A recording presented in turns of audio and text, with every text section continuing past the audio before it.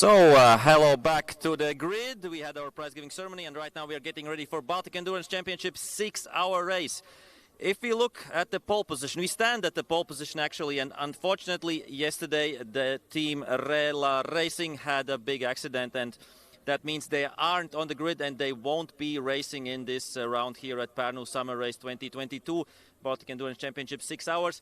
So unfortunately they are not here, they won't be racing, but we move on. So the pole position is for Porsche Baltic GT3.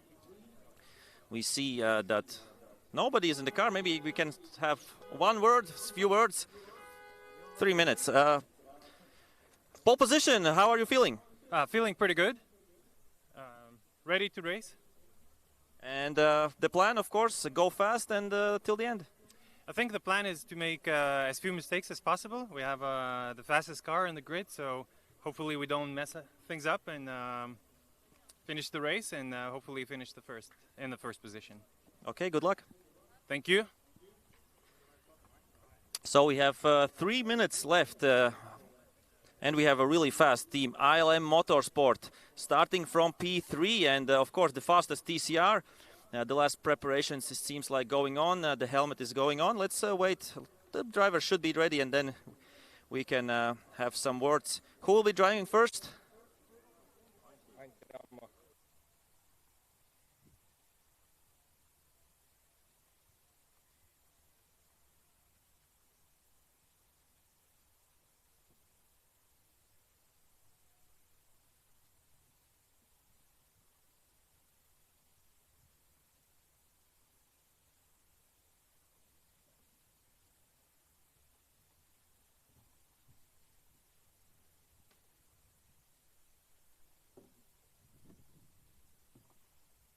Competition is doing, because we don't want to go too fast too early, because it's a very long race. So let's see how it goes.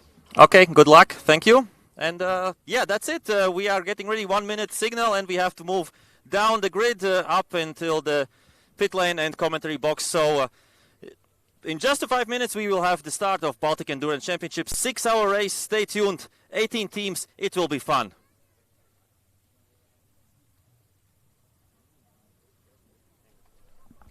So, back to the commentator booth. Yeah, unfortunately, those who saw yesterday that carnage which took place in Porsche races, it took its toll from endurance race as well, because one of cars involved should have started today from pole position, and their qualification time was overwhelmingly better than the others. Rela Racing set best lap time 1:15.8, while second place car from Porsche Baltic, their best lap was 1:17.1, so 1.3 seconds was gap between them. But of course, where somebody loses, somebody will gain, and Lithuanian Porsche number 92 is one of them. And of course, TCR cars which are lining up effectively second, third and fourth on the grid. Number 34 ALM Motorsport, number 333 Dream to Drive, and number 911 Knocker Racing.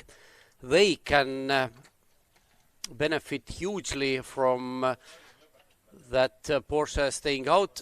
Plus, of course, don't forget number 21 LV Racing Audi. They are starting from effective P6.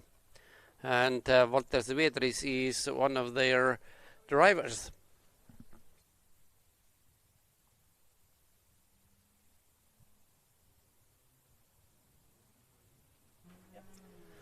And Zvedris, we saw just 1 hour ago how he was winning second BMW race. Now he will be involved in this race, as will be actually his closest competitors from BMW race, both Karolis Jovaisha and Edvin Žadeikis will start in this race as well. Žadeikis will be a part of Trevio Next Level Customs Brokers team, which will run BMW 4 GT4, and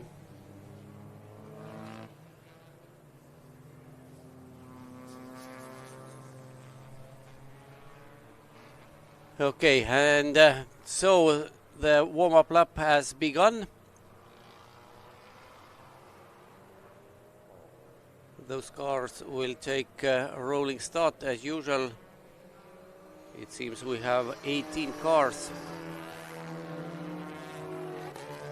All are there except the pole car, number 19 Rela Racing Porsche. That's looking at this long train of cars.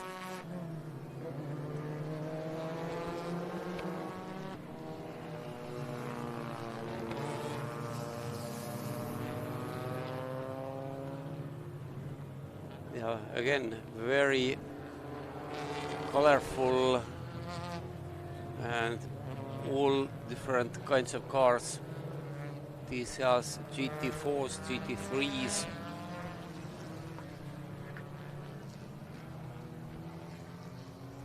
And number 115, Finnish team of Black Rose Racing. They are quite down on the grid.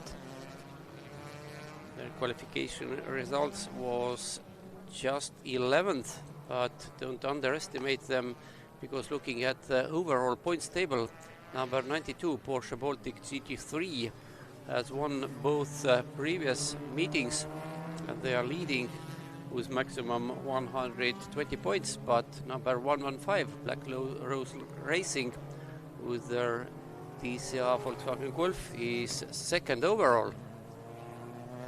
So despite starting from 10th, we have to keep eye what they are going to do.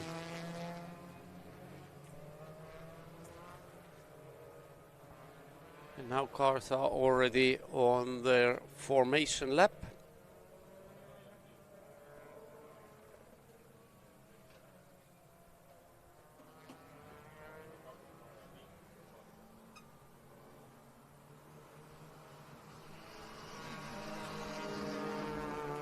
So yeah, I was a little bit mistaken talking about that all top 3 drivers from BMWs are going to participate in this race.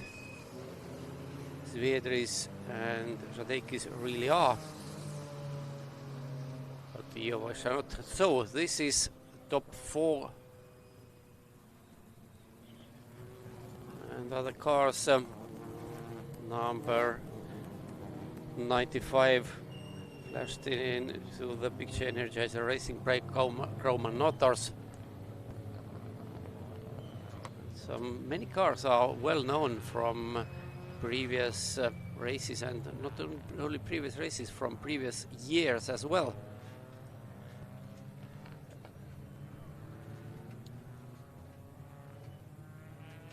So is it now the time for safety car to peel off, or should they have one more lap?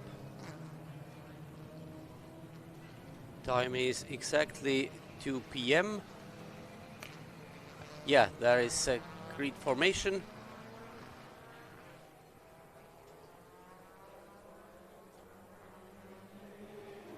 And the race is on. And as is expected, number 92 Porsche is going to take the lead, but what happens next? 3 TCR cars are behind it, and who is going to be in front of them? Number 34 ALM and number 333 Dream to Drive are disputing for P2, and they almost touched before turn 6. So it looks like they are now settled in. Antti Ramma is driving for ALM, and Kaspar Svashkelis for Dream to Drive, and Sten Birimägi for Noker. So those 3 are all very highly qualified drivers. Meanwhile, Andrius Limas is the driver in number 92 Porsche. And until now, of course, it's only first lap of 6-hour race, so don't make any conclusions here, but he has not pulled away from those DCRs. Quite the opposite. Number 92 and 333 enter the main straight side by side. And of course Porsche has much higher top speed, so regains the lead once again from Hyundai i30 DCR car. And another Porsche is making its way. It is number 7 Autosta by Haius Group. They have now managed to overtake Noker Volkswagen already. And Darius Janušas is driving that car. So I guess in a few minutes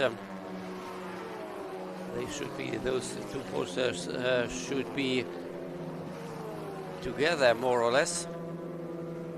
There are a few seconds separating them now. But of course number 92 not able to pull away from DCRs. I would say it's not a normal picture. There should be a gap.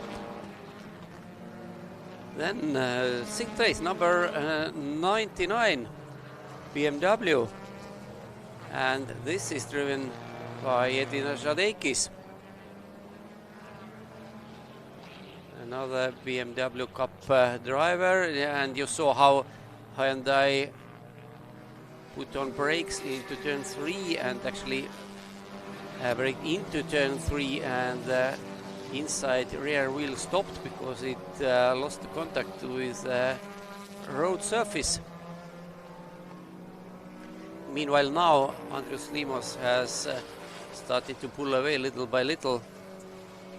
He's currently the only driver who has managed to do a lap under 1 minute and 20 seconds, 1:19.892. This car can go much faster. But being endurance race, there is no need to go much faster here. It's all about endurance, just avoiding mistakes, going steady. Not involve yourself into any other drivers' accidents and so on and so on. So Andrius Limos completes third lap, and the gap in front of second place Kasparas Vaškelis has grown to 1.5 seconds, and Slimas now is in another second already. Tires are now properly in the working window, and lap time was 1:18.4 exactly. But number 7 Porsche is still fourth, have not gained any places more. Then 911 Volkswagen is 5th, number 99 BMW 6th, and number 21 Audi of LV Racing with Ivar Svollers at wheel is currently 7th. And Black Rose Racing, overall second place car, is behind them in 8th.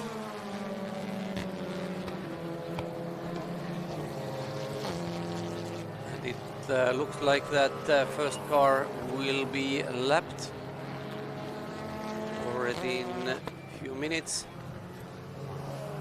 Can it be true? No, it can't. They are back markers, not lap cars. Actually, here is battle for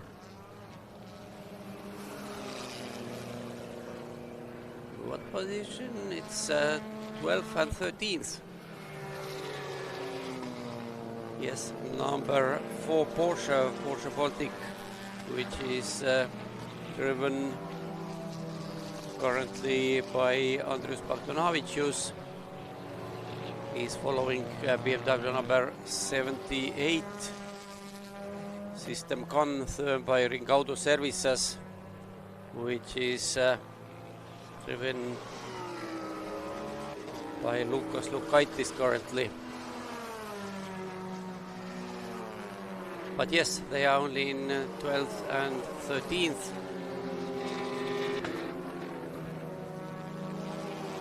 And as we are having an endurance race, then even if Bogdanavicius feels that he is maybe a little bit faster than Lokaitis in front of him, there is no need to push here. But what is going on about positions 2nd, 3rd and 4th? Januszas is still keeping himself in the wake of number 34 Honda, driven by Antti Rammo. But Andrius Klimas now has set another fastest time and into another second. Now the best time is 1:17.491. And here comes number 7 Porsche. Overtakes number 34 Honda. Of course, top speed, much better top speed helps Porsche in this case, but you could see that through the most technical part of the track, turns 6, 7, 8 and 9, Porsche is rather losing out to Honda than the opposite. But all in all, Porsche should be much faster over the whole lap than TCR plus Honda. Now having two Porsches in top 3, but there is no, and this is Januszas making mistake into turn 14, going wide, and Rammo retakes 3rd position once again.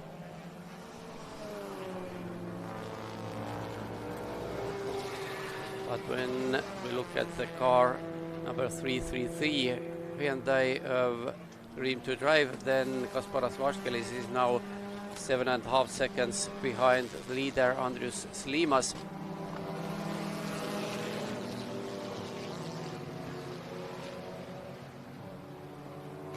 And now definitely first cars are already overtaken. Number 77 Volkswagen Golf of Cost LT Racing, number 11 BMW of Antea Racing. Both diesel cars have been lapped already. And leader Andrius Slimas with this nice number 92 Porsche. He's completing his 7th lap.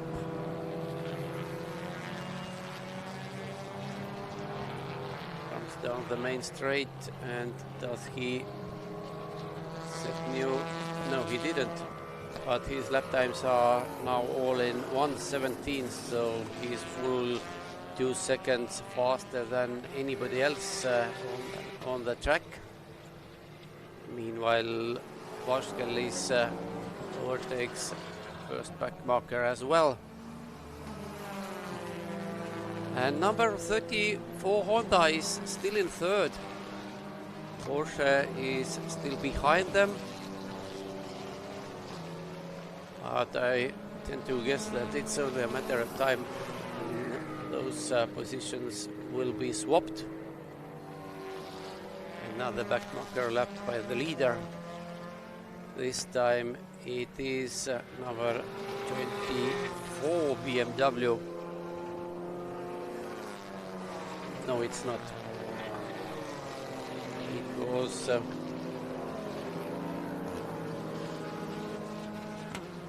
number 69. Sorry, number 69, another diesel car. But don't think that the diesels are slow.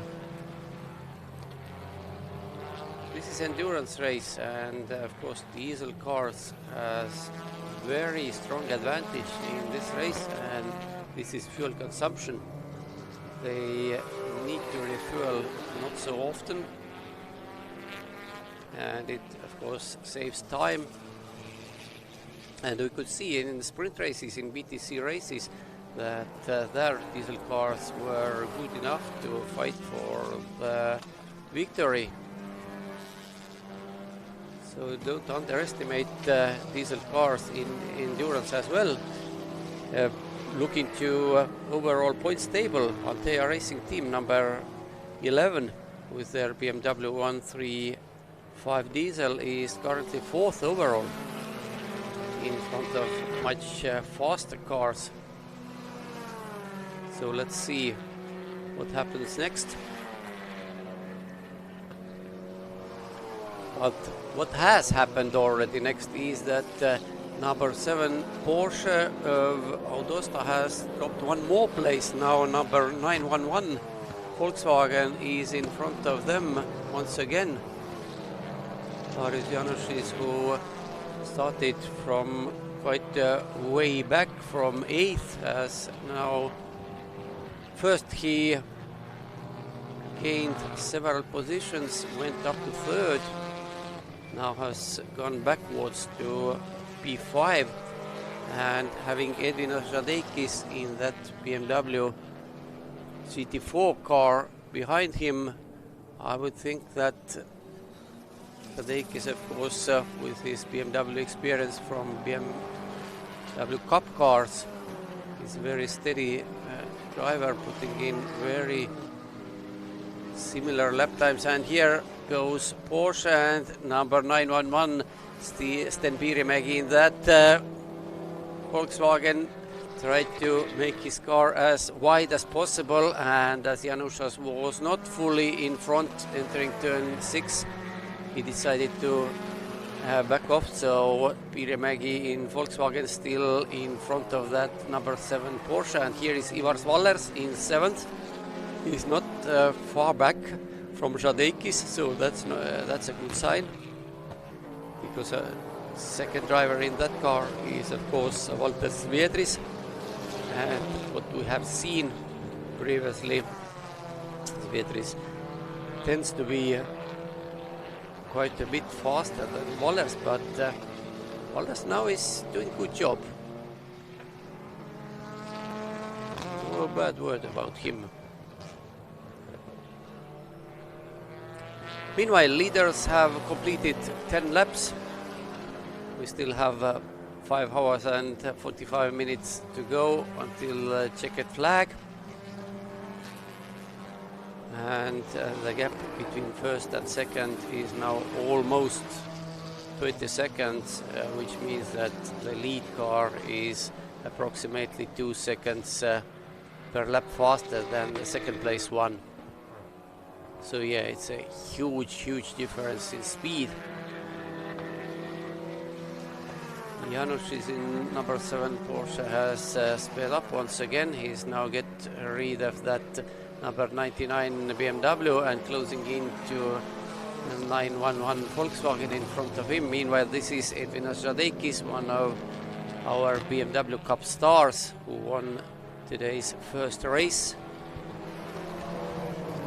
And now he's driving very different kind of BMW, but again, Žadeikis is at the back bumper of number 7 Porsche. Meanwhile, in the background you could see that Black Rose Volkswagen was flashing its lights to number 69 BMW, who was lapped by them. So I think that 69 is still surprisingly slow. They should be a little bit faster. But let's see, it's an endurance race. We will see after 6 hours. It doesn't help you much when you're fast over 1 lap, but then stand in pits for long times or hit some trouble, whatever. Until now it has been plain sailing for everybody. Antti Rammo in 34 Honda is going to overtake number 24 Audi of Lithuanian Autorallis team. Yes, that team is called Autorallis all through. They have, at least with this car, nothing to do with rally. That car, the team is one of the mainstays of BC 6 series. Car has Pierce classic Audi racing colors, white, black and red, as is this Porsche number 7. There is yo-yoing going on all the time. Down the straights, number 7 Porsche is very fast and is closing into number 911 Volkswagen. Then in more technical sections, Darius Janusz is not feeling very confident, and he drops away a little bit, and it means that Edwin Ašadeikis in number 99 BMW is closing in, and this time again entering turn 6. Janusz was just behind Sten Birimägi in 911 Volkswagen, but then dropped away. And number 99 BMW is closing in from behind.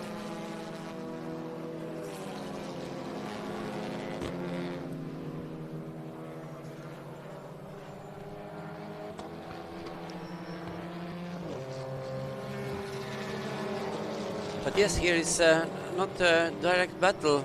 Of course, you can't expect some on-track battle during the first 20 minutes of a 6-hour race. Everybody has now settled in their pace.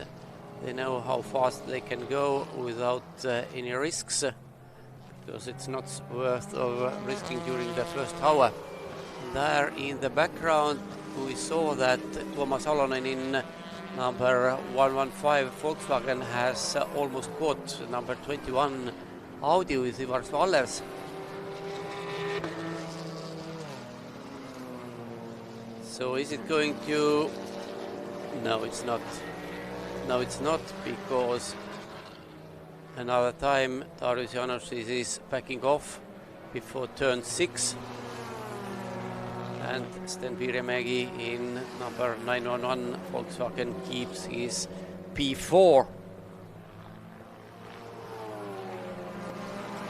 And Edwin Ašadeikis in number 99 BMW is using this opportunity and closing into Porsche once again.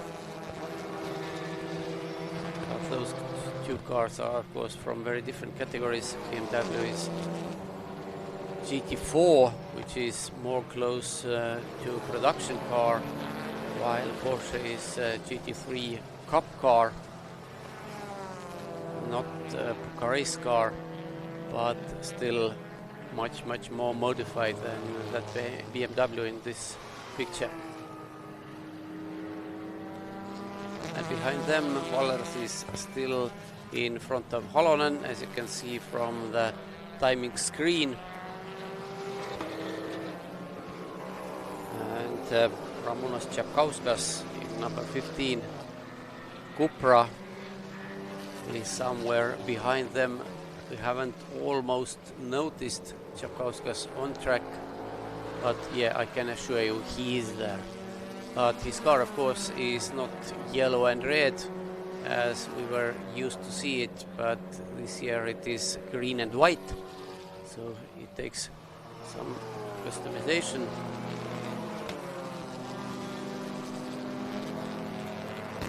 And that orange and white Renault Clio belongs to Baltic Karting Academy team number 59.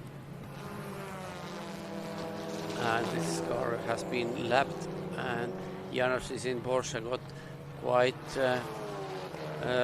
slide through turn 12, but holds on, nothing special, and Antti Rammo is flashing headlights to number 55 Volkswagen, which is really very slow. This is the last car, sorry, 77.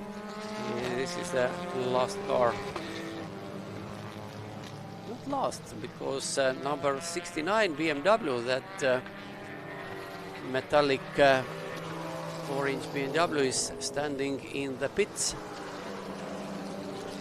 And now Čapkauskas just went through the screen, and number 95, which is actually an DCR car, Volkswagen, but it's been run in A3000 class.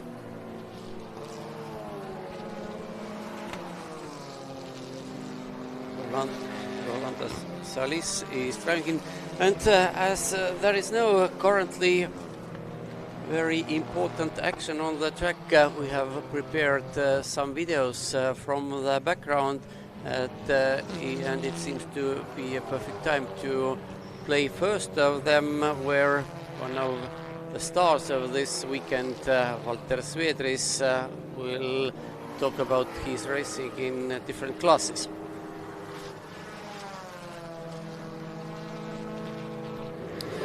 We are here with Valter Svedris, who is actually driving not only this beautiful Audi TCR, but also a BMW 325 Cup car.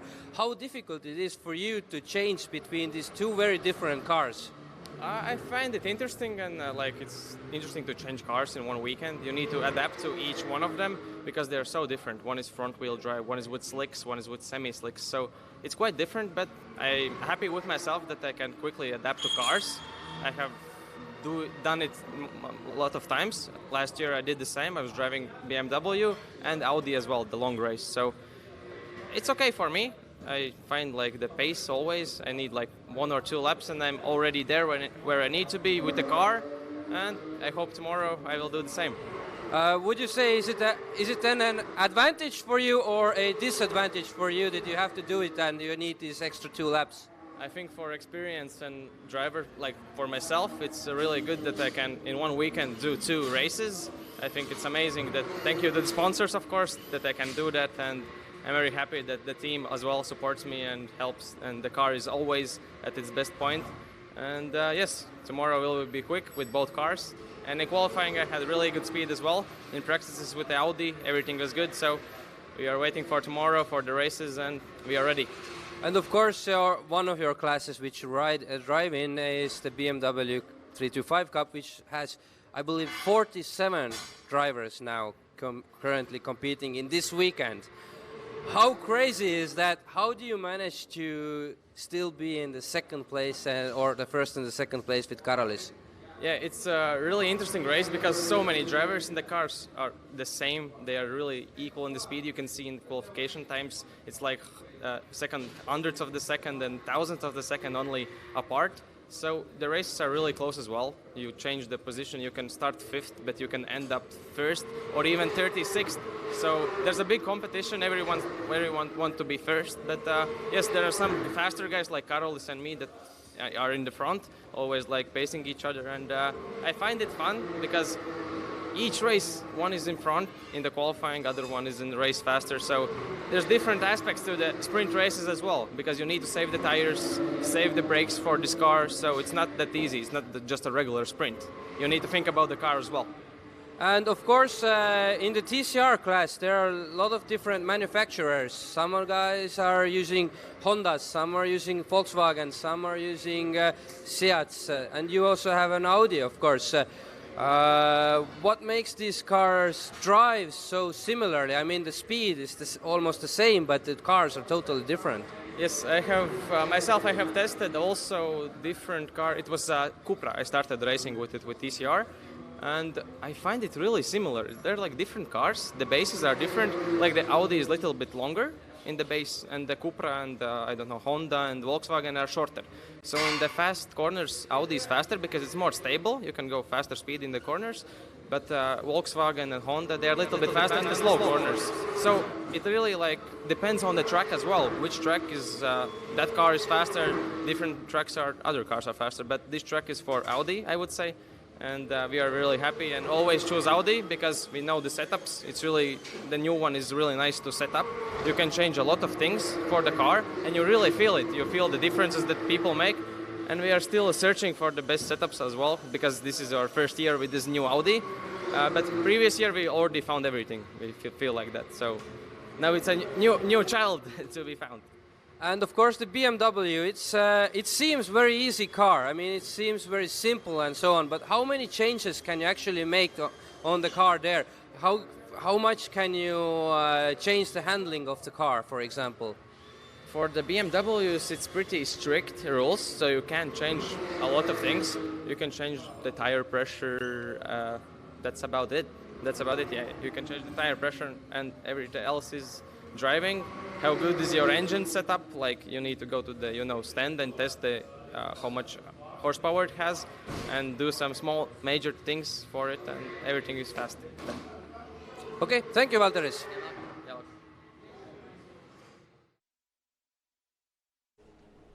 So back to the real time, and here we go. No big changes on the track. Number 92 Porsche is still leader in front of number 333 Hyundai, and the latest gap. Actually, I can't tell you even because 92 has crossed the timing line, and we are waiting for 333. Here he comes, who is Kasparas Vaškelis at wheel, and the gap is 43 seconds. Number 34 Honda is still third with Antti Rammo at wheel, and 911 Volkswagen still fourth, but there is change for fifth and sixth because number 99 Edvinas Šadeikis has managed to overtake number 7 Porsche of Darius Janušas. Andrius Limas meanwhile has set a new fastest lap, 1:16.7, and that's proper speed for proper pace for endurance race, and Slimas takes it very carefully when number 11 BMW of diesel class has been lapped for another time. Really, Slimas has no reason to take any risks. He's on the way for third straight win for this team because they have won both rounds. First round in Riga and second round at Jurva. So having maximum 120 points after first two races.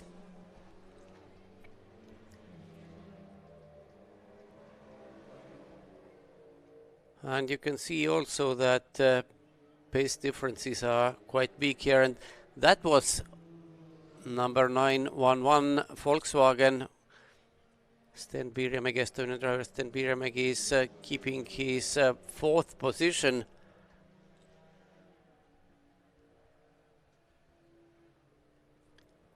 And this battle has changed. The positions have changed here as well. They are in 12th and 13th. Number 4 Porsche is driven by Andrius Bagdonavicius, and he has managed to overtake number 78 BMW, which is currently driven by Lukas Laukaitis. But on the other hand, Bagdonavicius has not been able to pull away from his compatriot.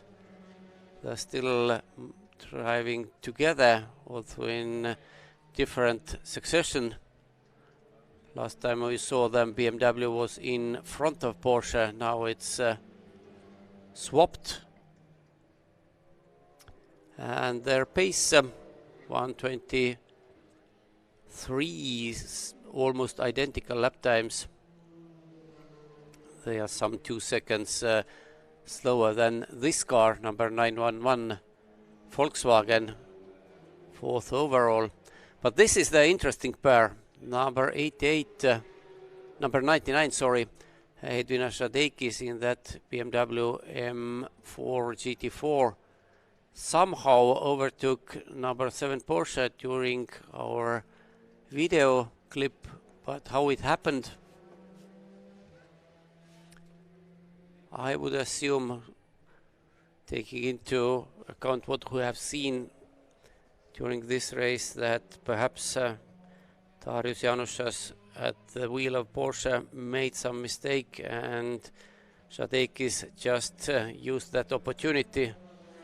Šadeikis has been driving very steadily, and that's exactly the way you have to drive in endurance race. The main thing is to keep your car going on the track, not making mistakes, not going off, not breaking the car. And if you are doing that, then usually you are going to climb up in the order sooner or later.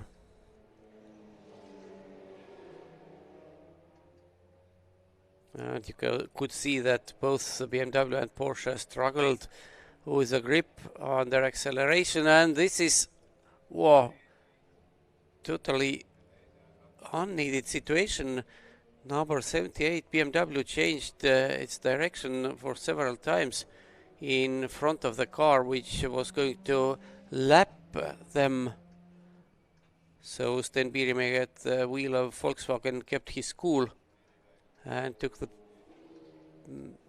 place which belonged to him. But again, through turn 11, some cars were sliding a lot, and it's exactly what drivers told already around the meet day, that when sun is shining at Parnu and the weather is becoming hot, then the track conditions will be quite bad. Tarmac will be slippery, cars will be sliding around, and there 911 overtakes number 4, but of course they are not on the same lap.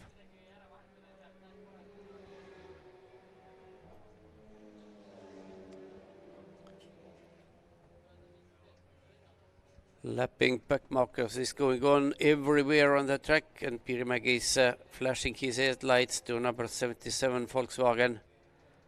Meanwhile, in the background there was 99 BMW and 7 Porsche were almost side by side. But in this section, number 7 Porsche loses out almost every time, almost to everybody.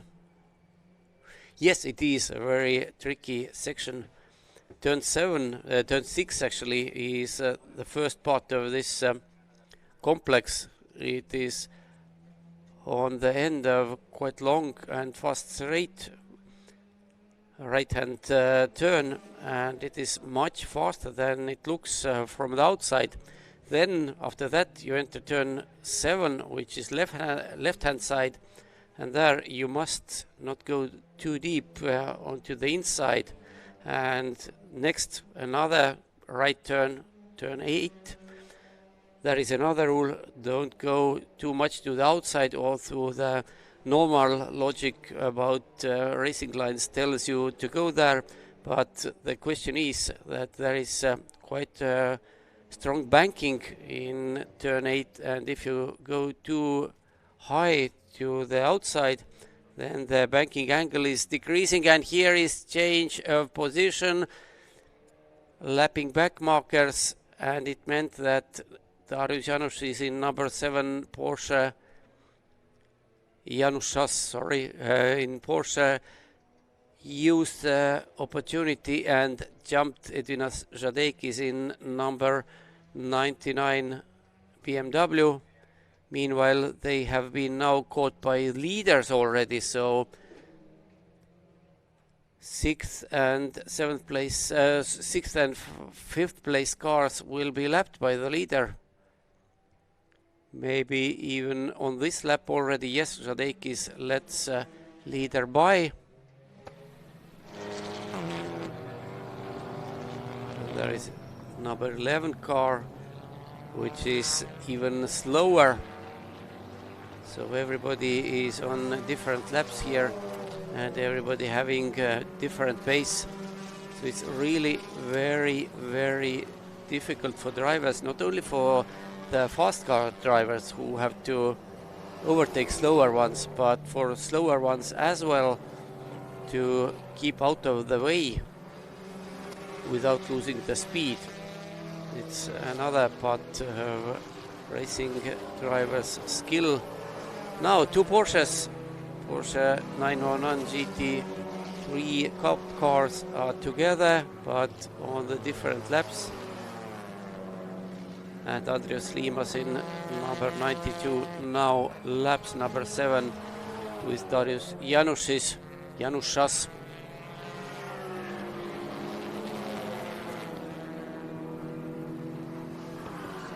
it also means that there are only 3 cars on the same lap with our leader, number 92 Porsche. Of course, that Porsche is a favorite, being second in qualification and having won 2 previous races in this year.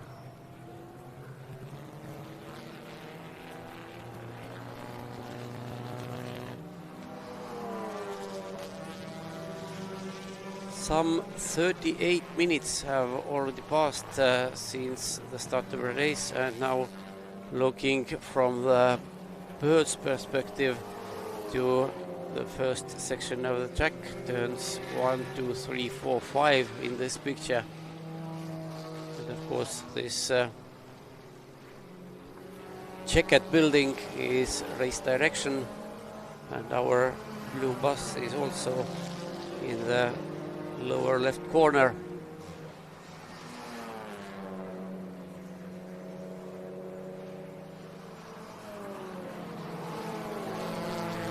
Let's have a look to the timing screen as well. What is the time difference between number 92 Porsche and 333 Hyundai, which is second?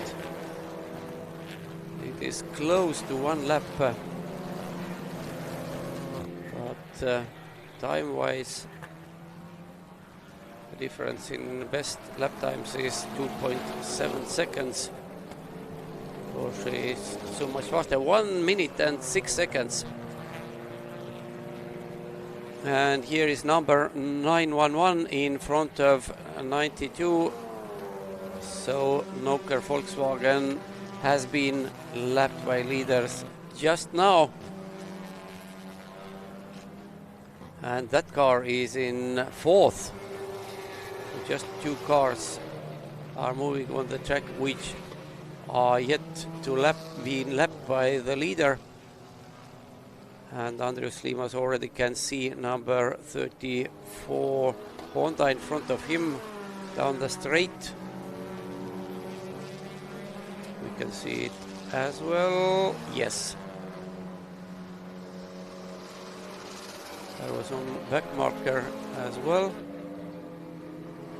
That is number 20 Peugeot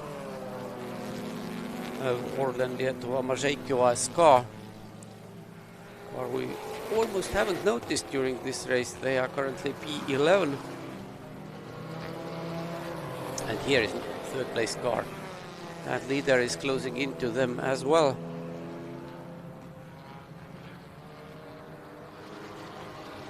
Limas set his best lap time on lap 12. Now he's going to complete his 30th lap.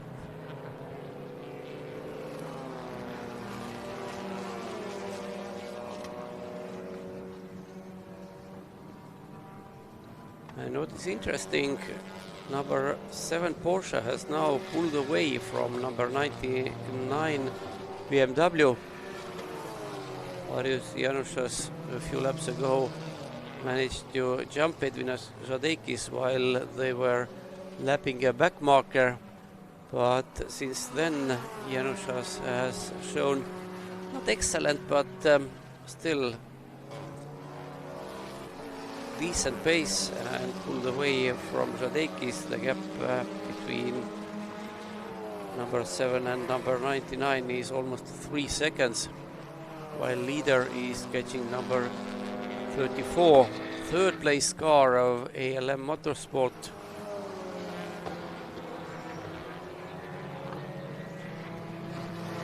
And here is the first regular pit stop. I would think that this is a regular pit stop. Although after only 40 minutes, it seems to be a little bit early because according to regulation, maximum stint time for one driver is 70 minutes, or 1 hour and 10 minutes in other words. This driver changed definitely, and it seems now everything is ready. Refueling already done. But the question, of course, no. They are now going to refuel that car, and refueling must be done manually. There is manual fuel pumps only allowed. The wheel must be covered, as must be the exhaust pipe. So number 20 Peugeot of Orlen Lietuva Mažeikiai ASK is first one to enter the pits, which I assume is a regular pit stop. But with that car having 4 drivers, it's clear that if they want to have more or less equal driving time for all 4, their stints should be shorter than 1 hour, and there is some difficulties to taking away from the pit stop. But now number 20 is moving again. And that Peugeot is also a very familiar sight. Aha, there was a swap positions here.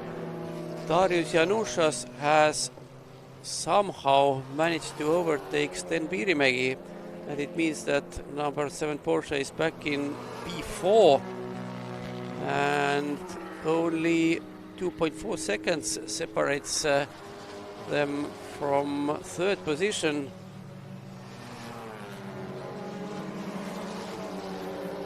Nevertheless, we have seen that Janušas was once again very slow through that complex of turns 6, 7, 8 and 9, and Piirimägi is still in his wake, just maybe 10 meters behind through turn 12. But on the other hand, Porsche is so much faster down the straights. But something is wrong with number 34 Honda, because those 2 cars behind them are closing in rapidly. And yes, Antti Rammo, who is driving that car, his lap time was 1:23.4, and meanwhile Janušas makes another mistake. This time he didn't lose a position, quite the opposite. Now he's going to overtake Rammo, and yes, now number 7 Porsche is back to 3rd, where he already was one time. And Piirimägi used the occasion and jumped Rammo as well, and yeah, that is something is very wrong with that Honda. Actually, during the first round in Riga in April, that car managed to do only 1 lap, then it caught fire and was retired, unfortunately. But this time they were fast, but now have lost the speed, and there is certainly some technical problems, whatever it is. Are they going to enter the pits? Well, we are following 3rd and 4th place cars, number 7 Porsche and 911 Volkswagen.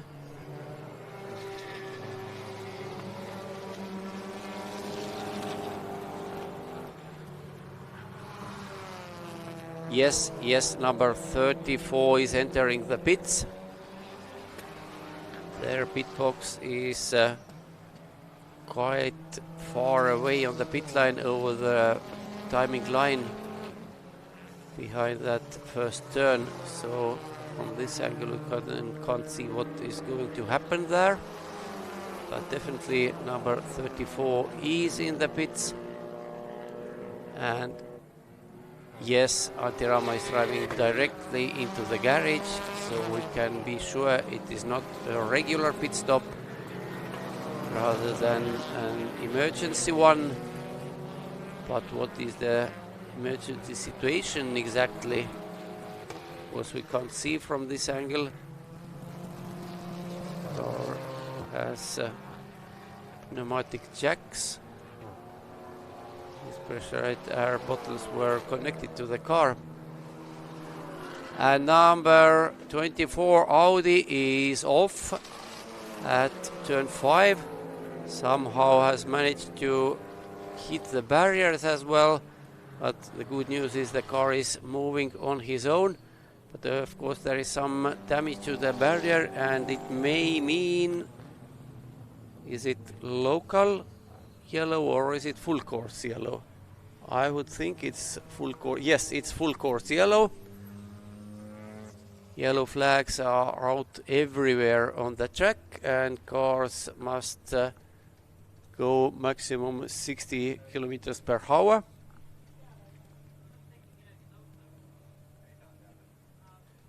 There is big bunch of cars together on the back straight. There, everybody is moving very slowly. But the damage to the barrier wasn't that big. Just a few tires were hit by the car. So it shouldn't take a long time to repair that damage.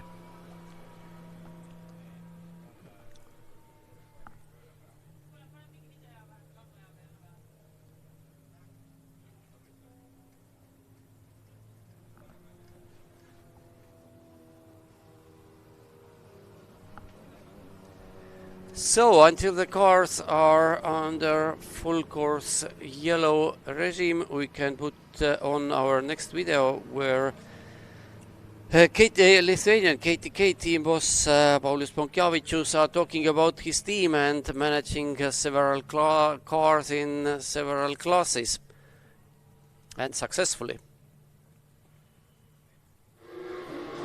Now we are here in KTK Racing, Paulius Ponkjavičius. You are the team manager of 4 BMW 325 Cup cars.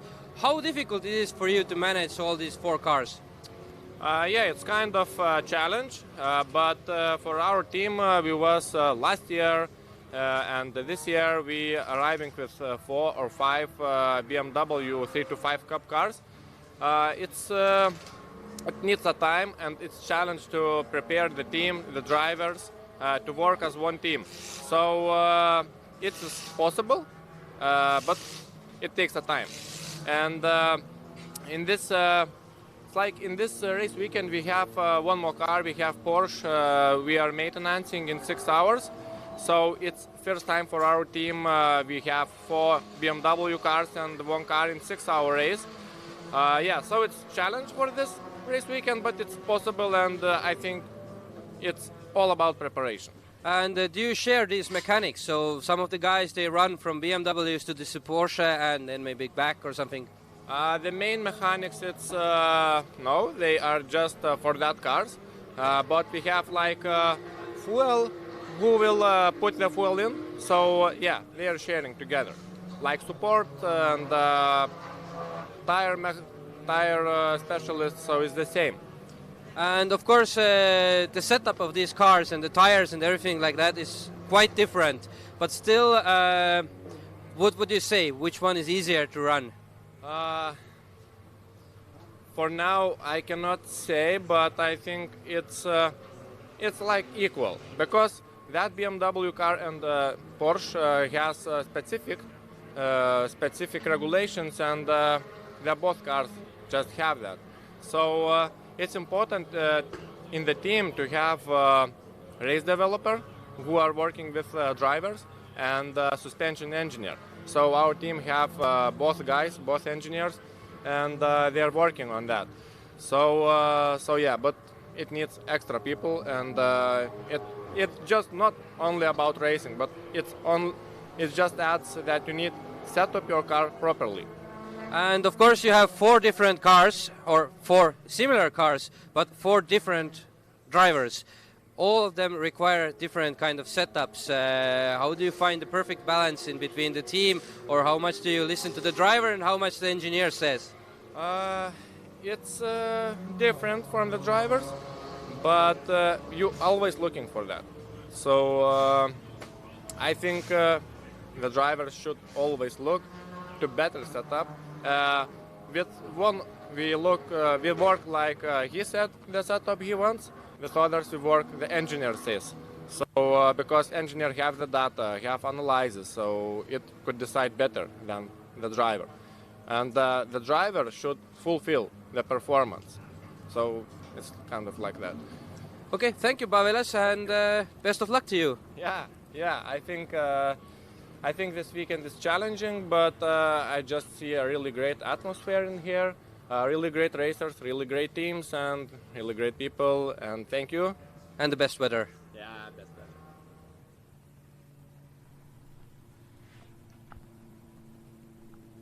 Here back on track, and we have still yellow flags out, full course yellow. It means cars are moving slowly. And yes, number 7 Porsche, which is currently 3rd overall, has been running by KTK Motorsports, Lithuanian team, together with their 4 BMWs in BMW Cup. But what we see on the track is that number 911 has unlapped himself, it looks like, because no, it's not 911, it's 11. Oh, it's difficult to say even.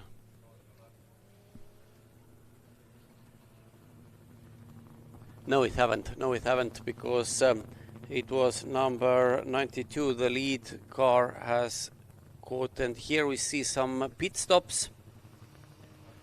Lots of cars are currently in the pits, number 92, number 333, number 7, number 911, number 24. That was the Audi which was involved in that crash, which brought out full course yellow. And another car, this is now leading car arriving. No, it was leading car is on the left side. That was number 115, Black Rose Racing. Number 7 is standing here. 333 is here. And that is number 4, Porsche Cayman, not the lead car. Meanwhile, 911 is already going out.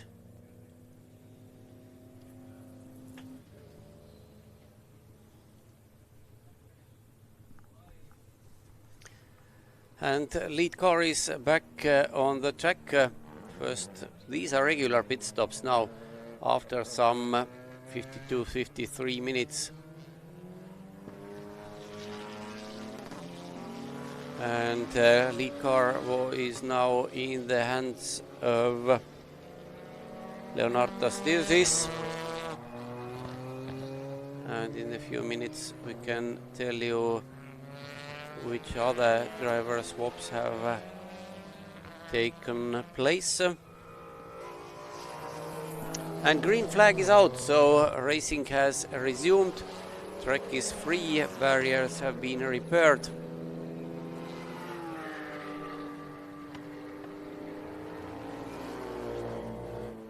And I think the lead car team timed their pit stop to perfection. They were out of the pits before the full course yellow ended. And it meant that they didn't lose any time under green flag, which perhaps was the case with some other cars. And the interesting thing is that according to timing screen, number 99 BMW and number 21 Audi, yes, they are continuing. They have not made their pit stops. But of course they were lapped by the leaders, and during the time when leaders were in the pits, both 21 and 7 unlapped them, but now lead car has caught them once again, and number 92 Porsche will overtake number 21 Audi. I think during this lap, okay, maybe during the next lap, but they are very close. Actually, those cars are now first. Number 92 is first, and number 21 is 3rd overall.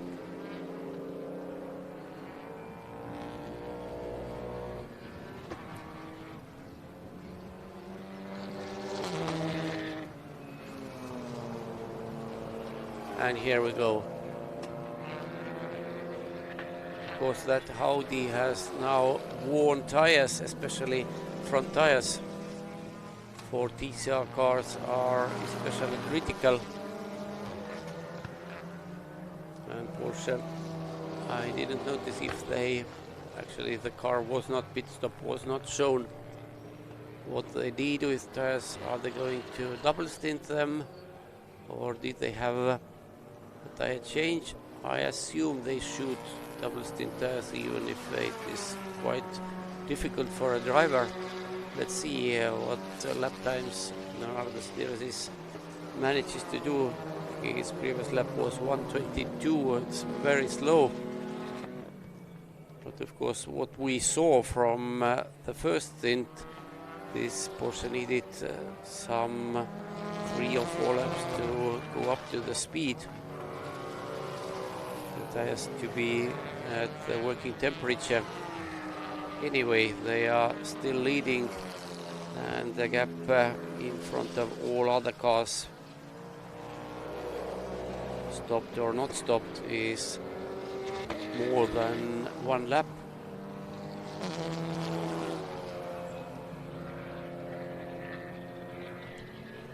But let's see when the first cycle of pit stops will be over, and it should happen in some 10 minutes. Most of the cars have already been in the pits, and this is from the final turn, from the outside of final turn, and drone pictures are really impressive from that angle. In normal life you can't be there in any way. 2 Porsches again in the same picture, and again number 92 will lap number 7. Both 2 drivers are different this times. Leonardo Dirsis is at number 92, and Audrius Stasiulevicius is driving car number 7.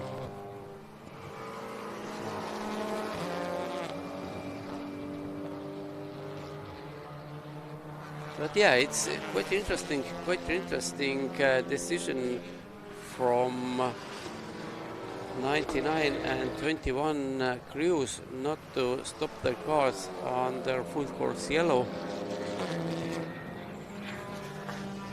But on the other hand, of course, number 21, they have LV Racing, they have only 2 drivers.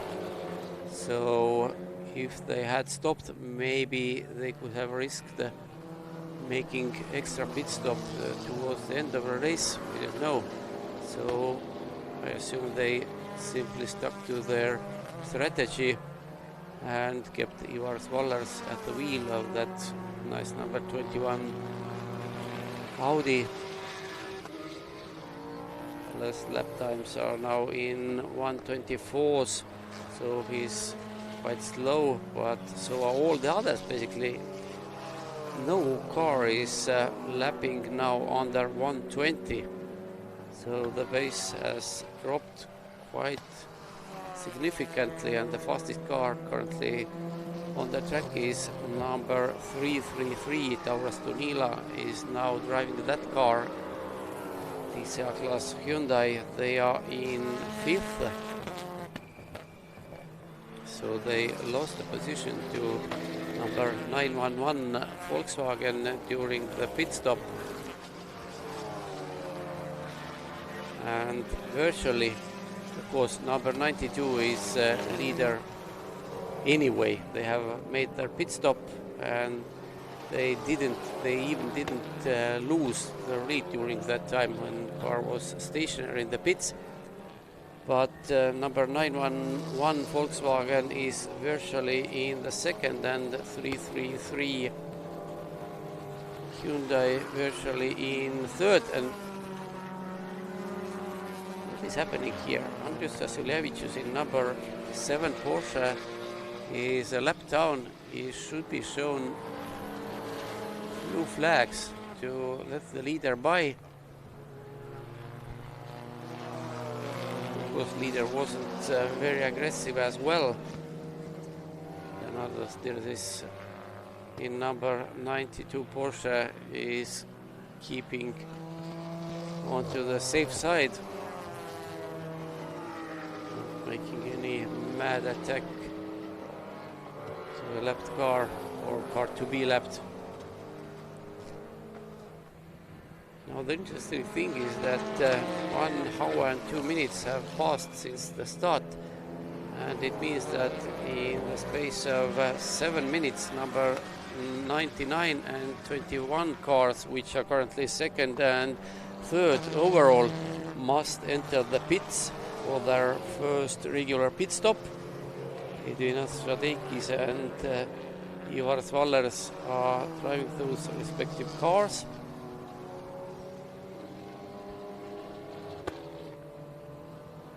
There is quite a big gap between them. And again, 2 Porsches together on the track, both on different laps.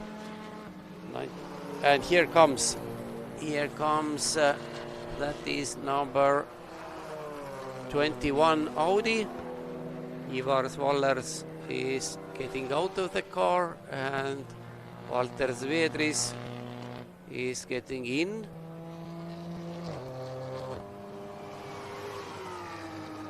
This team ran Audi A3 this year, last year as well, but for this year they changed the car. Now we have the newest generation A3 this year. So Wallers is out, Zvedris is in. Front tires will be changed. This car can easily run 2 stints with the same set of rear tires, but front tires are the one which takes the most battering. And now refueling.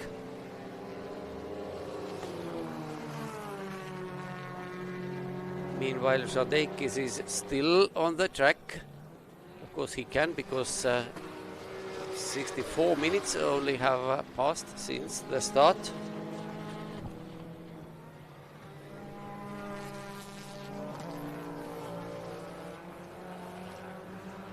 And Zvedris is going out of the pit stop. Let's see where he drops.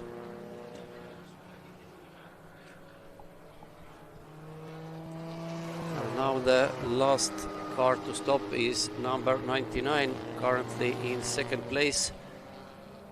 BMW is Edvinas Radeikis at the wheel, and Radeikis is closing to the main straight now. Is he going to lap this time? Actually, he has time to do one more lap to stretch his stint as long as possible.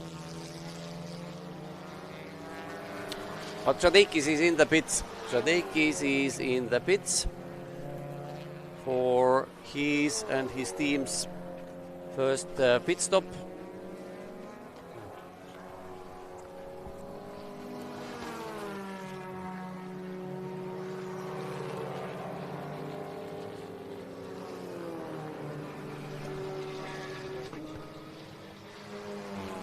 So number 99 BMW is standing in the pits.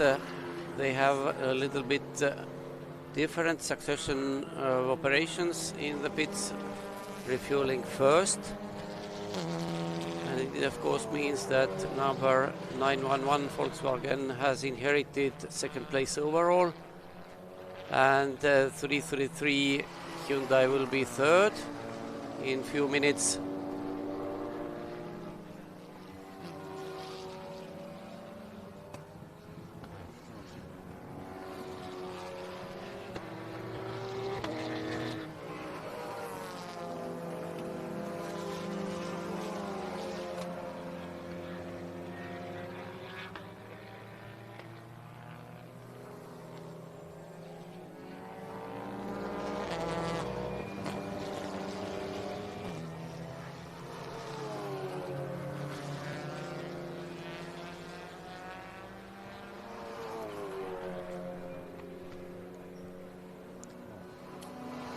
So pit stop for number 99 is still underway.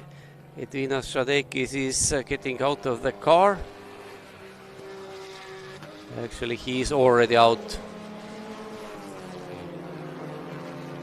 There are 3 drivers in this car, and we will see in a few minutes who is going to be the next driver. Everything is completed. Car is moving.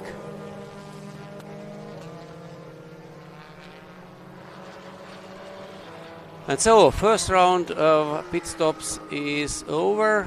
With this, 1 hour and 7.5 minutes have passed since the start. And where did they drop? Time screen shows that to 7th place, and the driver who took over the car, number 99, is Jurgis Adomavicius. And we have our first guest here. Welcome, Paulius Pavliavicius.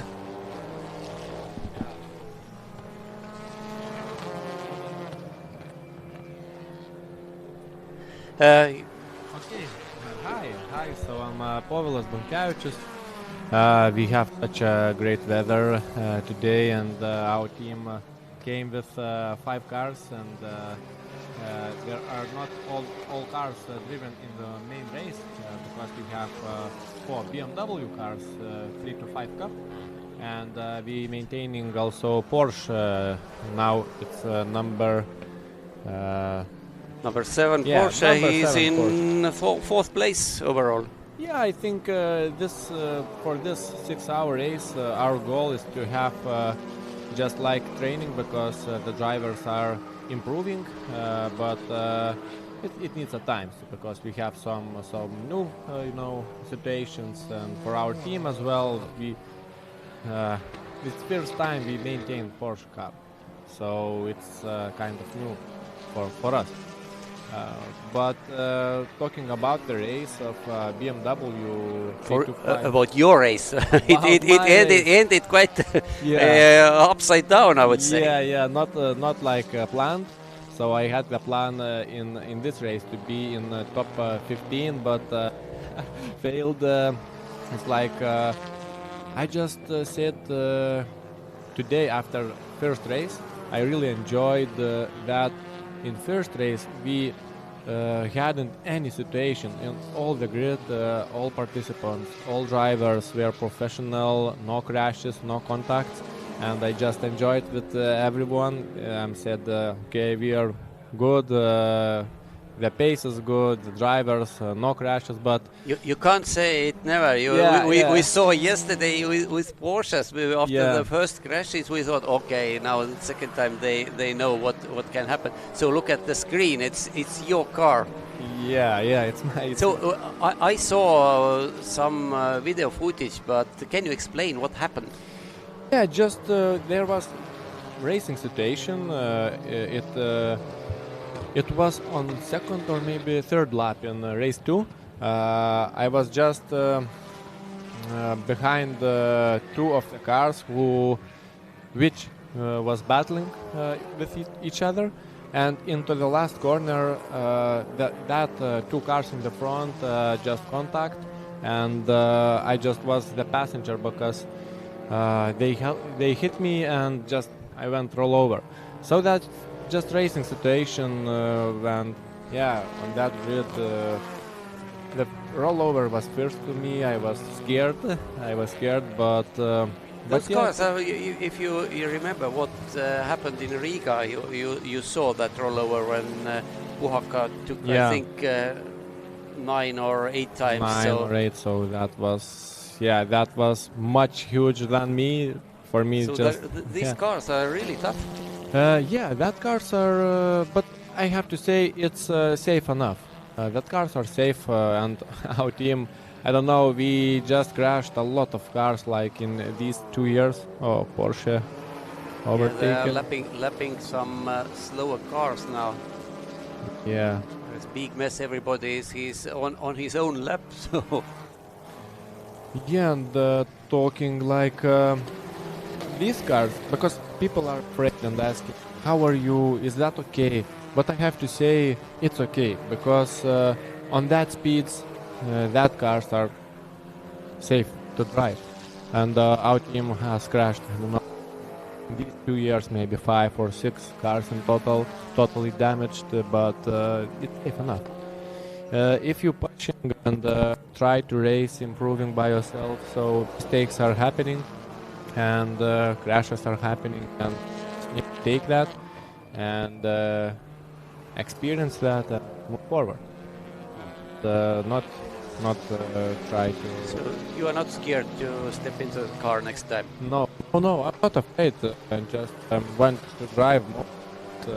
I think I need a little bit to calm down, but between the drivers, we're saying if we have crash, we need to sit in the car as fast as possible and make some laps. But in this situation, I'm not afraid, and yeah.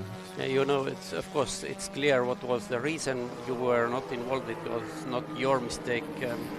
Yeah, just the racing situation. It was not my fail, not other participants' fail. It just happened. And this is a really similar situation we had yesterday with Porsche, when the other Porsche and they just touched the wheels.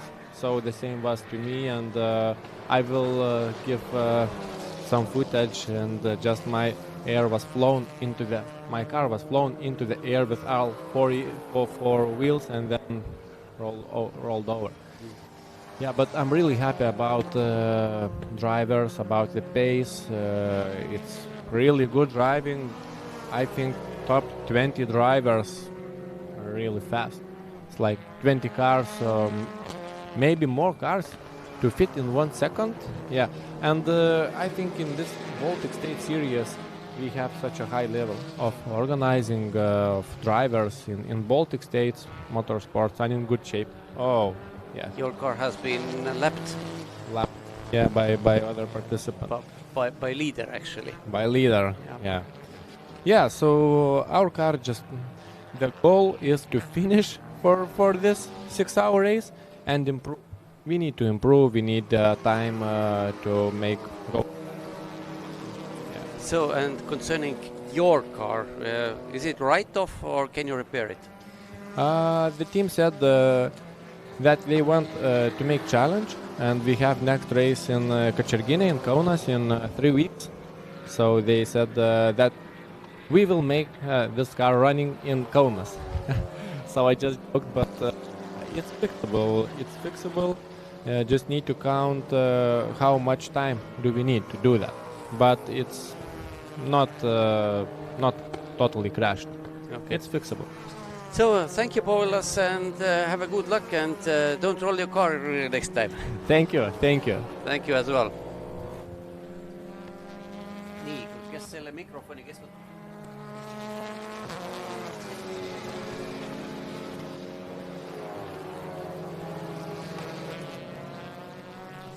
So back into the real time, and we just a few minutes ago saw how the car run by Povilas team KTK Motorsport, that number 7 Porsche, was lapped by the lead car, but there has been no big changes.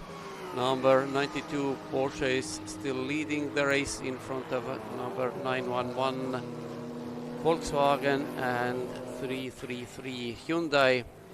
And the interesting thing is that Hyundai lost some, I don't know, 20 or even more seconds during the pit stop, because before the first regular pit stop, 333 was second and 911 was behind them. But now they are in opposite order, and the gap is some 17.7 seconds.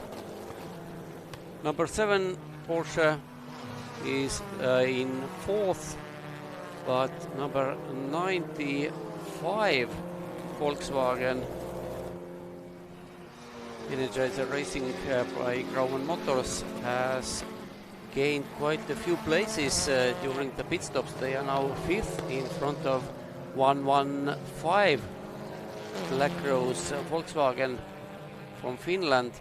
And if somebody has gained places, there must be somebody who has lost places, and unfortunately number 21 LV Racing Audi, they decided not to stop under full course yellow, and they have now dropped down to 10th, but it is number 911 entering the pits.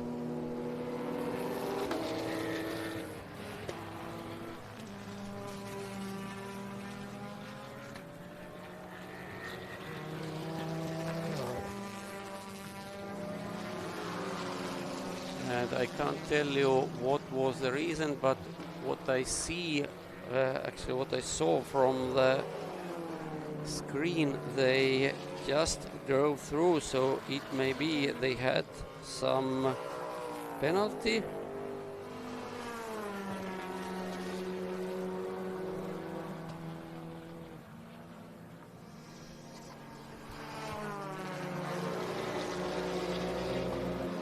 Yes, there have been handed several penalties. Number 11 for exceeding full course yellow lap time, number 77 for the same crime, and number 7. And all of them have got stop and go for 2 minutes. But what was the case with 911? Actually, they are now back to third behind 333 Hyundai.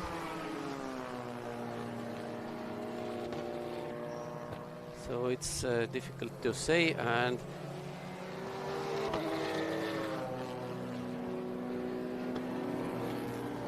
number 7 car was one of those which was hit with 2-minute stop and go penalty, and this means that as they are currently 4th, they will drop several places. 2 minutes stop and go, it means you are going to lose some 1.5 laps, because pit road is very long here at Parnu. But on the other hand, of course, going too fast under full course yellow, it must be penalized. And cars which were also hit with penalties are number 11. This is diesel class BMW Antea racing team, and number 77, another diesel car, Kastelki Racing Volkswagen. They were actually the last anyway.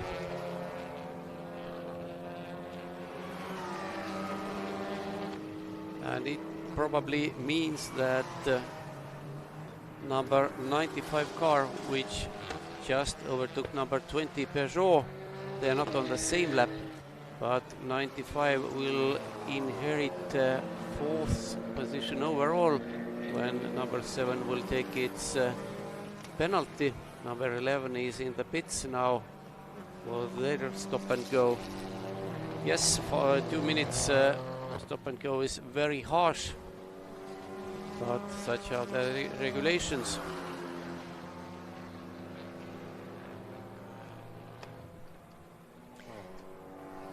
So while the race is underway now, maybe we can do another break with a video, and this time the next video we have prepared is about number 24 Audi of Autorally's team, and this is not about rallying, it's about circuit racing, as that car is one of the mainstays of BC 6-hour race series. So we are here with the Autorally's team and Henrika Statkus. And last year your car was black and the team name was different. Why did you choose Autorally as a team name for circuit racing? It's an old our how the name, it's old our team, yeah, but last year it was last 2 years it was another name because it was another driver. So this year we changed 2 drivers and we changed the name and we changed the color. So, but why to rally? It's circuit racing. Because in this our team, you know, I don't know what's the exact name. It's we have many drivers. Yeah, we have a rally and also the endurance.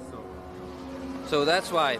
And tell us a little bit about your car, because it looks quite different from many of the other makes. I think it's old car.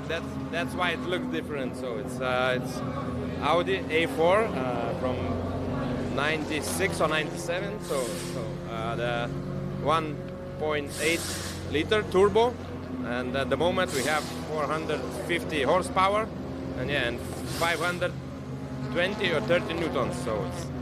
So you have a lot of experience building these kind of Audis. That's why probably this is your choice to go, because you normally don't see very many Audis in the circuit racing community. Yeah. Is it four-wheel drive or? Yeah, it's four-wheel drive. Yeah. Okay. Good to drive? Easy? Yeah, easy. And fun? Yeah. Well, that is the most important thing, of course. Anyway. For fun, like I told you. To have a good time, good fun, and good race.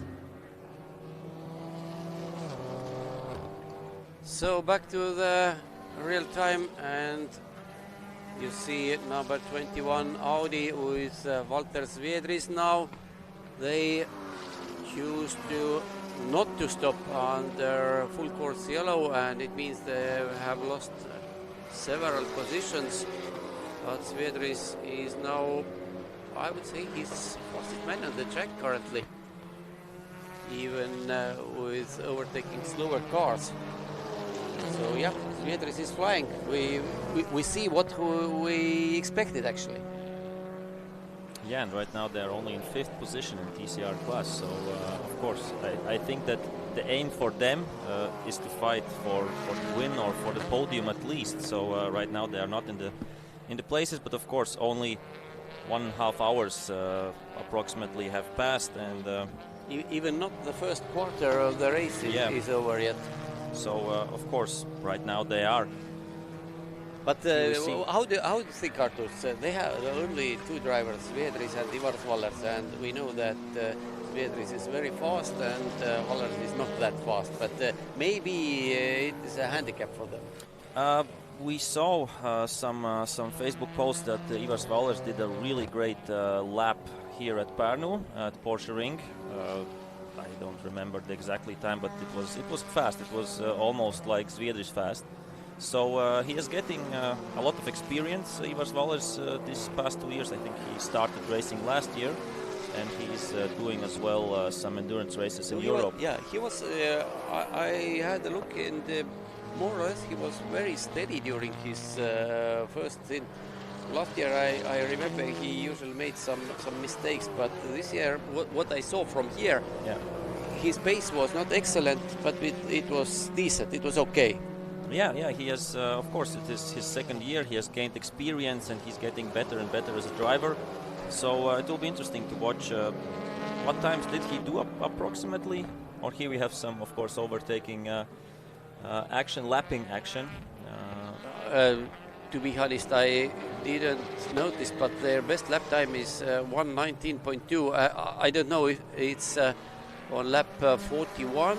It's Svedris. It's perhaps Svedris, yeah, because they couldn't do 41 laps during first stint. So I think it will be interesting to see. And if you look at the other TCR teams, the drivers out front right now, 333, Dream to Drive, of course, Tauras Tunila, Kaspars Vaškēls and Henrikas Matijošaitis. That is quite a powerful team, I would say.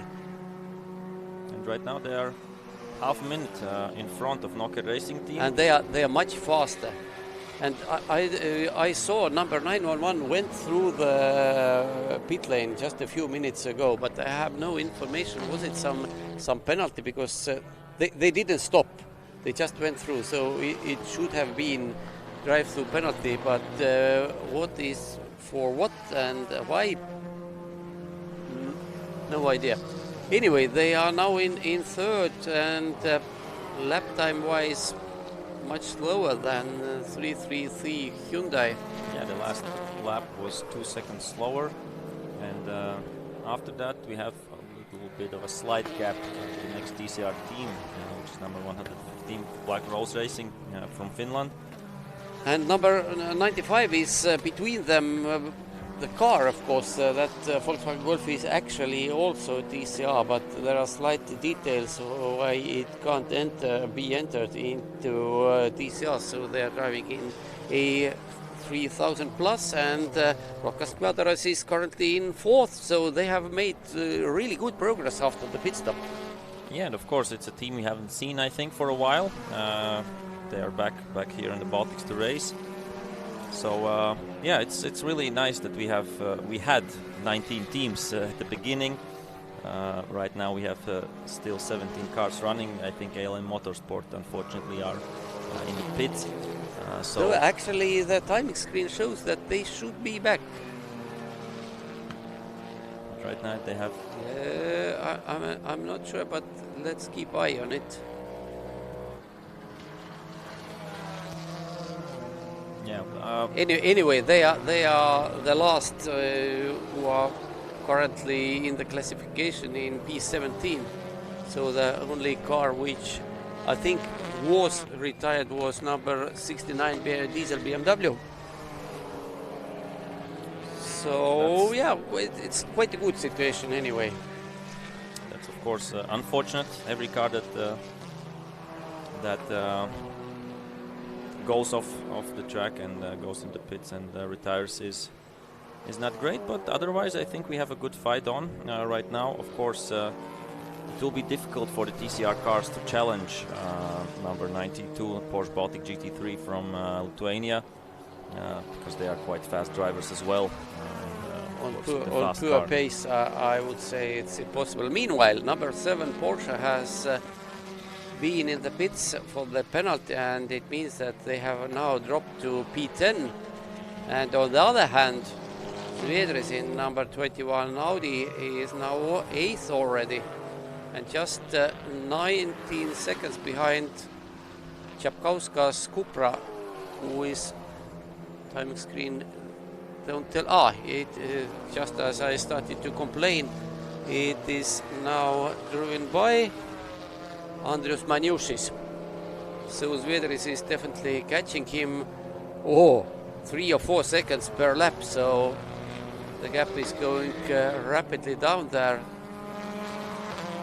But next position, 6th, is quite far from Svedris anyway.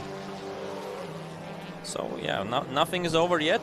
Yeah, nothing of course, it's only even not 1.5 hours have passed since the start. 1:29.35.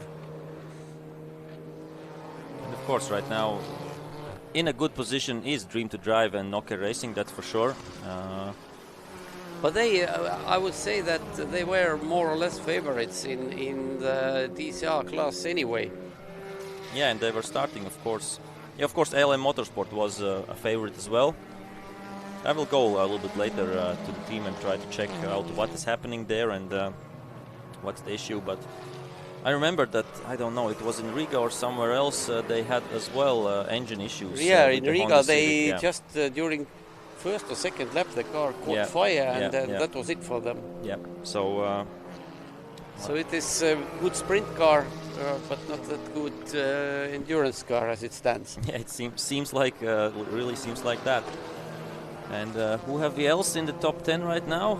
Number 99, so BMW M4 GT4. Edvin Žadeikis drove it during the first stint.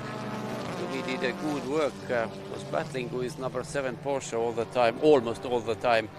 Yeah, he was really happy yesterday that he got 2 pole positions in 325 Cup and in the GT-AM class in endurance 6-hour race as well. So in a good mood yesterday, and I think today as well. We have some results. They're preliminary, of course, for 325 Cup. I don't know if you have mentioned them already or not, but the 325 Cup results. Do you have some changes after scrutineering? No, not yet. No, not yet. But I hope there won't be any changes. But yeah, Svedris, Žadeikis, and Jovaiša are the top 3. So I think let's see how this race will play out. But right now, I think Žadeikis should be in a good mood. And here you can see that Zviedris is behind Tunila. They have both in TCRs, but on different laps. And Zviedris is 2 laps back, something two like lap, that. yeah. Seems like that. But Zviedris is much faster and he's flashing his headlights, but Tunila has no obligation to let him by actually, because he's 2 laps in front. But I think Zviedris, that's classic TCR Yeah, tactics, yeah, for flashing sure. the lights, because they have, I think, a button on the steering wheel which makes it really, and really easy. GT is the same thing. Yeah, but I think it seems like Zviedris will make an overtake, maybe after this full throttle section. Yeah, now turn 10, and is he going for it here? Yes, he is. He's trying. No, trying. no, he's not. not yet. Yeah, Tunila is of course not that slow. And we have another penalty. Just came in, number 11. That is Antea BMW, the diesel class car. Yeah, Antea Racing Team. They have a drive-through penalty for crossing track limits. It's second penalty for them already. So usually that car is not very fast, but usually they are very steady. And actually, before this race, they were 4th place overall in the point standings. Wow, that's quite high. Yeah, of course, but that's the case of finishing all the time. Yeah, finishing and going to all the races. That's also, of course, a big point. So this is interesting to see. Of course, we don't know how the race will play out, but right now it seems that maybe at the end of the race they will fight against each other for positions. But right now, Valtteri Zviedris, of course, he has in his mind they have to catch up, they have to get time back, and right now it seems like he could drive a few seconds faster than Tunila from green to drive. So the LV Racing driver Zviedris is really eager to get by. Will he? But of course, that is endurance racing. Yeah, it's not sprint racing. You are not doing some kamikaze-like moves here. And I think Zviedris is experienced enough to think about long-term. Yeah, risk-reward. Yeah, because now is okay. His pace is not what he can do, but it's not that bad. And what they're lapping? 121s. Yeah, 121.5 was from Tunila, and of course from Zviedris as well, because he can't go faster if he's behind. But we saw lap times before that Zviedris can do in the 20s and then maybe faster. But in endurance racing, it's not all about speed. It's how you conserve the tires and don't over push it. And actually, I didn't know about 333, but. Number 21 didn't change rear tires during the pit stop. Of course, for TCRs it's quite common. And right now they will be lapping. I think that is Antea Racing. Yes, that is number 1 Antea Racing, and there is Čapkauskas in front of them as well. Actually, Čapkauskas' team. That car is currently being driven by Andrius Maniušis. Actually, this is Zviedris is catching it. This will be fight for the position for Zviedris. Yes, they are just a few seconds right now in front, and they have lapped Antea Racing. So, of course, maybe Zviedris will try to get the chance while Tunila is lapping, maybe to get 2 cars with 1 shot. Yeah, it's now down to the team what they say to Maniušis, and of course it's for him.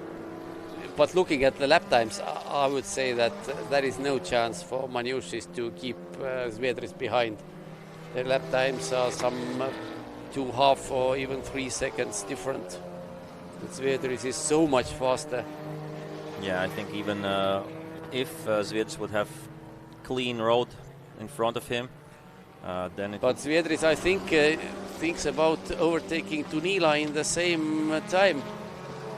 And of course, Maniušis has to let through Tunila, and no chance there. Zviedris used the occasion just. But look at that speed difference. There was really no chance for Maniušis to keep Zviedris behind, even if he tried maybe 1 or 2 turns, but that's it. The question is Zviedris getting a little bit impatient or not at this point? Because this isn't how the strategy is planned or was planned for LV Racing right now. Certainly. Because on a free track, Zviedris could be a second or maybe a 1.5 Now second faster. he gets aggressive. Now he gets aggressive, but he's on the outside for turn 14, and Tunila blocks him quite aggressively. But Zviedris is now on the inside into the final turn. Is he going for it? No, he's not. And of course, they have two cars that they will lap in just a few moments. It is the slowest car of the field, number 77 Volkswagen. And then there is Renault Baltic Karting Academy. It's not that fast car as well. Yeah, so the Gold Coast LT Racing. And Baltic Karting Academy.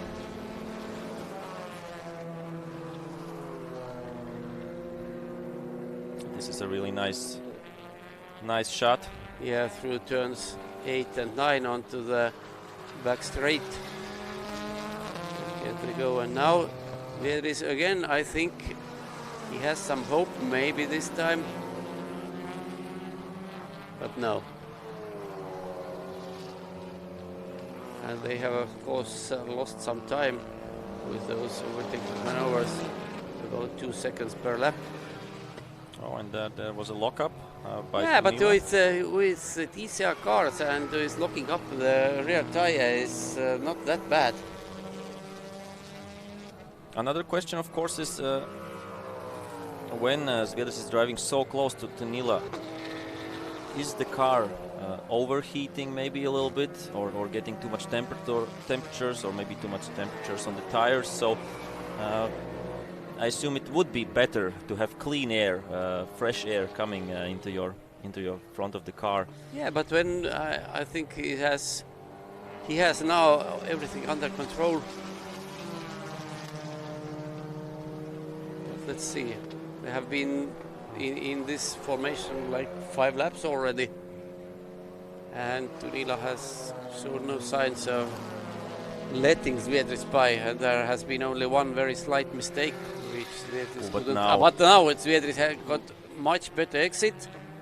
I think. But being TCR cars, they are quick in different parts of the track. And it seems that Hyundai has a better top speed. Oh, and we see that.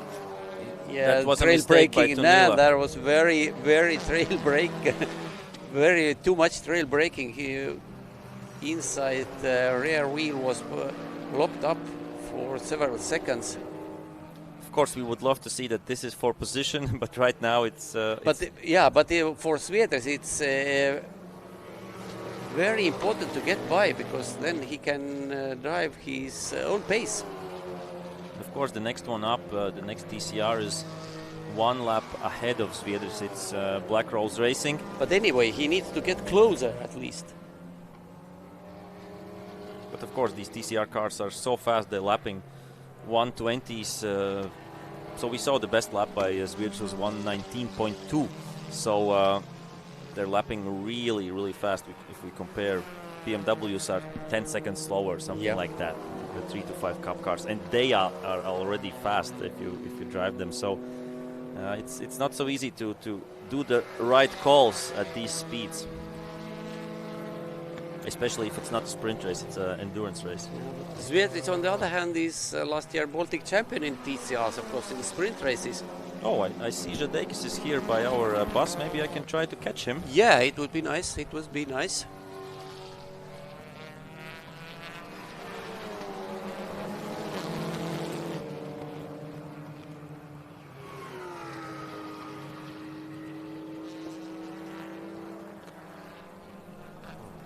So those two still together. Tunila in front and Zviedris behind him.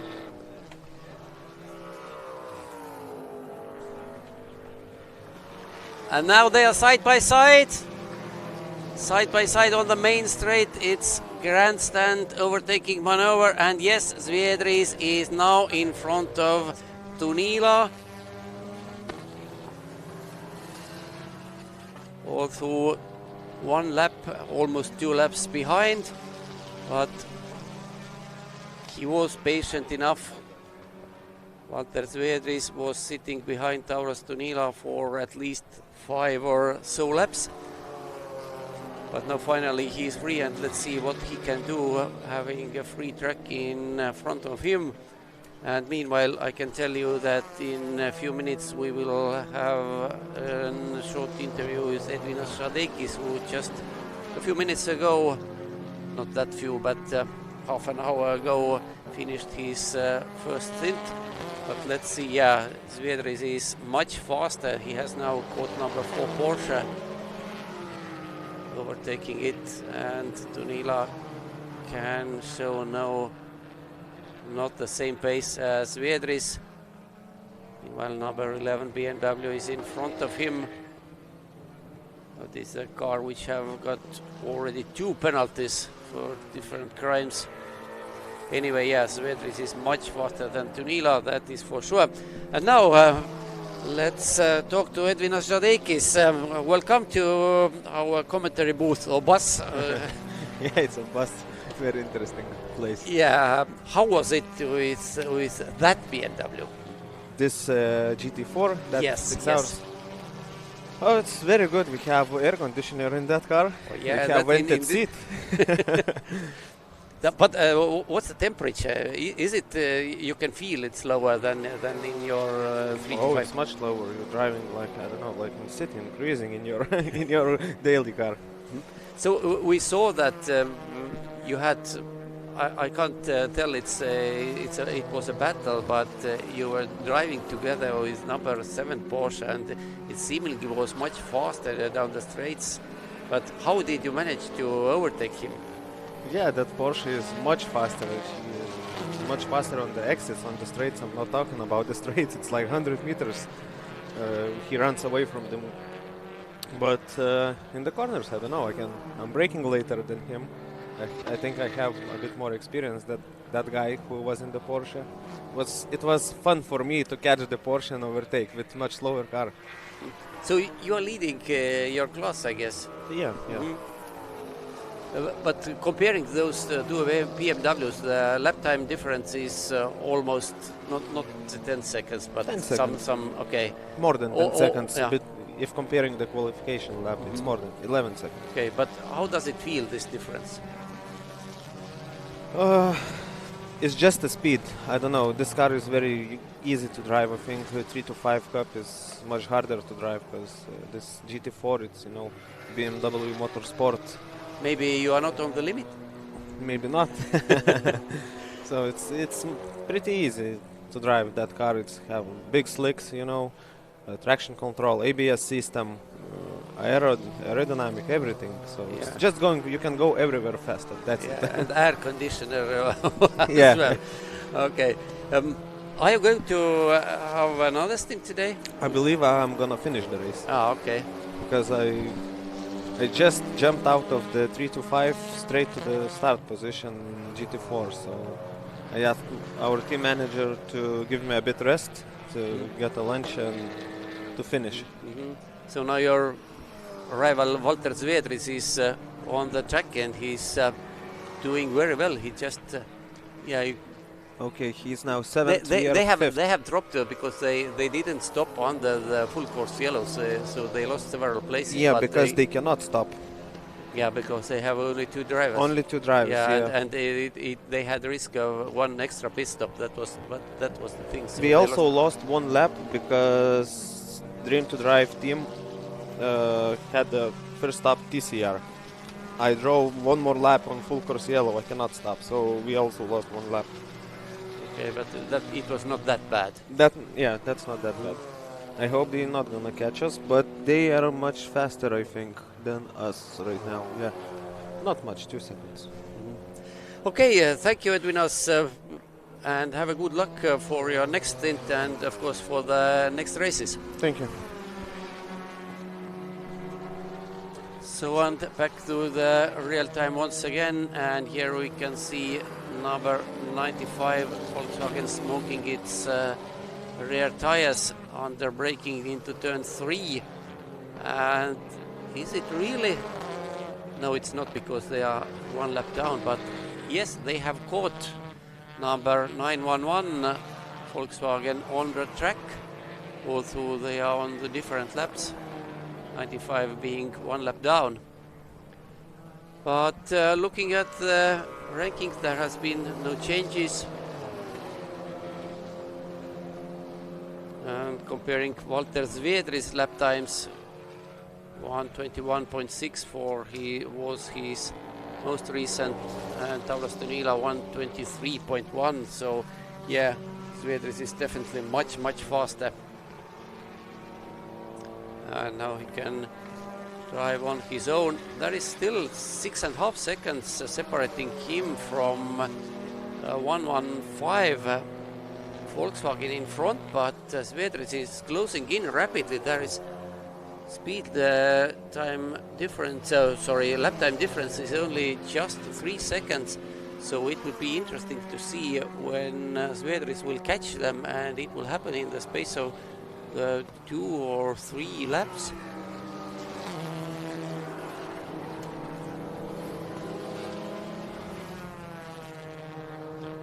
Other than that, number 92 Porsche has now completed 76 laps and is almost 2 laps in front of number 333 Hyundai. Meanwhile, the second hour of the race will be over soon.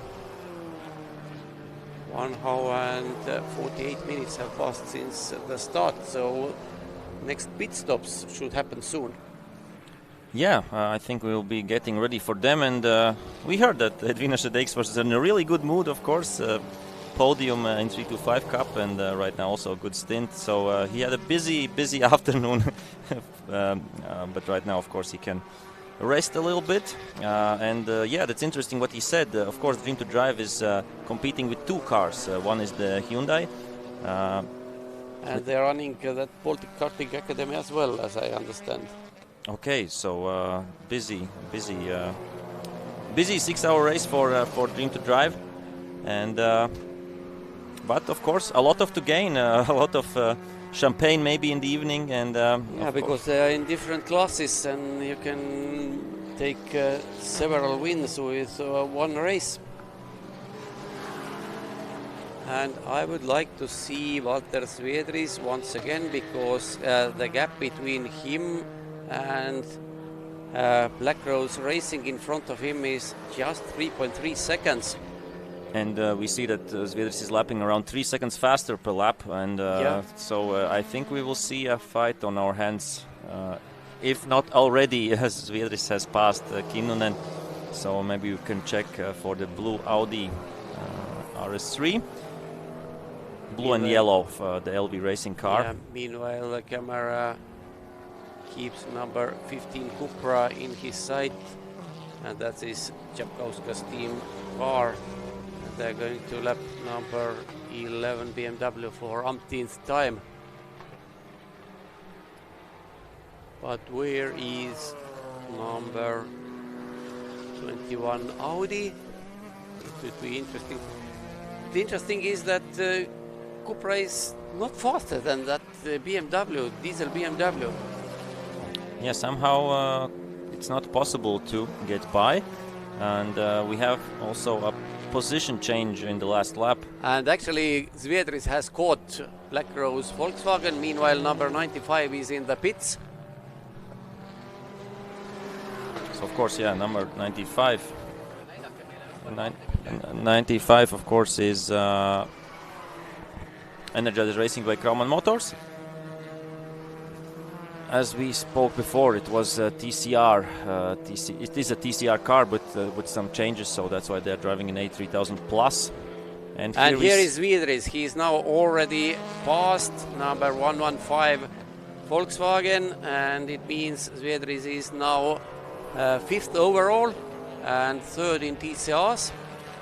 Of course, he gained 2 positions because number 95 is in the pits, so he went from 7th overall to 5th overall. And of course, in TCR class right now, Zvedris with LV Racing are in 3rd position. So right now, good job by them, and they're back in the podium places. Yeah, but it's very difficult to catch 911 Volkswagen or 333 Hyundai. They are on the same lap. They are on the same lap, not that far behind, but still even. So it means that to jump to Nila, Zvedris must overtake him twice. Yeah, and I think Nokia Racing is one lap in front, it seems. But still, they have the number 99 off. So 95 is standing in the pits. The mechanic is working on left rear wheel and now refueling. But it seemed like a calm stop. So usually there are a lot of mechanics around the car. A bit. They were standing quite a long time in the pits already. So. And I see the manager of the team also walking there. Also a really famous driver, Mick Martin. Yeah, and 333 is in the pits as well. And again, there is different workflow. They start refueling first, and only then will change the driver. Yeah, that depends from team to team how they are doing that. Yeah, but, there is only one rule: you can't do anything else while refueling. Yeah, exactly. Even not driver change. Driver must stay in the car. That's of course for safety reasons, and that's totally understandable.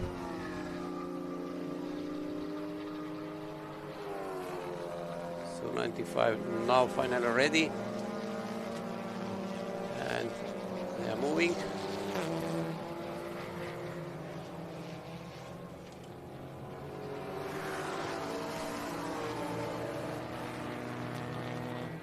And 333 is now jacked up. Tauras Tunila is out of the car. And who is going to take over? I think it should be Henrikas Matijošaitis. He was yet to drive this car in this race. So that logic tells us that Matijošaitis will be the next driver. And leaders are in the pits as well for the second time.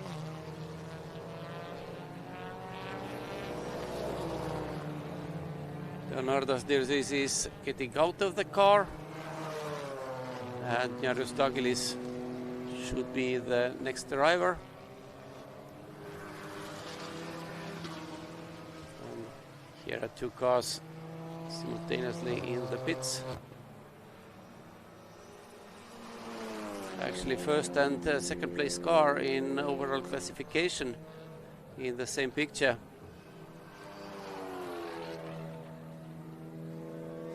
So everything should be done with 333, but yes, some repairs with the hood.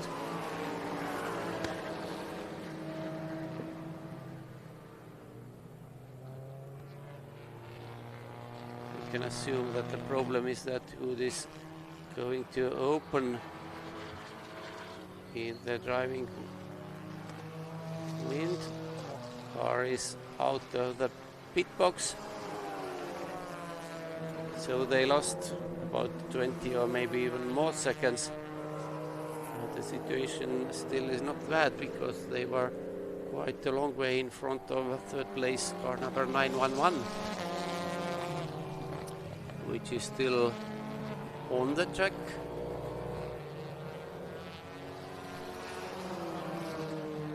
And leaders are on their way as well. So their second pit stop is completed.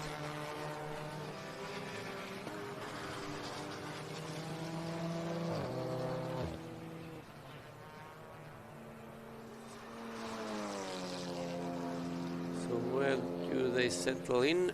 333 is already on the track. So they have taken.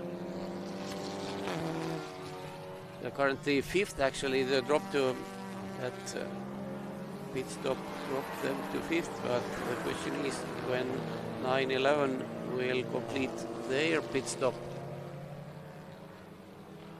Where do they settle in? And here are the leaders, number 92 Porsche back on track. Yes, Jaris Douglas is at the wheel of that car. But Douglas is taking it very carefully.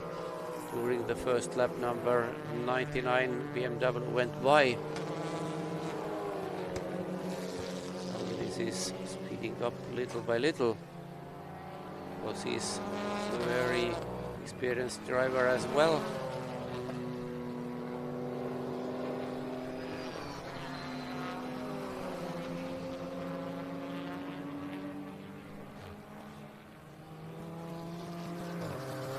And number 7, another Porsche 911 GT3 Cup car is in the pits for their regular pit stop. And we are still to hit 2-hour mark. 1:57.35 have passed since the start. So those teams who have already stopped have done it quite early. Because they decide their pit stop tactics.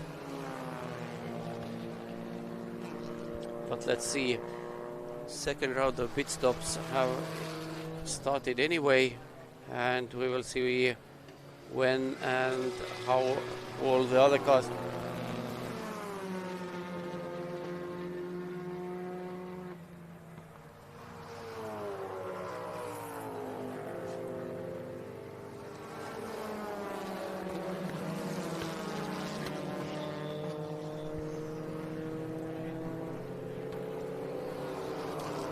So let's see when Jaris Douglas warms up his Porsche's tires, what lap times can he do?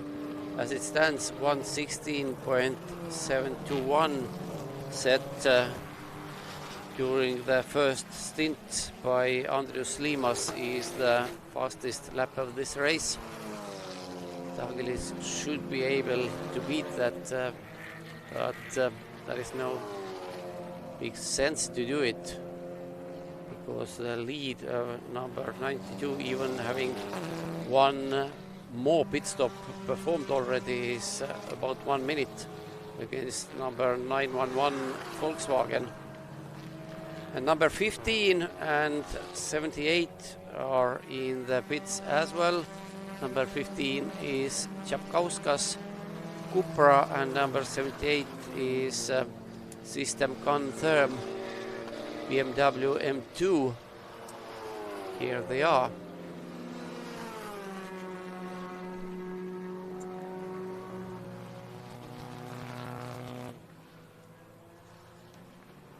Number 11 can be seen in the background, and number 15 as well.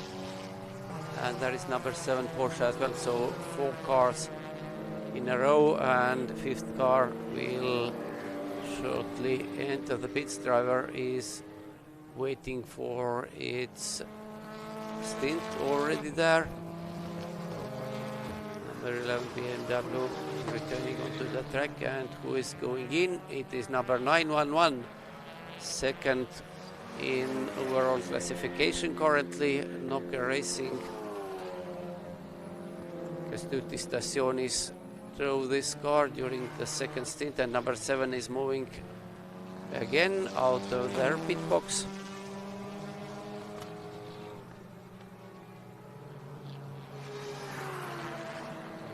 Chapkauskas Cupra has been refueled meantime, and here is the leader. Now they are 2 full laps in front of 911 car, and that car is stationary in the pits, so the gap will be almost 3 laps when 911 gets back to the track.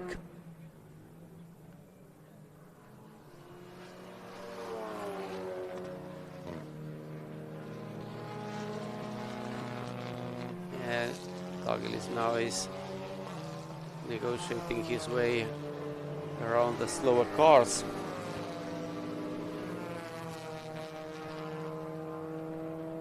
It will be interesting to see what happens when 911 Volkswagen returns to the track. will be the gap. Now they are back. Kaju Šiksnelis has taken over that car. Šiksnelis, of course, is a very fast driver, but this year he has mainly driven Porsches like this. He was in the Porsche during the first round of B80cc and participating in Italian Porsche Cup as well. So where is 911 Volkswagen? Is it on the track already? Just returning, so yeah. And leaders are now 2 laps in front of them. And it's now really difficult to say on which lap each car is. Number 24 and number 11, for example, they are separated by 7 laps. 24, of course, was involved in an early accident where they went off into the barriers, then had a lengthy pit stop and lost several laps due to that. But they should be much faster than number 11 BMW, which of course just returned from their second regular pit stop. Number 11 have had 2 penalties as well for being too fast under full course yellow, and then for track limits as well.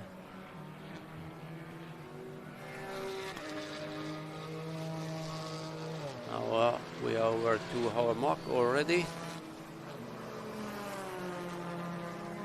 and some top teams are still to stop. For example, number 99, they are currently second overall, while Baltic Karting Academy Renault Clio number 59 enters the pits. This car is also driven only by 2 drivers. Vaidas Mitsuda is leaving the car and Aras Kviadaras is stepping in. They were 13th overall before entering the pits, but leader Arustagilis is not rushing. His last lap time was 1:20.796.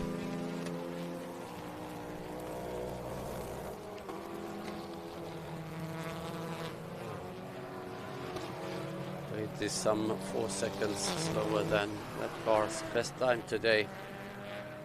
But having 3 laps in hand over virtual second place car, it means you really must be careful. Just bring the car home, not make any mistakes, not risk even when overtaking slower cars.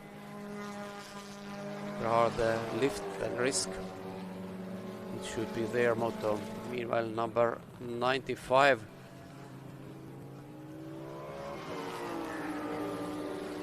Energizer Racing, which is 7th overall. They are catching number 17 BMW. But the story is again the same. They are on different laps. 95 is going to lap 78 for 2nd time already. And is it fuel or is it oil? I would think if it was oil, then the car would stay in the pits, and this is number 95 Volkswagen overtaking number 78 BMW. It is not battle for the positions. 95 is now 2 laps in front of 78. Meanwhile, number 7 Porsche is closing in from behind. And that is now between that BMW and Porsche. That is battle for the position, but of course Porsche is so much faster down the straight that BMW driver has no chance to keep him behind.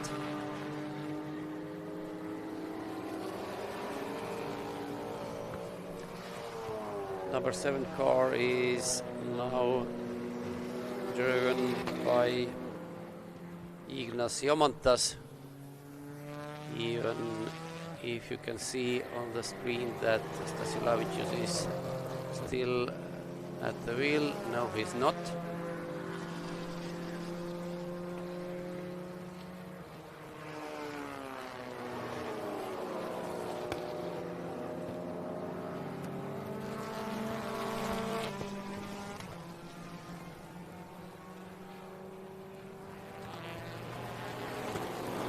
And number 21 Audi has been in the pits. Here you can see Walter Zvedris, who just left the car, and it is really hot, and Arturs is already there to get the first word from Walters. Over to you, Arturs.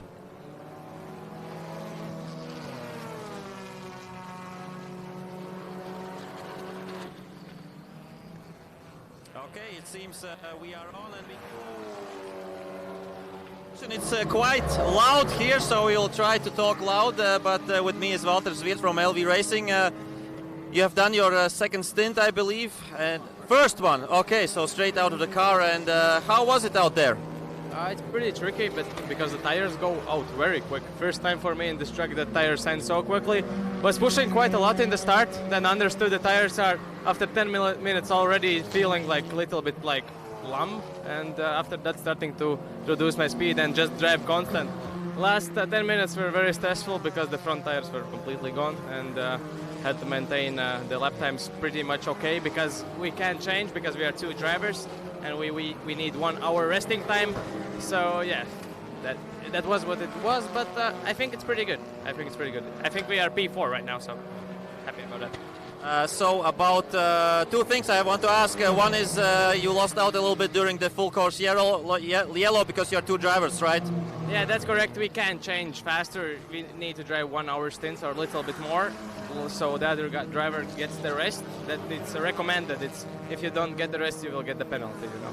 So yes, we are trying our best with 2 drivers, but the team is doing great. The Ivars on the track looks amazing, and hopefully my speed will be there as well. And you had quite a battle with Tunila from Dream to Drive, a lot of laps behind him, and then you went for it. Yeah, my tires were pretty over, and his was as well. It was pretty fun, but in endurance racing, the fighting is not recommended because you both lose time. I tried to overtake him multiple times, sometimes not good, and in the end I did it, so I'm happy about it. A little bit not perfect driving from him. He was changing like the position of the car and the braking. That's not really good, but it's okay. Good that we walked away. Everything is good and everyone's driving. Okay, so get some rest, and the aim is the podium? Yeah, of course, the podium and maybe even P1 or P2. We are fighting for the win, of course, as always. Thanks. You're welcome.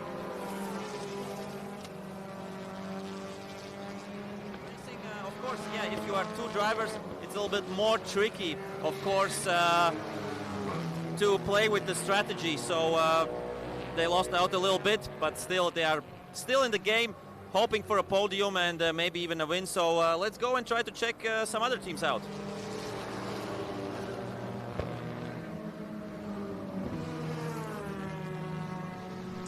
So while Arturs is walking on the pit lane, we are back on the track again, and number 15 Chapkauska's car is now driven by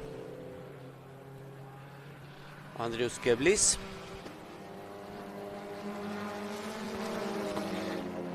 But they are only 5th in TCRs. Meanwhile, number 99 BMW has entered the pits. They were 2nd overall before that.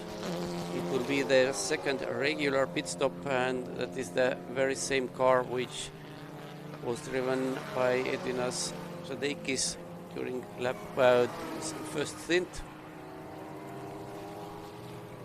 But we will see what the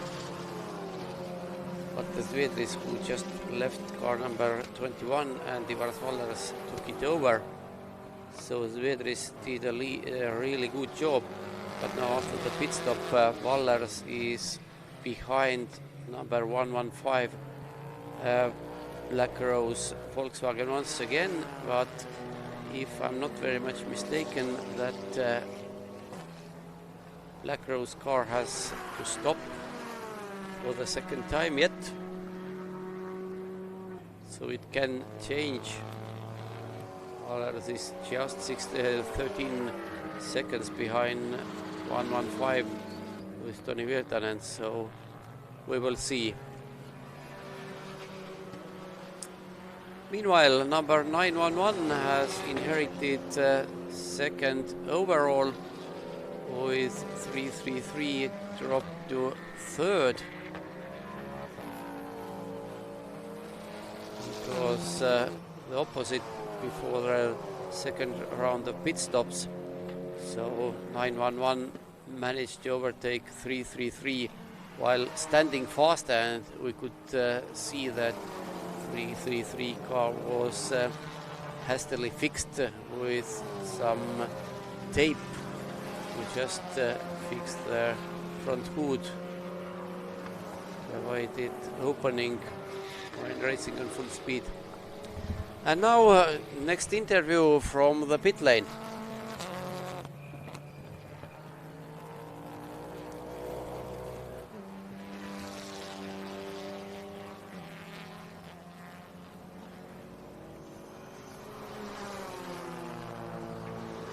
I was told it takes some time, but it will happen for sure. And this you can see is Dream to Drive pit box, their garage.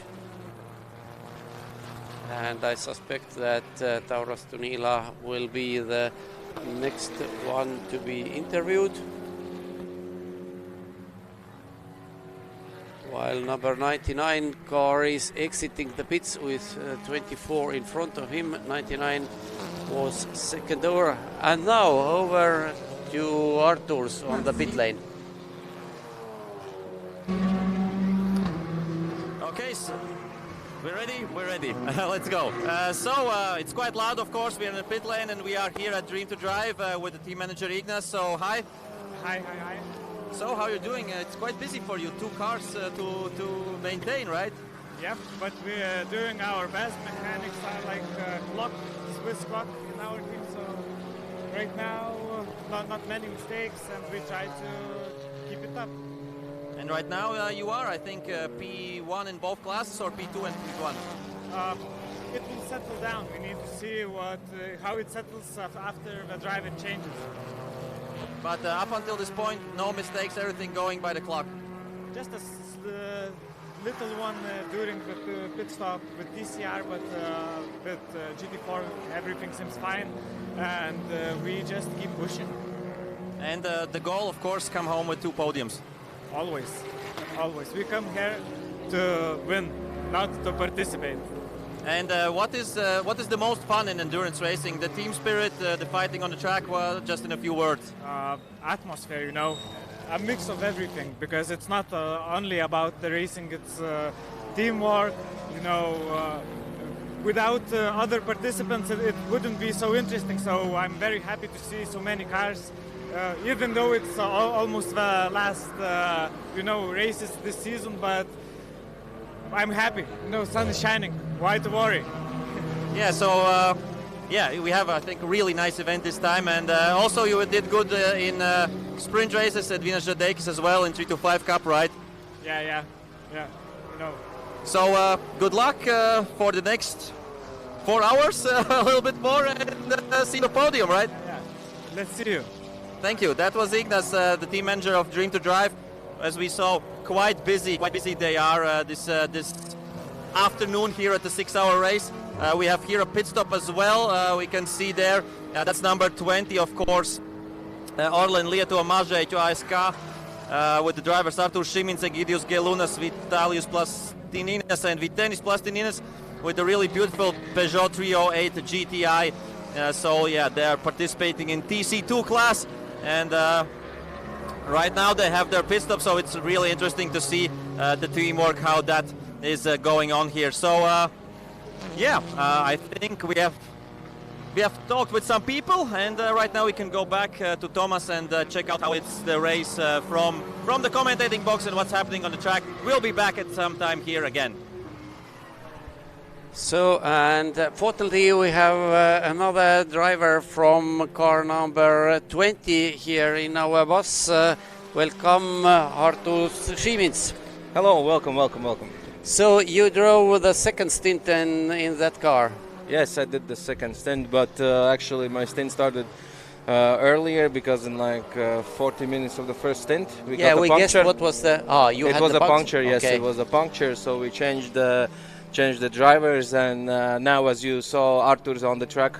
Unfortunately it was a situation with our new driver, maybe a little bit of stress.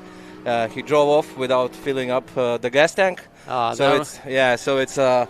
It's a double pit stop, but anyways, everything on the table looks fine. We're leading the TC2 class.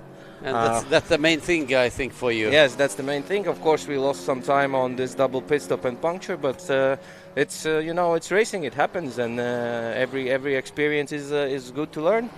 So there is still 3 hours and 43 minutes to go. So yeah, you can fight back, I guess. Yeah. We will push our best. Today is really hot weather. The tires are worn off really fast. If you push too much, then on the last 20 minutes of your stint, you drive like on ice. So that's another thing I wanted to ask. That how does it feel? Everybody, almost everybody we are talking with, talks about how slippery is it and how tires are going off. Yes, looking at the times, what I did yesterday in qualification, I'm 3 seconds slower now, but that's the point, to maintain the tire for the whole stint, because you can overheat the tire really fast here. The temperature outside is like plus 25, plus 26, I don't know. In the sun, maybe the thermac is even more, and it's very slippery. It gets when it's hot weather like this. So I've said several times that your team and your car is like one of the mainstays of this series. So it's quite an old car. How long are you going to compete with this car? This car is old, but this car was this winter. It was in the Peugeot Sport Factory. It had some upgrades, so it's a bit faster now. It has the body kit of a TCR car, although it's just a touring car. This season definitely, and I think one more season I will definitely drive this car. I really like it. I'm used to it. It's a good car, but to catch the TCRs a little bit too slow. But you can maintain a good speed, and it's a good car for training. And to next step, I think it's TCR. So, but how easy or how difficult it is to drive? Oh, it's very easy, very easy. Pedal shifts, everything, the brakes. The car is lighter than TCR, so when at the braking point, you even come close to the TCR. So only acceleration is a little bit slower, but it's very easy to drive. It's very fun to drive, and I enjoy it every minute of driving it. Okay, thank you, Artur. Have a good luck today and during the next races as well. Thank you. Hope to see you on podium. Bye-bye. Bye.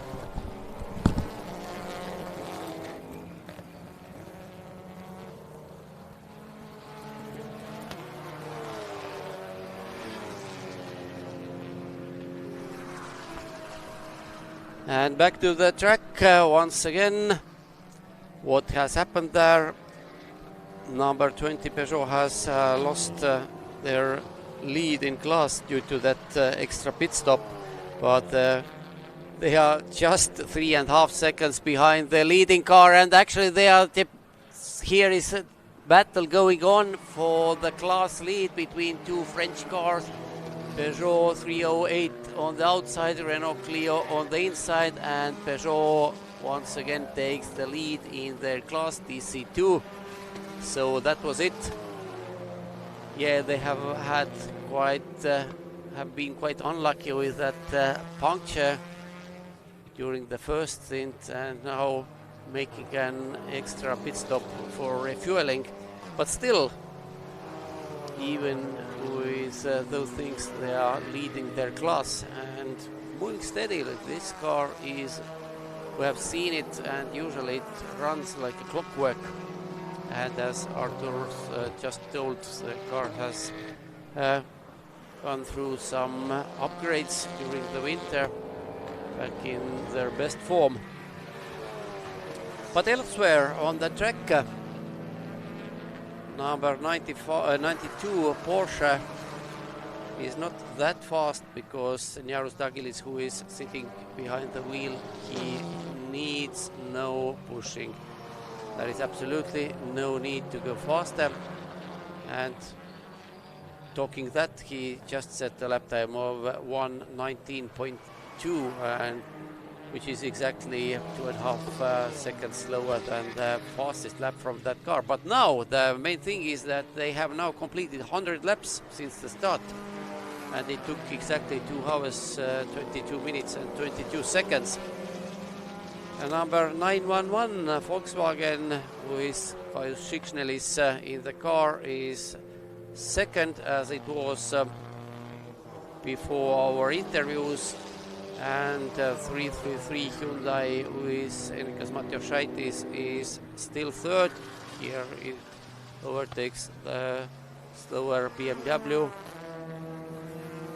Or is he? No, not on this occasion, but maybe after the braking for turn 11. And yes, Matjošaitis goes here. But their situation is not that good concerning the class lead, because they are now some 50 seconds behind 911 Volkswagen. Then fourth place currently belongs to number 115 Black Rose Volkswagen. But more crucially, number 21 Ivaras Vallers was just 0.7 seconds behind the Finnish car 1 lap ago. So Vallers has done a really good job. He has caught number 115, and if only we could see where they are on the track.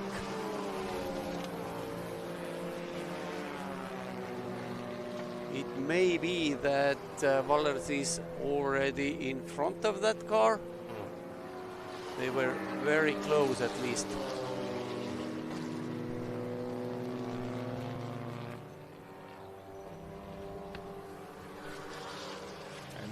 Yeah, we will find them. I'm sure we will find them. Sooner or later we will find them, because we see also the track, the later part. Just a small part of the track, but we can see something even without the cameras. Cameras are still showing the third place car.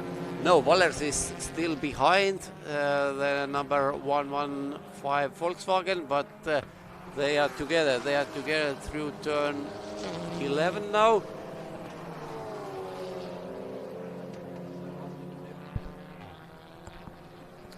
And it also looks that a little bit the Dream to Drive Hyundai is sliding a little bit, it seems, on the track. So yeah, they have dropped quite a lot of time compared to a 911 Volkswagen.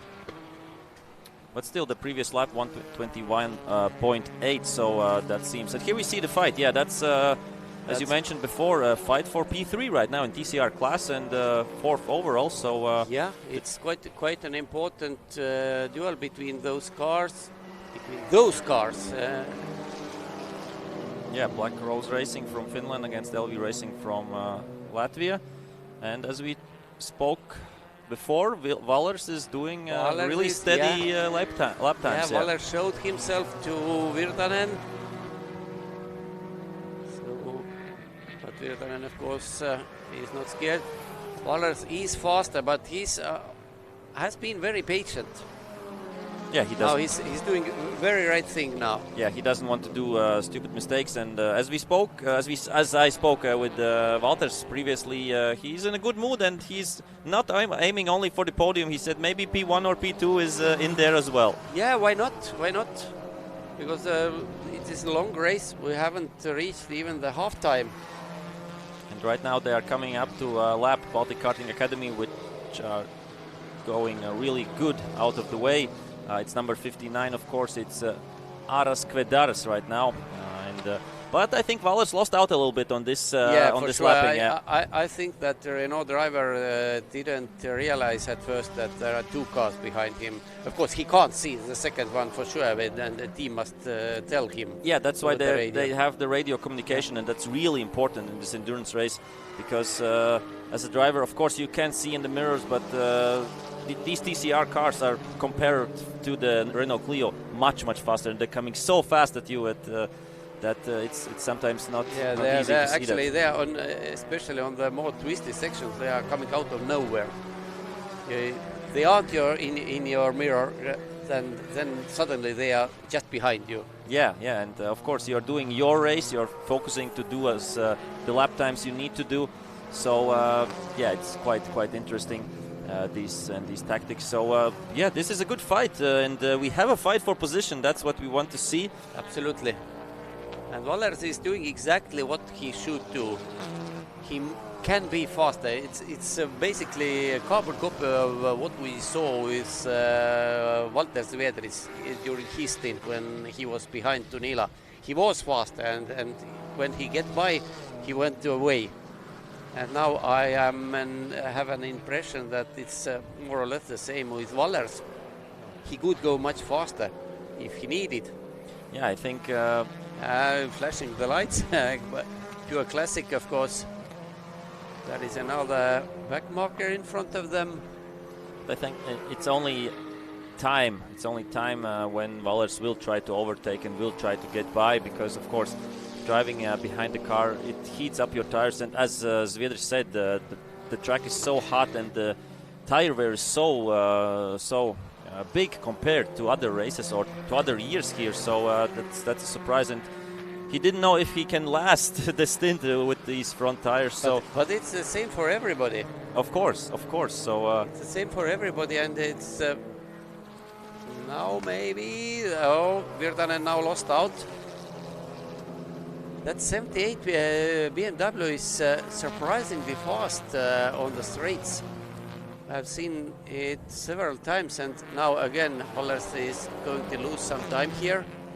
Yeah, I was in pit lane when they did the pit stop, the number 78, and it sounded really angry, the car, so loud and fast. BMW should sound angry and fast, and Valers can't overtake it. They should show blue flags to that BMW, but of course we don't know if they have been shown.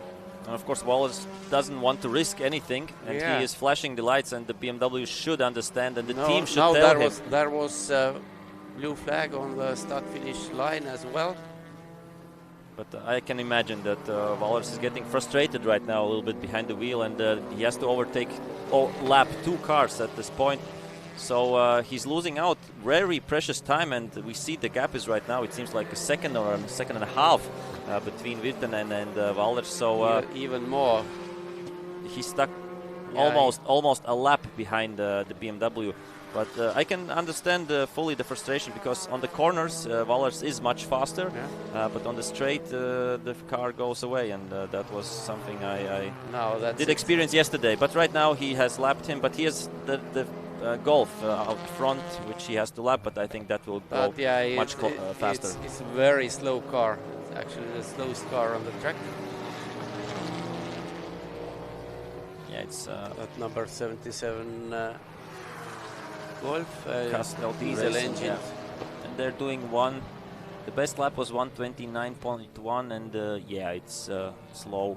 I was at the ILM Motorsport team, and they said gearbox change for the Honda Civic, but they are trying to make the car work and trying to get back on the track. Because they need 50% of winners' laps to be classified. And as we are not at half distance yet, they can still do it. Yeah, it's doable, absolutely.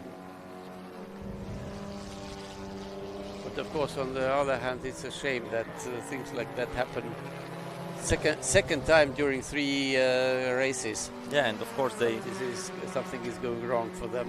They would have really played a big game, I suppose, in the for sure. podium. And right so, because the car is very fast, the drivers are experienced and fast. they could have been contenders for the title. Now Wallers is closing in to Virtanen once again. It was 1.8 seconds on the line between them. But Wallers has now taken back almost all of that. So you can see that Wallers really is faster than Virtanen, but to swap places, that's the difficult part of this race. Of course, we have to mention that LV Racing, this is the first race with the brand new car for them. They had the previous generation RS3 TCR car, but right now this is the newest generation, and of course it should be a good one. It's certainly better, but TCRs have this balance of performance, and if you change your old car to a new one, it doesn't mean you are going automatically faster. The car will be different. It will be faster in a different way, I would say that. Here we see that during this lapping, Wallers has come closer to Virtanen. So it will be interesting to see. They have another car to lap out number front. 20 Peugeot is in front of them. The car where Artur's Artur driving. Was you just, talked with him. And Artur's told that down the straights they are slower than TCRs, but as their car is lighter under braking, they are winning. They can brake later, and of course they go the same speed through the turns.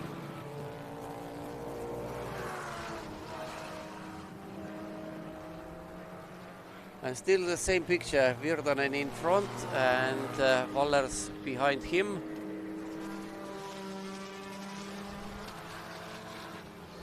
And catching number 20 Peugeot in front of them little by little. And we see from the best lap time of number 20, the Peugeot, 121.9. So that's almost TCR. That's TCR speed. If you compare to 115, for example, it is just 1.5 seconds slower. Not that much. But it seems that they are not maintaining the speed, and I don't know how, but they have lost quite. Did Artur tell why they are 6 laps down on the TCRs or 5 laps down? Or they had puncture. Their first early pit stop was because of the puncture, and then during another pit stop, their new driver was rushing and went to the track without refueling, so they had to make another extra pit stop. Okay, and that sums up. Yeah, they have lost out mightily due to that, but still they are leaders in their class. Yeah, but without that, of course, they would be much higher up in the game, maybe with the TCRs as well. So. Yeah, maybe not with TCRs, but somewhere there. Yeah, certainly higher than B12 they are currently.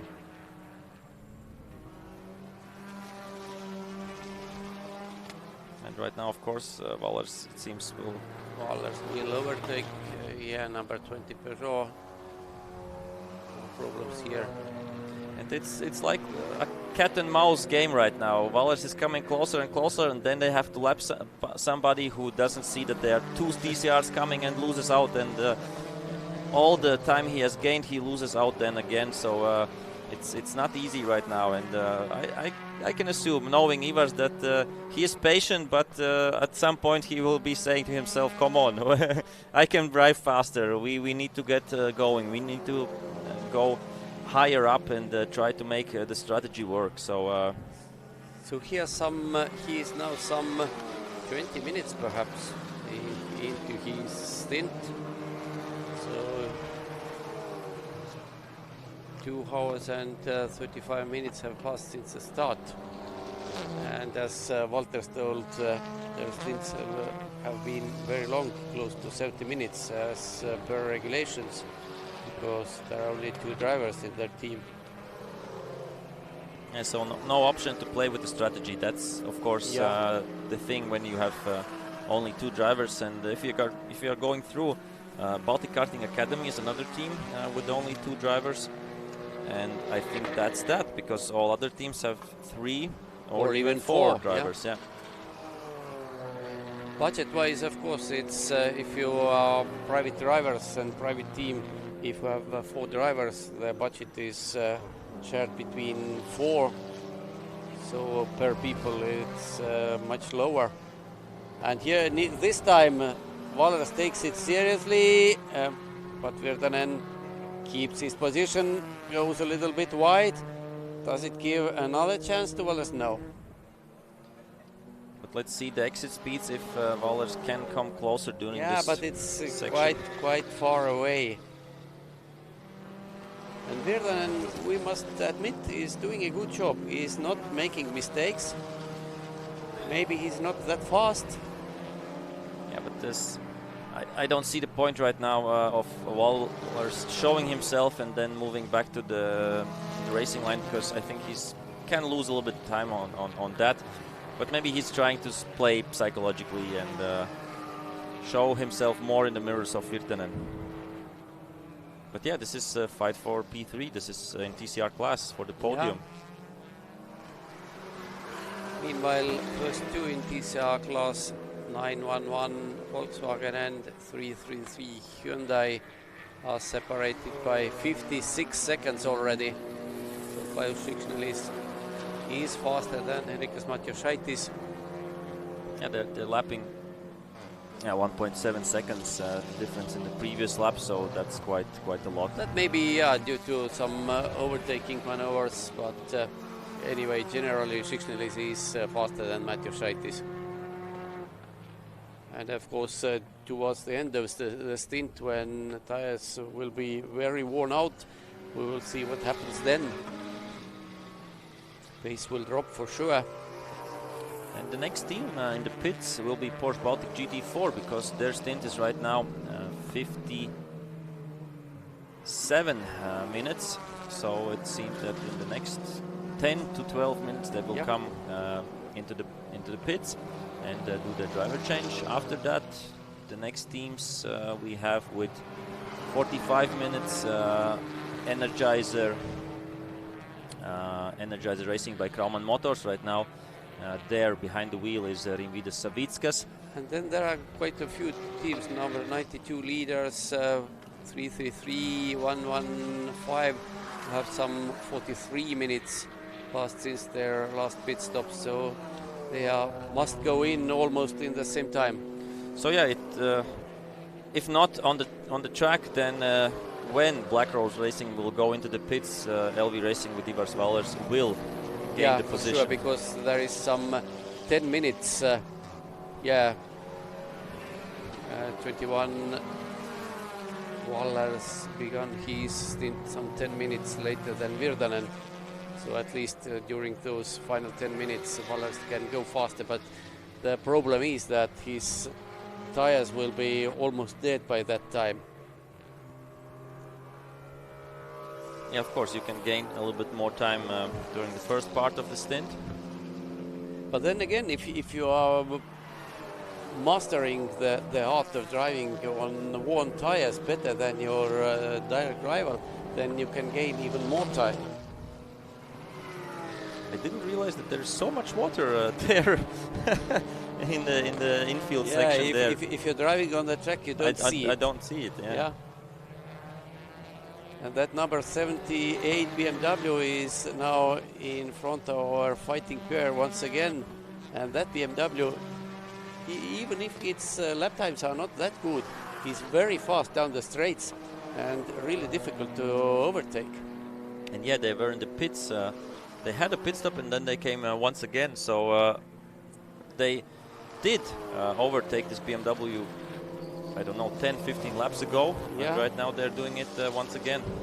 Valers went wide through turn 3, but was it intentional? Yeah, now he's side by side. No. Thinks better of it. He's not going to outbrake Virtanen into turn 6. Maybe it was a sensible decision. But you know, if I've seen at least twice he has now practiced it, maybe third time he will go for it. This time he is quite close, but not enough. Not enough, and it will be interesting. What's the lap time of the BMW? 1:24. 4:0:78 number, right? Yes. Yeah, but let's have a look if they will complete this lap, what their comparative lap times will be. Because looking at the picture, BMW is driving away from them. Meanwhile, number 7 Porsche is catching them. Yeah, number 7 Porsche, previous lap 1:21.6, so 1.5 seconds around faster than this TCR pair. But of course, Porsche is 1 lap down. And here we see a beautiful shot of the paddock, which is emptier than it was yesterday, because of course a lot of teams, the BMW 325 Cup with more than 40 drivers have done their races, and right now, yeah, you have to let the Porsche pass. Majority of them have left, not all, because there will be 2-hour race tomorrow, where many of those teams and drivers will take part. Yeah, that will be, of course, interesting. And so now is once again chance for Wallers maybe, and is there number 911 behind them? Yes, there is. Knocker car has caught them in flashing lights to Wallers, though that will be the second time they will be lapped. Yeah, Caius Sixnell is doing a really great job, around 2 seconds faster than Black Rose Racing with Virtanen behind the wheel. So Wallers lets Sixnell by, but he's now too far back. And it's interesting that M2, so the team named System Canterm by Ringaudo Services, is doing the same lap times right now as the TCR pair. So yeah, but they are now on fresh tires. That may be the difference. They just visited the pits. And here we see it's a move, I think, by Wallers. Yeah, he has gone past. Used this occasion finally, and it would be interesting if we can see it in the replay, because how it started. I think Virtanen was letting by Knocker, and just lost attention. Yeah, I think he lost the momentum going onto the main pit straight, and Wallers, and also Virtanen as well tried to follow Wallers into the. Don't follow the car which is in front of you. Follow the track. Wow, but it seemed like Wallers just got Virtanen off the way and tried to be faster maybe than the tires are allowing right now, but that could have ended more badly than it was right now. And what is happening with the number 7 Porsche? It's going slower right now. It was going really fast. Yeah. And then was lapping. Has already overtaken him. Wallers is overtaking him as well. And also one thing that I want to see is if Wallers can follow Sixnell from Knocker Racing, so if the speed will be the same or not. But something happened with the number 7 Porsche. So and another Porsche, the leaders, number 92, is in this mix as well. Yeah, we haven't spoken for quite a time about the leaders, because they are so they're leaders. They are so alone in front. Yeah, 3 laps. But Jarus Dagelis is having a steady pace. He's in 120s, and he's certainly not pushing. Absolutely. And so the number 7, outdosed by Ayus Group, they have found the speed once again. So behind the wheel is right now Ignacio Mantas. So maybe there was some kind of a glitch in the car or something like that, because otherwise I don't understand. But we have seen that their speed is going up and down all the time. So we have such a traffic jam right now. Yeah. Lapping cars are lapping cars. Yeah, everybody is lapping everybody, more or less. Yeah, and here we see that the M2 goes out of the way, and nobody understands for whom are the blue flags right now. And we see how much Virtanen has dropped right now compared to Wallers and the other cars. Of course, it was to be expected that it was exactly the same case which was with Svedris and Tunila just 1 hour ago. Once free, he can go much faster. And interesting that the race leaders aren't still getting by the number 7 Porsche of Audosta. I think that should come. And we see Nokia Racing is letting both Porsches by, so that's of course. Yeah, they are racing. And that's number one, first place and second place right now in the overall standings. But they are separated now by 3 laps. I think with this maneuver maybe 4 laps. So Wallers now went by number 17 BMW finally. That was important move. So what is Schicksner is doing? Why is he flashing the lights on? To whom? maybe he noticed some friend on the track side. Maybe that could be. And here we see the lapping. The race leaders are lapping the number 7 Porsche, who are in P8, and of course the speed of them. With the speed of the car, they should be much higher, but as I understand, they were quite unlucky in the beginning of the race. Yeah, and they got the penalty, 2 minutes stop and go, which dropped them quite far down.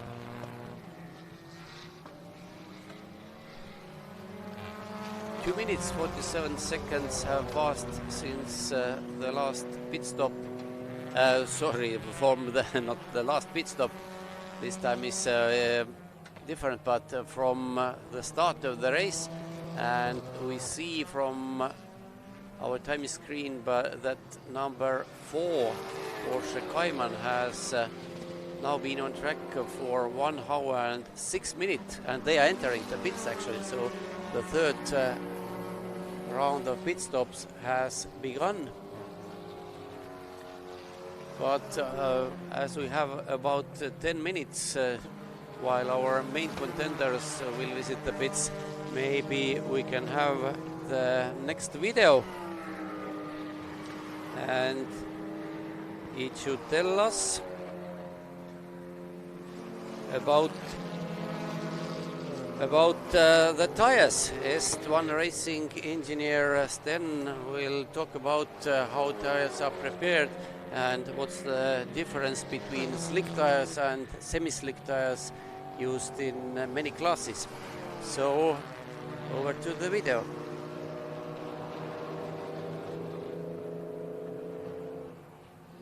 And now we are here with S1 Racing tire engineer Sten, and he's going to tell us a little bit about the different kinds of tires that these guys and these cars use. So walk us through, what kind of tires do we have here? Yeah, I think there's a few things here on the tires that are easily to see for everybody. So on the left we have 2 Porsche tires. So we have the first one from the Porsche that we normally run, the 18-inch slick. We have the 18-inch rain tire, and then we have from the BMW the Nankang tire. I think one thing to see for sure is that there's a big difference in width. The Porsche tires are quite wider. The second thing, so I showed here 2 tires from the Porsche. Why? Because as you can see with the BMW, this is a groove tire, so the tire can be used both in dry and wet conditions. With the Porsche, we actually have 2 tires. We have one that we use in normal conditions on the dry track, the slick tire, full slick, without any grooves. And then it's quite good to see that the other one has a lot of grooves. So this is our rain tire. It makes it, of course, a completely different challenge, as we have to choose which tires to run when the track is damp, when it starts to rain. So in that sense, we have to look a little bit at the weather forecast and at the sky to see what we do there. And what would you say, how many heat cycles can one tire take, or how many laps can you do with one set of tires? It depends a bit. We are restricted with the number of tires that we can do in a race. So on one slick tire, as you can see here in the Porsche Cup, we do 2 qualifyings and 2 races. So that should be about 60 laps, 200 kilometers to 250.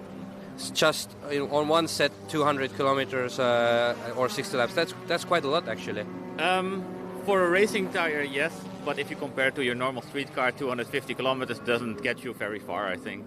But now we also have this kind of semi-street tires, which are street legal, I believe. Yes, yeah.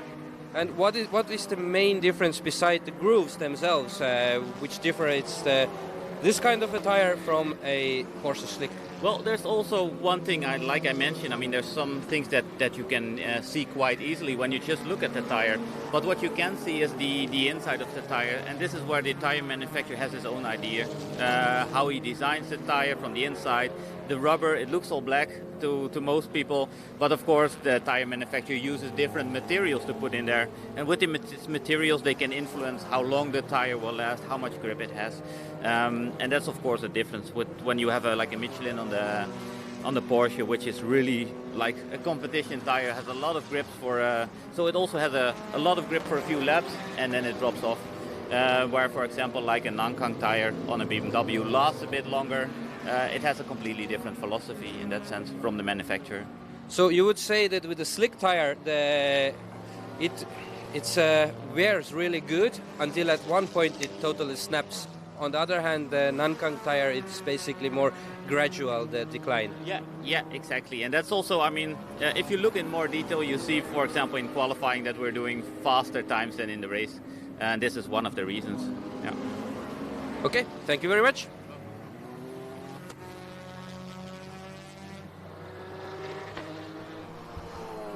Back on track again. And this car in the background, number 95, has done its third regular pit stop. Meanwhile, while you were shown the video about tires, this car is Soul 1 in a 3000 plus class, but it's moving rather slowly. Everybody is overtaking. Is there some problem with it? Energizer racing car, and yeah, he's showing left indicator, and it should mean that overtake me. I'm going back to the pits.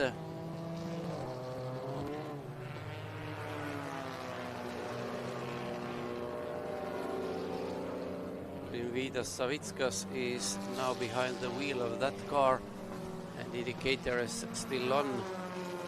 Now the right one, and he's going to enter the pits. What has happened to them? It was quite early, not overly early, but still quite early pit stop for them, but something certainly went wrong. Meanwhile, lead car has been 57, almost 58 minutes on the track now since the last pit stop. Second place car number 911, 52 minutes. Third place number 333, 58 minutes. Fifth place car number 115, 58 minutes. And over 50 minutes there are several more cars, so it means we will have third round of pit stops going on full speed during next 10 minutes. And Arthur will be on the pit lane and will bring you some very fresh news. But 95 was pushed to the pits, to the garage, and number 7 car is standing on the track. It is on the inside of turn 3, I assume. And what has happened to him? Is it just a spin or something more serious? Yes, it is very easy to spin a car there. Just accelerating too much too early. But I think there is some more problems with... No, it's moving and it seems to be all right. So they lost quite a big chunk of time, that's for sure. Number 7 was in P7 starting this lap. Perhaps they will stay in the same position, but at least half a minute was lost.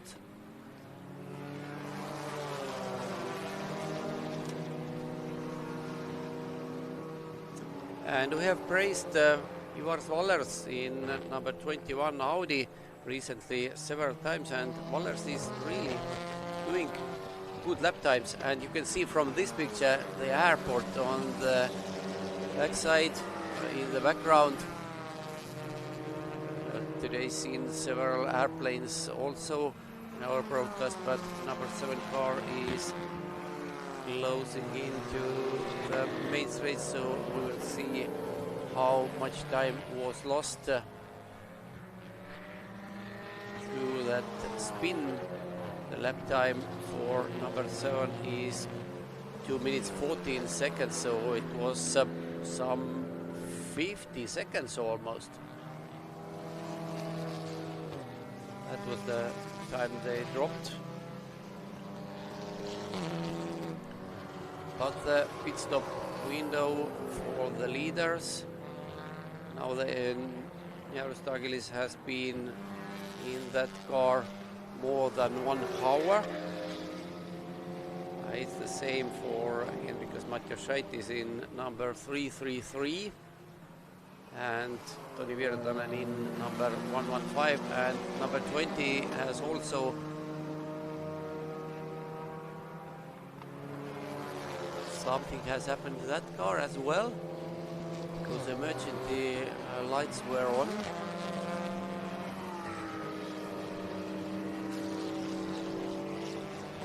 The regular pit stop shouldn't happen in next 20 minutes. Let's see what they are doing now. Are they going to enter the pits? No, they are not. So whatever the reason, maybe I don't know, maybe driver somehow has hit the emergency lights button, but yes, it's sure that those lights are on. That car is leading in TCR2, one of 2 cars in that class. While number 115, not red, but Black Rose Racing, is in the pits.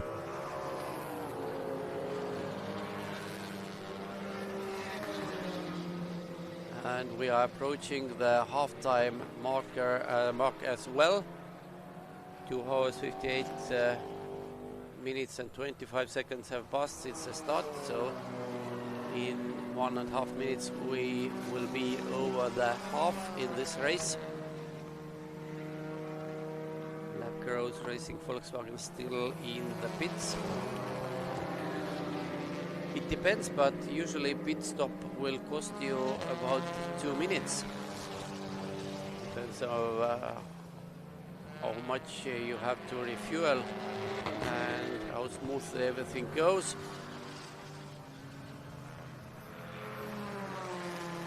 Now the refueling is underway for 115 and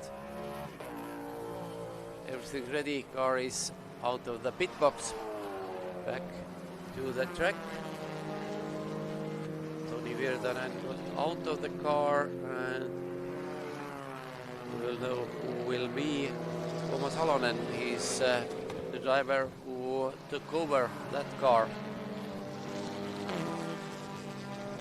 They were 4th in TCR class after losing the battle with number 21 LV Racing Audi.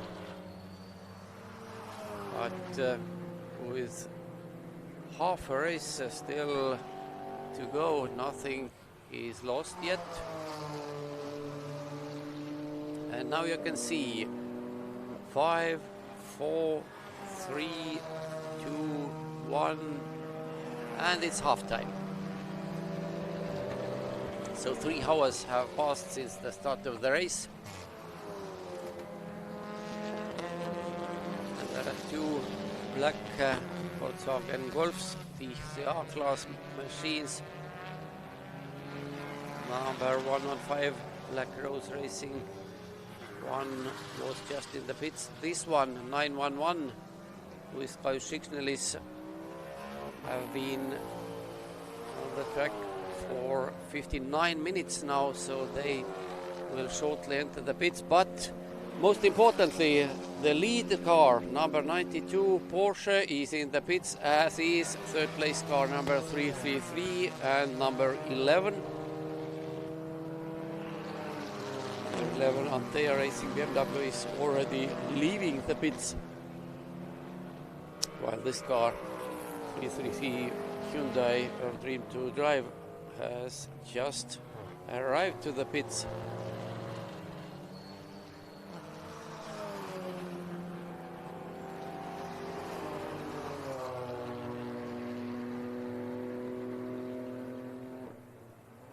while leaders have completed their pit stops.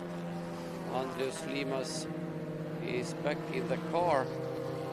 He was the man who set the race best lap time during his first stint on 16.721.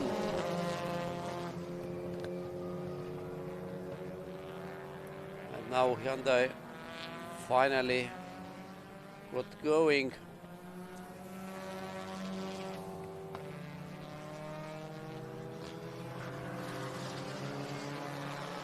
So who will be the next to enter the pits? 911, number 7, 15. Their stint times are now over 1 hour.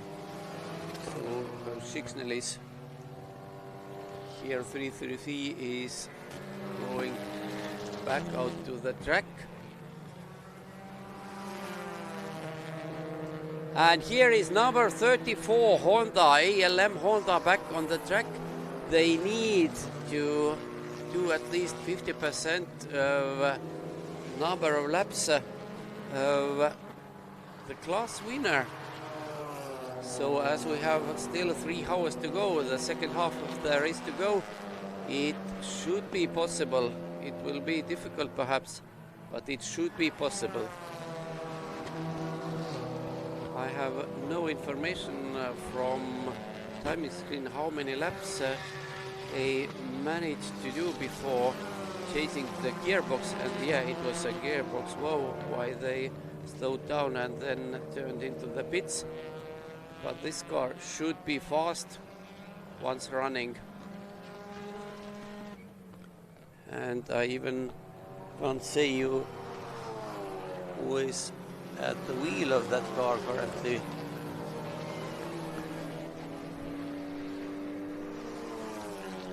But anyway, important thing is that number 34 ALM Motorsport Honda is back on the track. Of course, they are not contenders for class win anymore. The question is if they can achieve that 50% of lap numbers they need for being classified.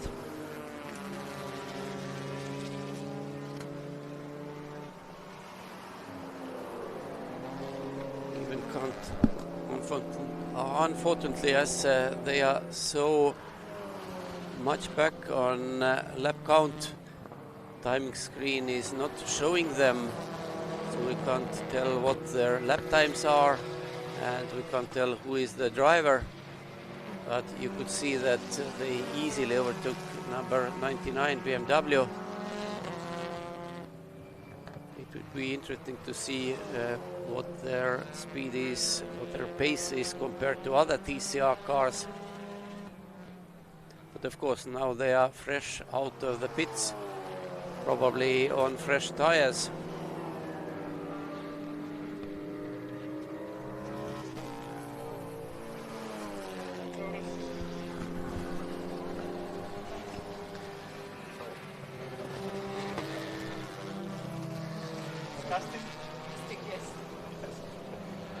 And Honda is the sole Honda in this race is really fast. You can see it from his from the car's body language.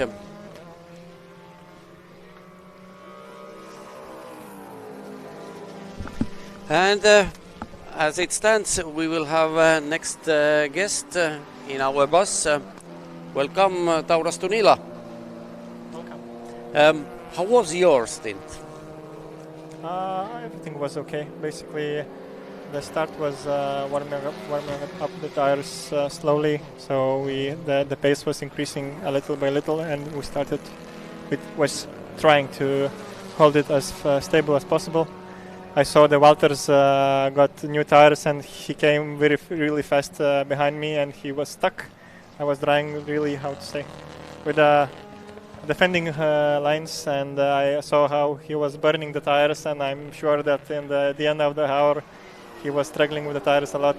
Yeah, he was. We had an interview Artur's had, and he told that his tires were completely gone, but probably yours were as well. Not so much as his, because in the beginning of the stint we are pushing almost 19 high or 20 low.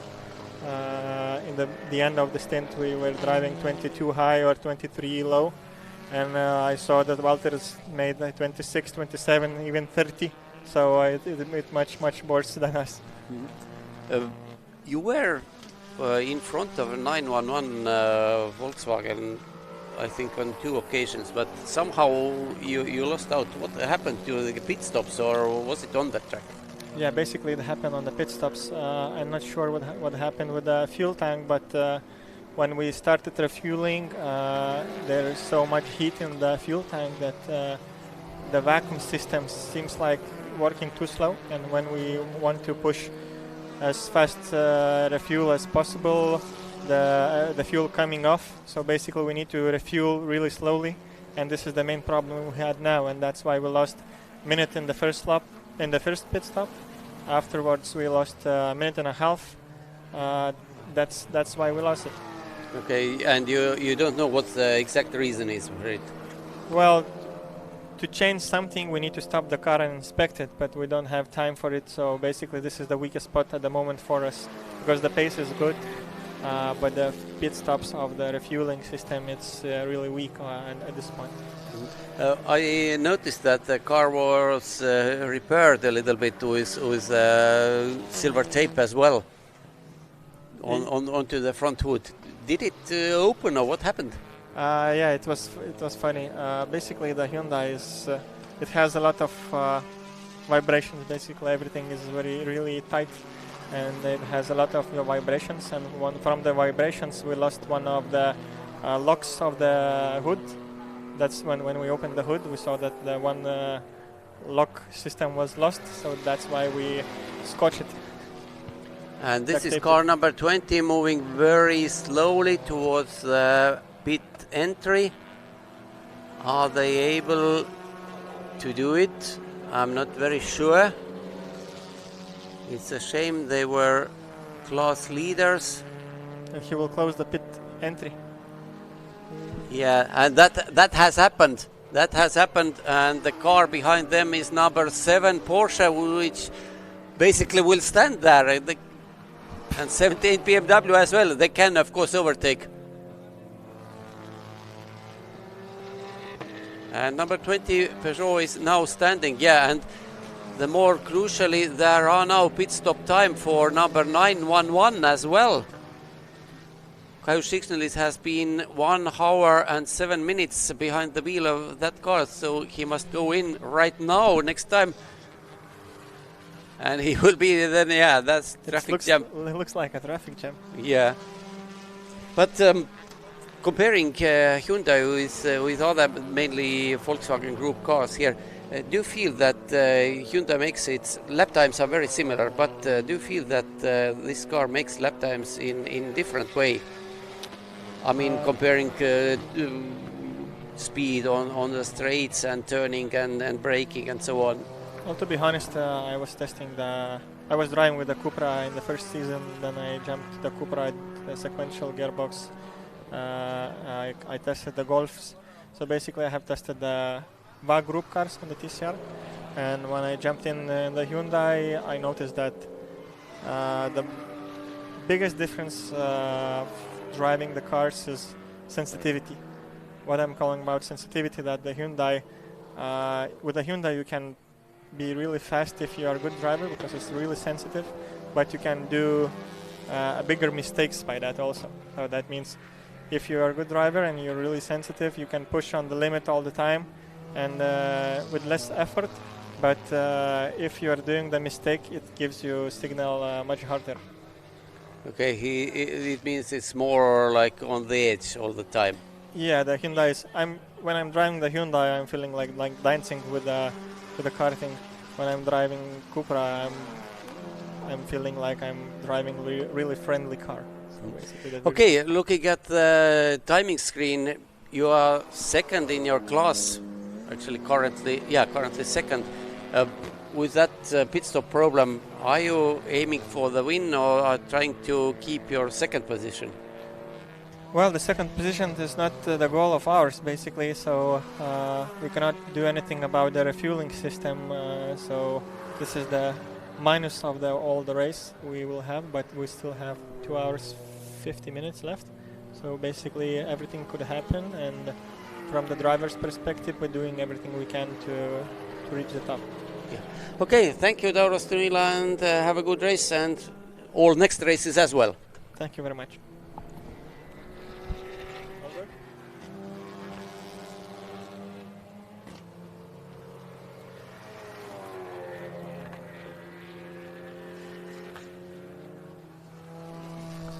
And now the real endurance race has begun. Cars have one after another has problems. We saw how number 20 Peugeot was pushed to the garage. We see number 95 entering pits once again. So it's the old saying that everything can happen in endurance racing, and usually does. And over to Arturs for a pit lane interview. Back in the pit lane, busy pit lane right now, a lot of pit stops happening, and we are here at Energizer Racing by Kraumann Motors. Rimvidas Savickas with me. You were quite a long time in the pits. What was happening? Actually, everything was going very well, smooth as unbelievable. We had at the first 2 stints a bit issue with the rear tires. So I got an order from the MIG just to save them and just push on the between 22-23 seconds, and it's went everything smooth. Only at the last 2 laps before my stint end, why we made such long stint, we're trying to again overcut it like we did in the first stint and hoping for the full course yellow, and it just broke the shaft. And you know what's funny, what we laughing about it. First we was running on old ones, but the old from Volkswagen times, there was Asian times, and never we had issue with that. Now there was completely new ones, and I think this is the main issue or spare tires, spare parts. They, I think, refurbishing or doing something because of the rush. All these parts are rubbish somehow. Never ever broken such shaft on a car in 3 hours when you're driving smoothly, even in upper gears and avoiding the curbs, etc. So it's better, but it's motor racing. Now we're checking. Maybe there was some issue with the gearbox or something, because I was driving on one shaft only, and you know, you're trying somehow to check it out what's going on, and yeah, we must check the car if we can go. So bitter ending, but yeah, okay, we tried. And how is it to be back in the Baltics? How to be back in Parnu? A long time no see. Yeah, I like Parnu, you know, because it's like second my country, because my sister living here, and it's my next destination for all summer almost.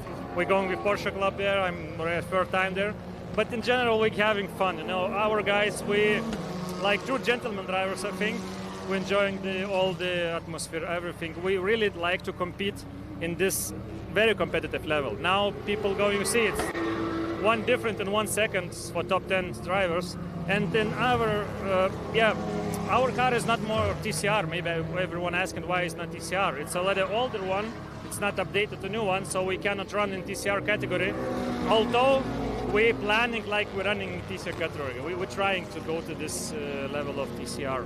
And it's good actually training for us to go in 24 hours or so we're planning. I think Rolando Sorokas, maybe they will go into Barcelona with GSR. So it's always all kilometer scouting, but main is fun. It's great weather, everything. It's organization. I think now when I can compare 5 years before and now, it's just another level. You can choose between Creventic and BATC. It's almost the same. So we need more spectators actually. Yeah, but more champagne, more girls, more fun, more party, grilling, something like that, like NASCAR. So next step. Yeah, that's next step. But yeah, good, nice words from you, and I think in the evening there should be a party, of course. But yeah, nice atmosphere as you said, and let's hope that the car will behave a little bit better than afterwards. So good luck and try to get to the finish. Thanks. So yeah, that was Rimvidas Savickas from Energizer Racing by Kraumann Motors. as he said, a little bit of technical, not a little bit, but shaft problems there, and he said that the newer parts aren't exactly what the older ones was, and right now we see the car is getting pushed back into the pit, so I assume they will try to fix it somehow, but right now it doesn't look pretty well, and let's hope that they can do that. And we will try to get to some other teams. So right now back to Thomas, and we'll be back in just a few minutes here in the pit lane. Thank you, Arturs. And meanwhile, lots of pit stops have happened. This car, number 21 LV Racing Audi, has been in the pits as well. Ivar Wallers got out of the car. Walter Zvedris got in, but the most important with this change is that they have now fallen behind number 115 Volkswagen once again, and I can't understand how they can be full one lap behind, because we saw how Wallers overtook that car and was in front of it.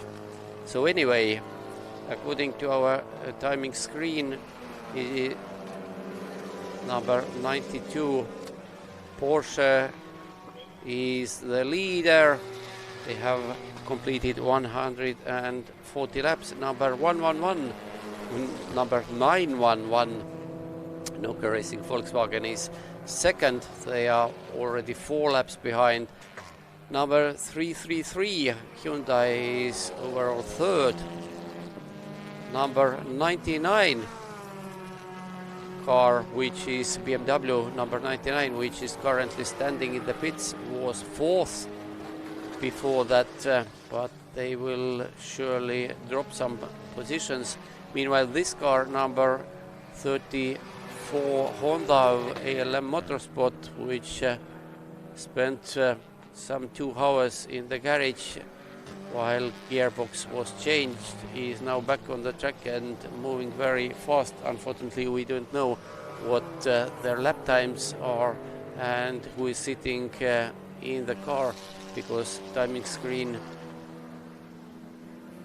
is not showing it. And now we have another interview from the pit lane. And we are here with Kestutis Stasionis from Nokia Racing Team, leading right now the TCR category. How are the first 3 hours for you? At the moment, it's okay. To drive, it was quite hard. I did 1 hour and 5 minutes stint, and it was really hot. So exhausting. We have to manage the tires from 20 minutes to into the stint. So, but yeah, at the moment it's okay. We have the pace. We have 3 good drivers, which managed to have a nice pace. So, fingers crossed. And what is it about the track this weekend that it's slippery? Everybody says it's more slippery, it's more demanding for the tires. Is it only the weather? I cannot tell, but it's really, if I compare it with the last year or even a few years before, it's really harder to drive. So maybe it's the dust, maybe something, maybe the constructions around, I cannot tell, but it's really slippery. And otherwise, the first 2-3 hours, did you have some fights on the track and for positions or some interesting moments? We have to, as we're one of the fastest cars, we have to overtake all the time. But yeah, it's always harder to overtake TCR because they are in a quite similar pace. But nothing that was really, really hard or really battling. So at the moment we are doing our pace and trying to do the best in the pits while driver change. And will you be driving the sprint races tomorrow as well, or just this endurance race? Yeah, if everything is okay with the car, I will do the sprint as well. Okay, so good luck today and then maybe also tomorrow. Yeah, thank you. So yeah, that was Kestutis Stasionis from Nokia Racing Team. As I said before, right now they are leading TCR class and are second overall, so doing a really great job right now in these first 3.5 hours. So let's hope for a clean race, and I think we can go back to Thomas, and we'll be back with pit lane action, I think, in half an hour or an hour, then when the driver changes will be happening again.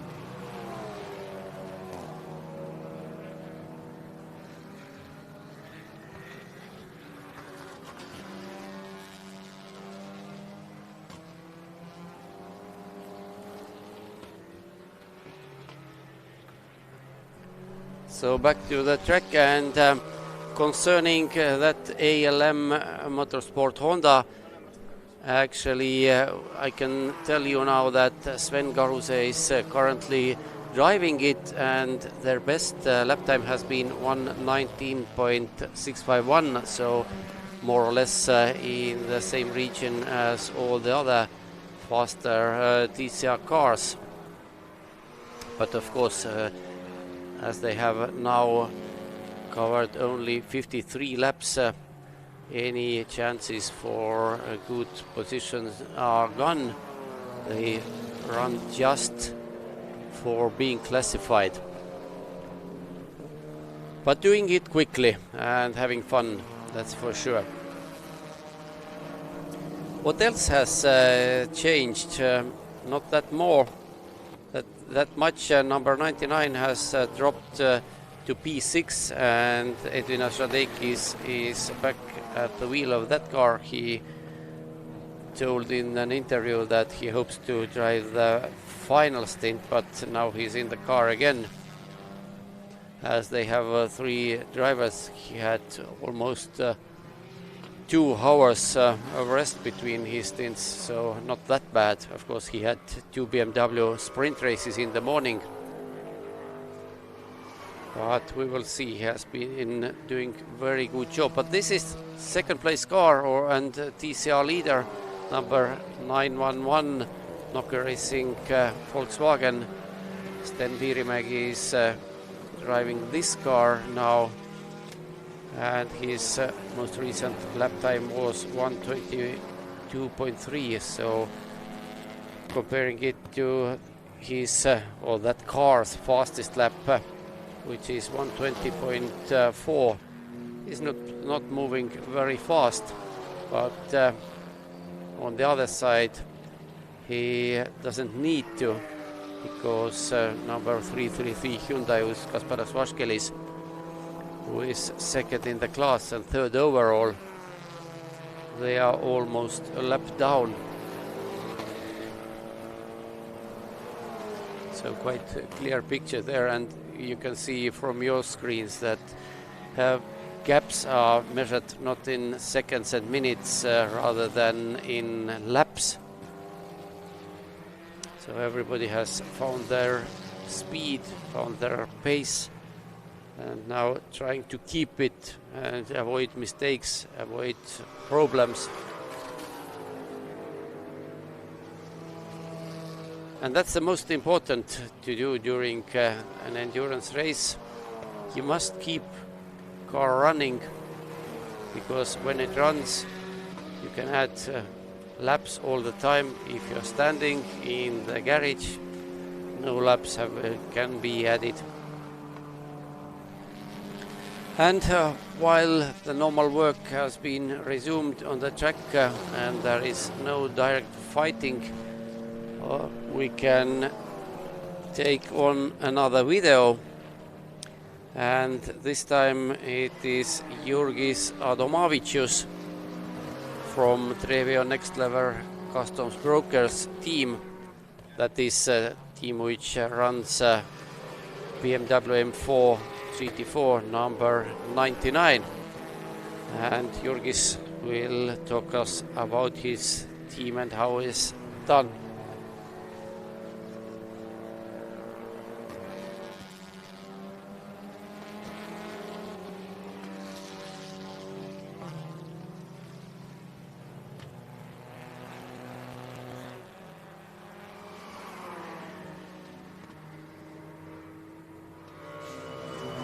I'm here with Jurgis Adomavicius, and we are talking a little bit about his or their team's BMW M4, right? Yeah, this is M4 GT4 class motor factor.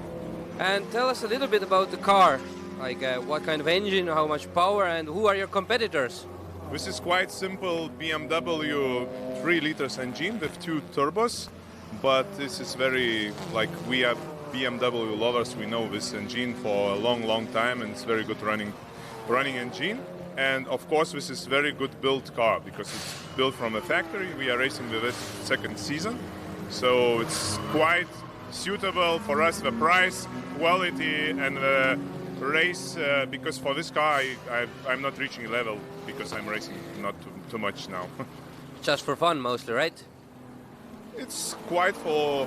I started for racing like for clients, like for business, because we would like to show our company to be most known company, and after that it's become my hobby, and I'm now racing I think 6-7 years. Wow. And like I ask you, who are your competitors during these races here? What kind of cars do they drive? Next box we have the Porsche. We have Porsche GT4. And I didn't check to have on the list more competitors in GT4 class, but of course we will race on the higher level on the all grid, of course, because we are racing with a car which is quite new. We hope, but it is an endurance car which will go to the end. And what is the main difference between a GT4 car and a GT3 car? Because most viewers, they might not know the exact details. So what makes a GT4 car different from the GT3 car, or vice versa? If we will talk about BMW, so the main difference is the price, because the GT3 car costs 2 times more than GT4. If we are talking about like gentleman driving car, I think that GT3, especially like Porsche, done so it's quite good car base for gentleman drivers. So I thought to bring this to have middle class in the race, and it's quite good price because I paid for this car 180,000 euros, and now we ordered the new type of GT4 next year. I hope that it will be everything is okay, and we will race with the new model. It will be G82, the next generation. But unfortunately, guys are still racing with the old 30 years cars, and I would like to offer them to come to GT4 and to try this car, and they will love it and they will keep it because it's like easy to service it, and it's quite good car to race, I think. Thank you very much. Thank you. Thank you.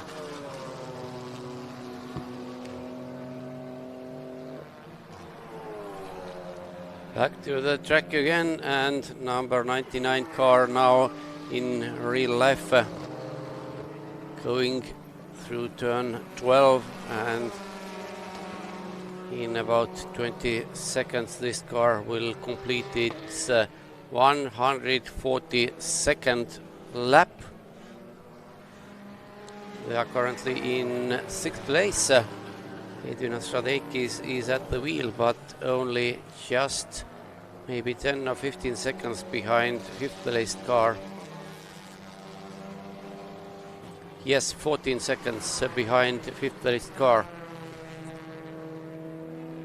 So good race for them, of course, leaders in their class GTM. And Edvinas Radekis, who was our guest about 1.5 hours ago, is now back in the car again.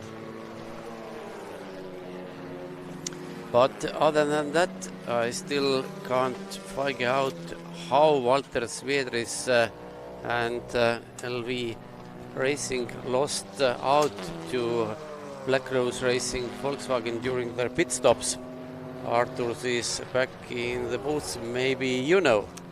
I was in the opposite side of the pits, where at the beginning where Nokia Racing is and Energizer Racing as well. So I wasn't there at LV Racing. I don't know what happened, but the next time I will go to the pits, I'll go by LV Racing and check what was there, because they. And how much are they behind right now? 1 lap. 36 seconds. 36 seconds. Yeah, it's refreshed now. So they were. Wallers overtook. Who was that? Halonen? No, Virtanen. It was Virtanen. Yeah. So we saw it and build up the gap, but now it's somehow turned onto the head. I didn't notice how it happened. Yeah, it's maybe some delay during the pit stop or whatever happened. I think that's an explanation, of course. Maybe some maintenance works, maybe something quick on the car, just checking, but about the interviews in the pit lanes, it was interesting to hear from Rimvidas Savickas, about the parts quality, that the older parts have a more higher quality. Yeah, but Volkswagen, as much as I know, is not producing TCR cars anymore, so they have, sorry to say, that have lost the interest perhaps.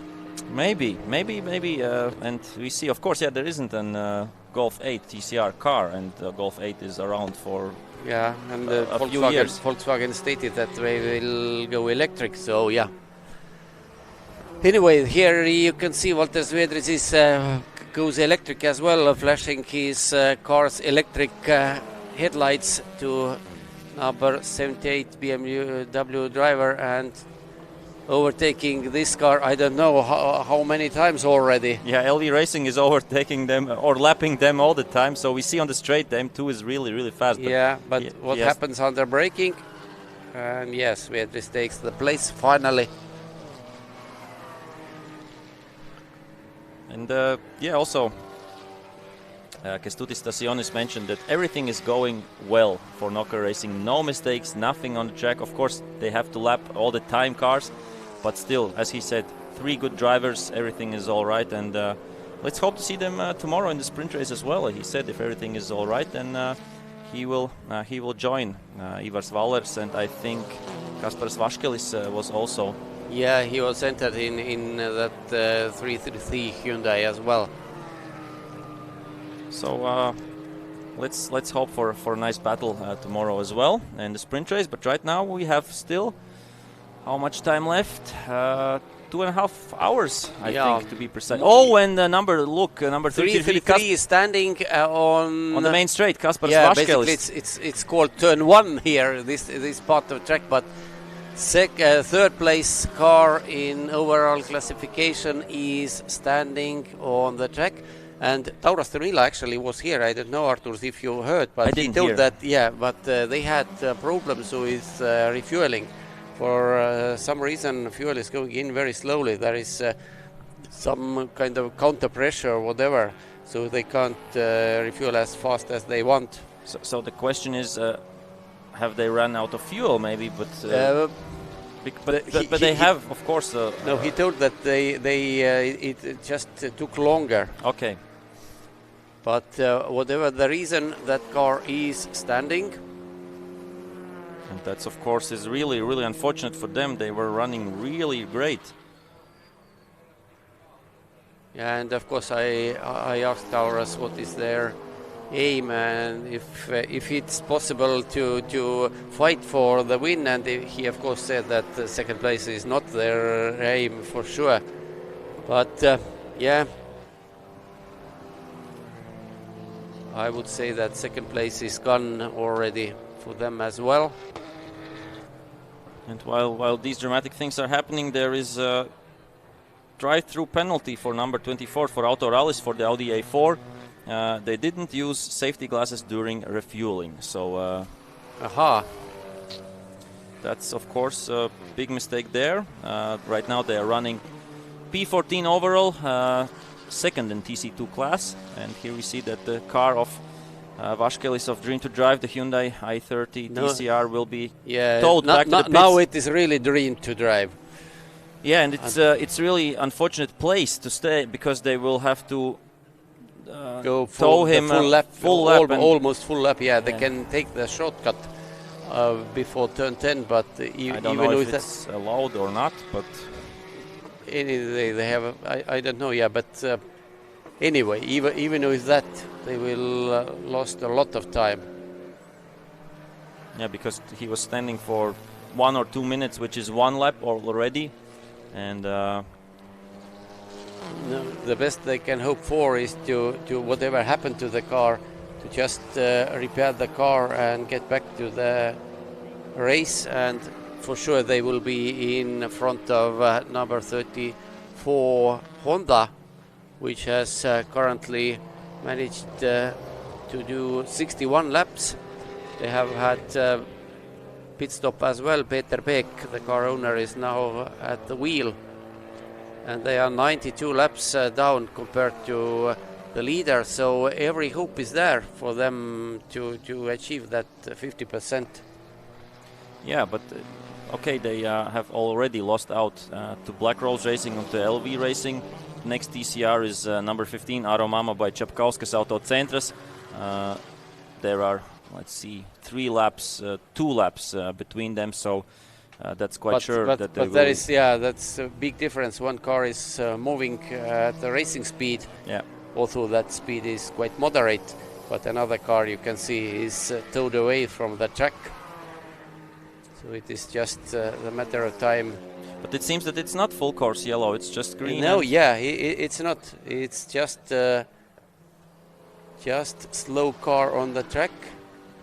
But my question is that I saw that number 92 Porsche was overtaking number 7 Porsche just as they were behind this flatbed. And if there was yellow flag, I'm not sure if that was.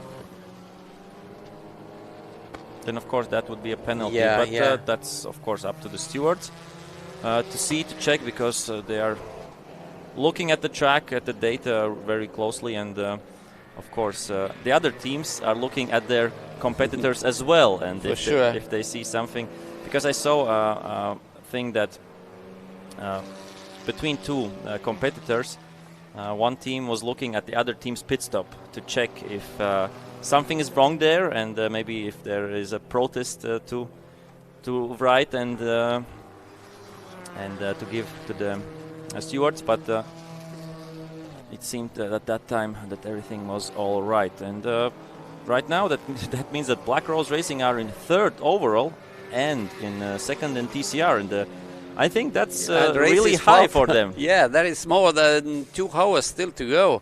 So there is time for everything to happen. Of course, yeah. And Zviedris, let's see how far he is from Holonen. Poor Vaskel is now only going to enter the pit lane. He was towed through the full course, no shortcuts. And we will see in just a few seconds the gap between Halonen and Zviedris. The previous lap by Halonen 126.2.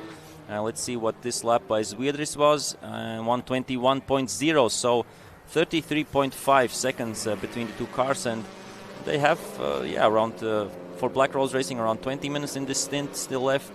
For LV Racing it's half an hour around. So it will be interesting to see the next lap by Black Rose Racing by Halonen, if it still be 126 or maybe it was unlucky with the tow car or something like that, because that's not the pace or the real pace also in endurance racing for TCR he should be much faster. 22s, 23s, something like that. It's the minimum. It's conservative pace even in this conditions, but 126 is it's not normal pace for sure. And here is Zviedris. Can he see? No, he can't, of course, see where the car in front, number 115 Black Rose Volkswagen is. Okay, right now Halonen 122.9 the previous lap, so that seems a better pace, but still 2 seconds slower than Zviedris. So, and we can compare sector times. Basically, Zviedris is faster half a second per sector. And right now the previous lap 121.3. So one and a half seconds per lap. Yeah, exactly. Something like that. And right now they have 30 seconds between them. So, but Halonen is doing a very good job, and taking into account that Black Rose Racing is second overall in championship classification. So now currently 3rd on track. It's they have been actually during the first race. They were 3rd in Riga. Yeah, of course they're doing a good job, and right now, if the speed difference will remain the same, then in around 20 laps, Zviedris could overtake Halonen. But I think Halonen will be in the pits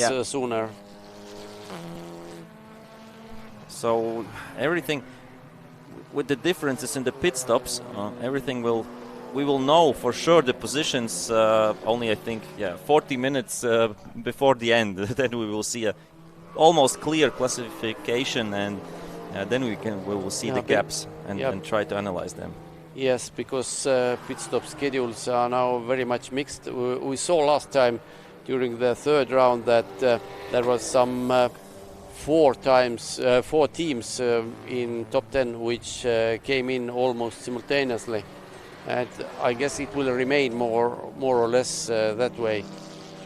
But talking about LV Racing, they have very little choice because having only 2 drivers, and it means a driver must have 60 minutes rest between 2 stints, and it dictates everything for them. And we see really flying also out on the track is Edvina Žadeikis, 121.5 the previous lap, and they are 5th overall right now, and 18 seconds behind Zviedris, but they're matching almost their lap time. So actually, during the last lap, Žadeikis was fastest man on the track. Yeah, faster than the Porsche 911 from Porsche GT3 Cup, so faster than. And Andrius Limas in the lead car. Maybe he lost some time with back markers last time around, but his lap time 1:22 it's not normal. He's basically just walking around. Yeah, it seems like that. But here we see also the number 99, Edvina Žadeikis, behind the wheel. Of course, the car operated by Dream to Drive, but the team is called Trevio Next Level Custom Brokers, so sponsors on this car, and that's of course how it's made possible for them to drive. And of course, not only Edvina Žadeikis in that team, but also Jurgis Adomavičius and Darius Gaidilonis. And currently 5th overall. Their pace has not been that good. Basically, this car has more or less the pace of TCRs, also being completely different conception, rear-wheel drive GT car. Yeah, we have seen we have entry-level GT car, I would say. Yeah, it's a GT4 car. It's the same as the Cayman GT4, the number 4, and their best lap has been 1:22.7. So it seems that the pace is quite similar, but of course these GT4 cars consume more fuel, and so the refueling is longer for them, and that's why the TCR cars are perfectly balanced and meant for endurance racing, because they have 2-liter turbo engines, most of the cars, and producing 350, I think, horsepower. So the speed is there, and also the cars are really good handling on the track and with really good grip. And now there is number 34, actually all cars, all 18 cars, all 19 cars, even Rela Racing, which didn't start, are back on our timing screen, so we can tell you that number 34 Honda, ELM Motorsport Honda, has completed 61 laps, the best one of them being 1:19.6, so they had really good pace. Only Zviedris has been faster in TCRs. So it's a shame they lost so much time with gearbox worries. Yeah, and they have completed 61, but the leaders have completed 160, so a really big difference, and it's not 50% of the leaders. It's not now 50%, but taking into account there is still 2 hours and 15 minutes to go, I'm almost sure they will achieve that 50%. Yeah, of course, that's quite possible. And here we see a lot of cars in this stretch of the track, the last 2 corners before the main straight. But let's take another video, and we have talked so many times about Black Rose Racing Finnish team, which is currently second in overall classification of the championship, and let's look what they are going to tell us. So we are here in the Black Rose Racing pit and with Toni Virtanen. And now we're going to ask a few questions in Finnish about why he's racing here. Toni, miksi ajattaa jos Virosta ja Balticumia, mitte Suomesta?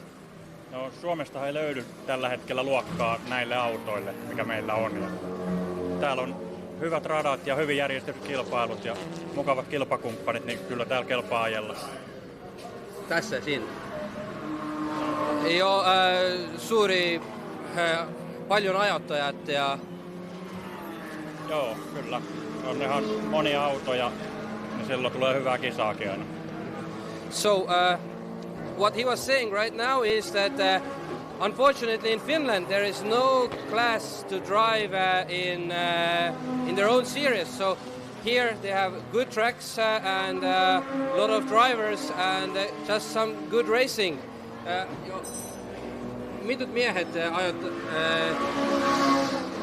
Paljon miehet on sinun tiimin täällä ajattajat?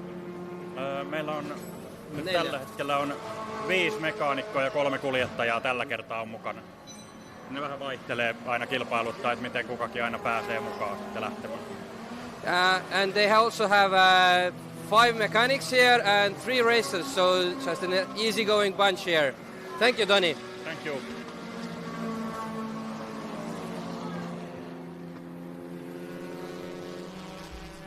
And back to the track. Number 99 car has been caught on the track by cameras.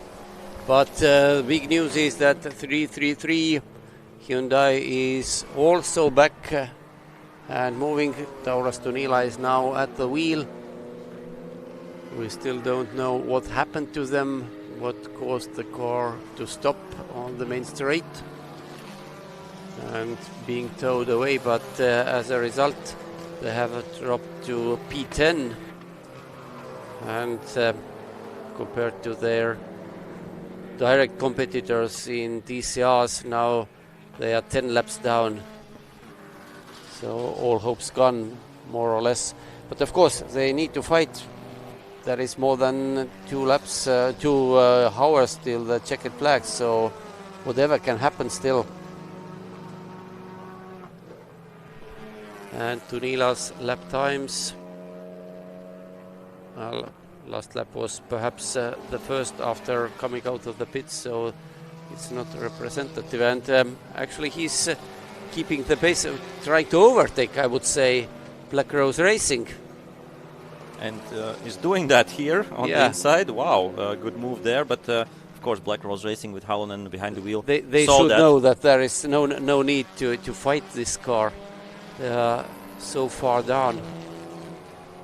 And it's right now 25 seconds between Halonen and Zviedris, so between Black Rose Racing and LV Racing. And right now the lap time 1:21.9, so it seems everything is all right with the Hyundai from Dream to Drive. Yeah, maybe it was fuel. It may be. Also, Tauras told that fuel went in. It just took more time. But it's a shame for sure.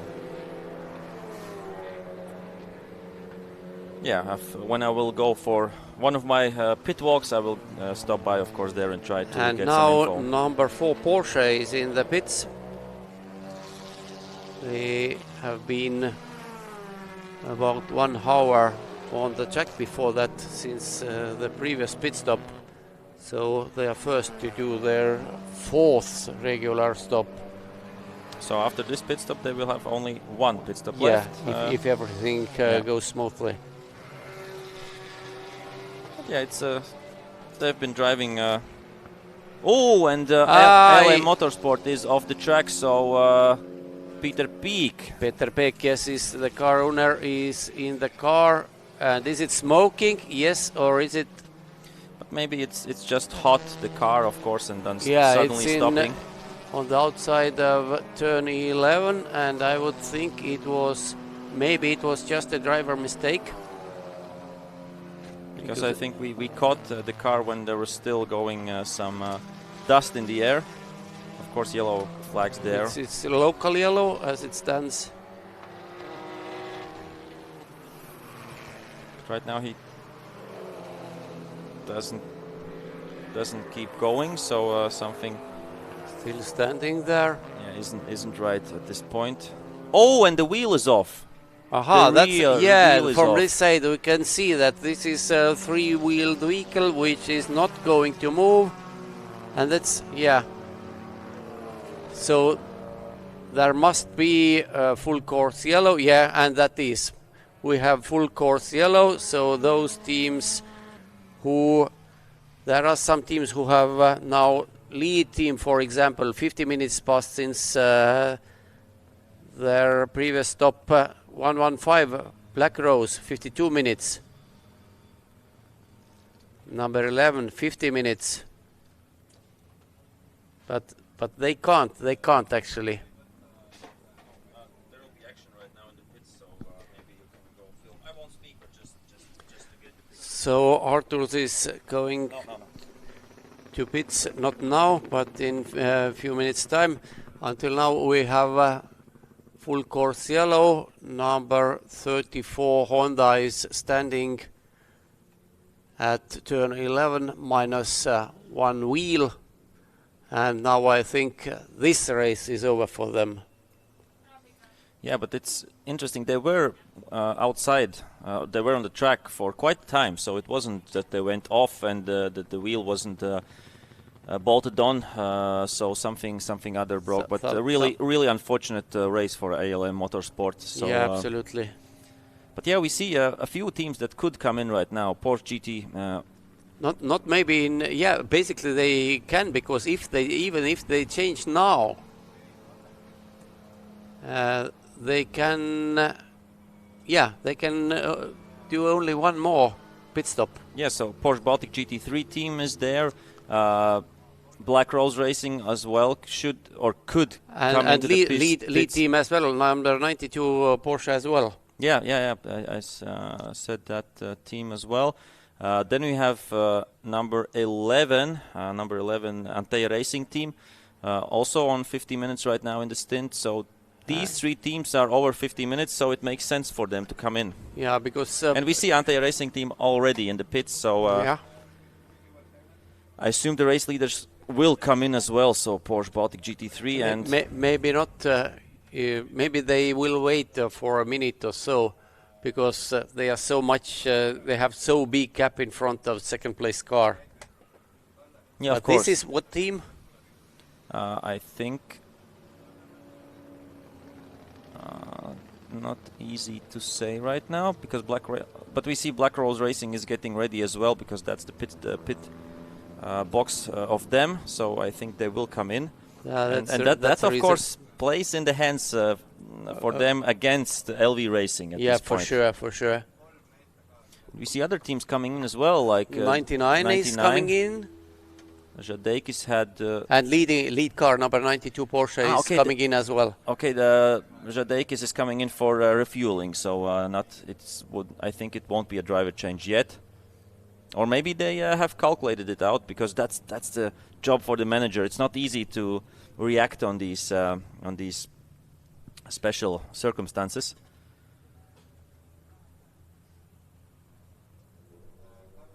But I suspect this full course yellow will be not very long.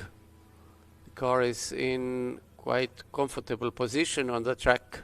But without a wheel, it's a little bit harder to get the car off on the flatbed. That's true from our side. Anyway, we will see. Maybe somebody reaches that.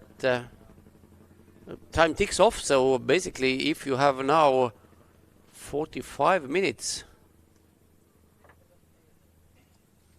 Yeah, I think it will make sense when you can. But a lot of teams are coming in for refueling, for driver changes. That makes sense. That makes sense.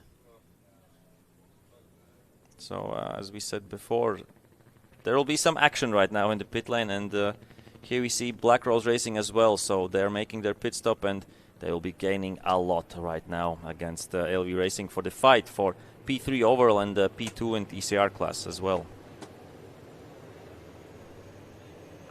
And in the case you hear this noise, it was a plane flying over us.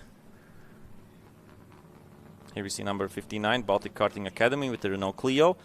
right now. And they are moving towards class win. They are firmly in their lead in their class because number 20 Peugeot is standing in the pits.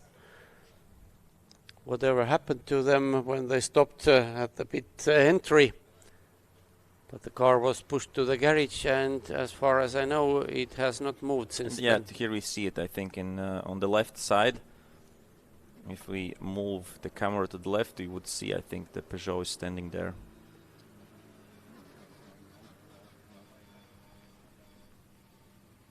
So what is dripping? Is it from this BMW? Is it the radiator in the front?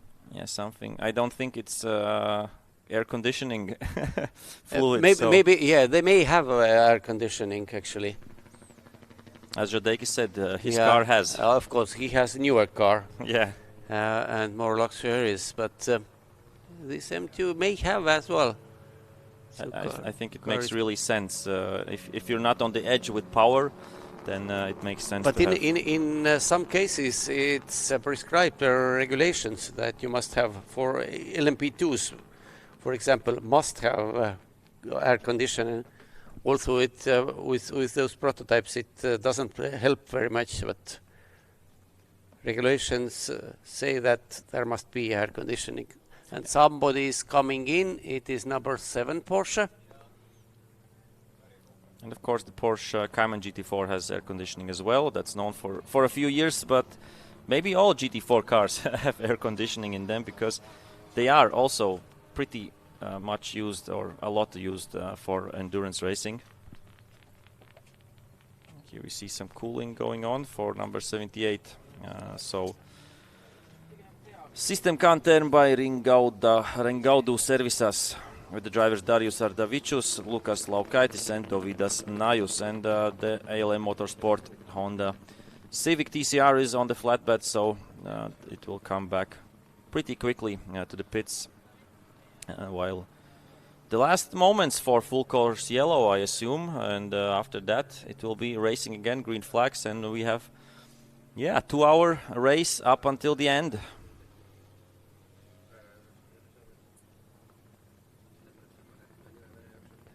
Interestingly, Piirimägi and Zviedris in 911 and 21 respectively have almost exactly the same stint time.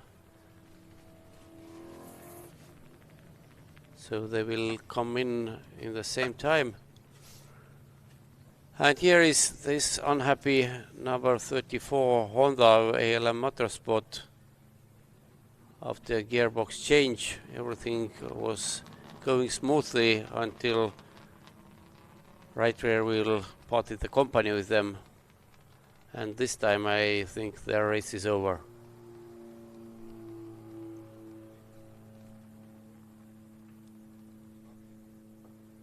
Yeah, and right now we see that, of course, Walter Zviedris with LV Racing have gone past Black Rose Racing and Kinnunen. But that's because, of course, Black Rose Racing made their pit stop, and Zviedris is right now P3 overall and P2 in TCR class. But that will change, of course, after the pit stop. And I think then when the pit stop will be happening, I will go and check with LV Racing what was the reason why they fell behind Black Rose Racing again. And as it stands now, it's very, very difficult to see how LV Racing can beat Black Rose. Because Zviedris must drive at least... Actually,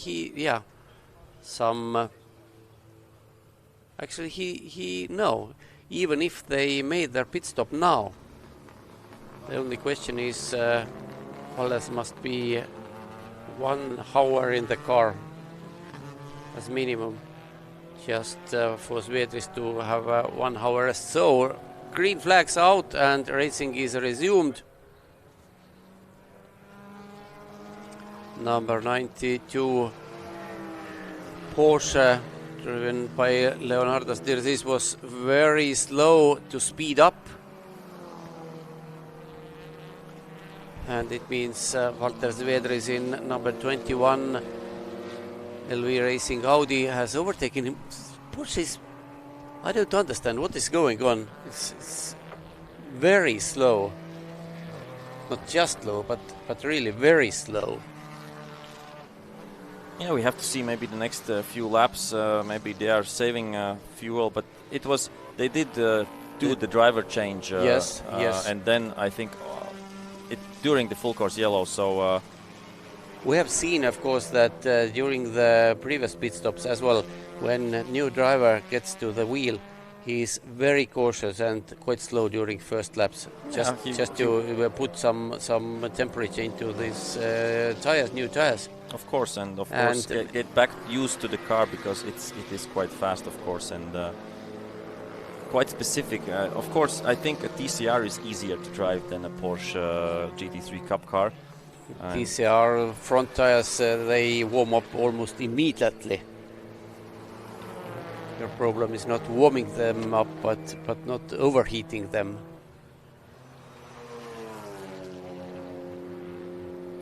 And that is it, and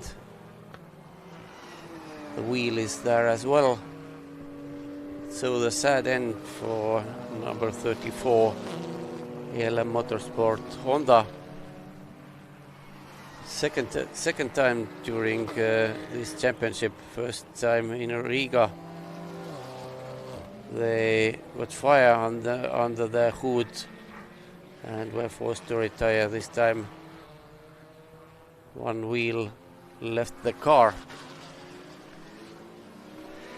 Anyway, with last, or not last, but penultimate pit stop round looming, I assume it's now a good time to to show you another video, and this time it is a Dream to Drive, and not showing just real racing, but also sim racing.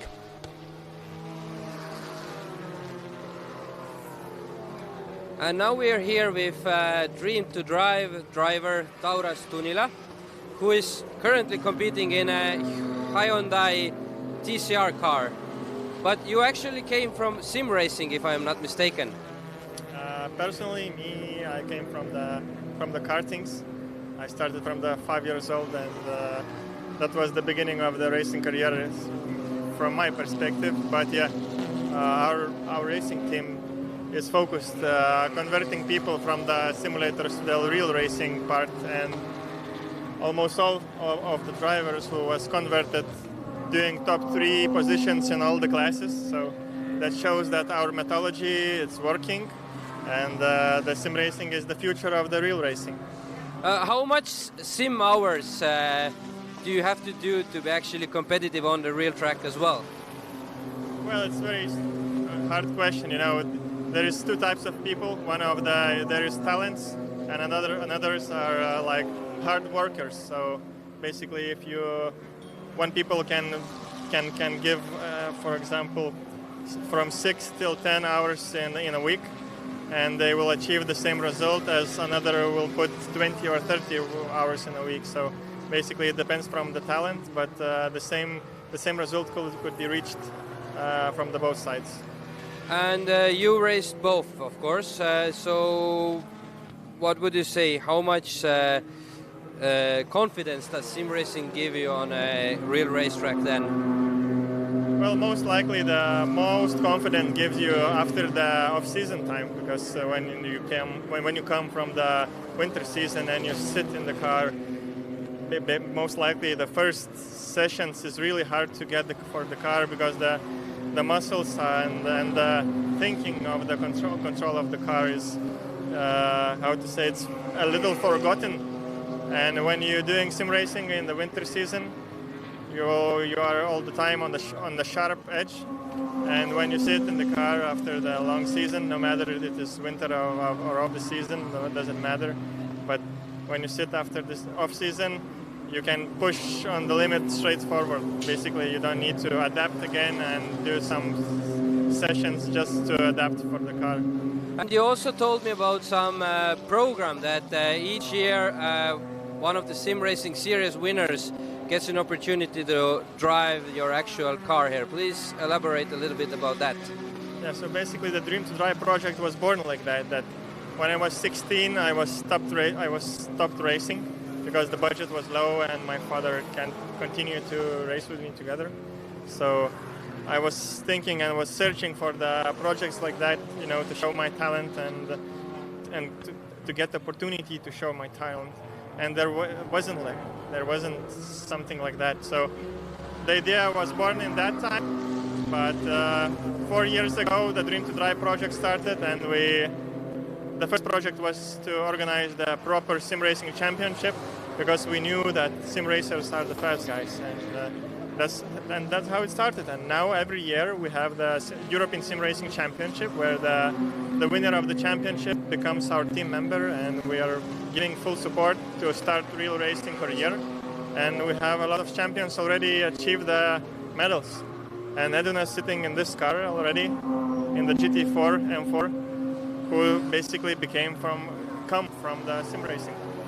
And okay, what kind of simulator do you have to use, or where should the kids now start practicing?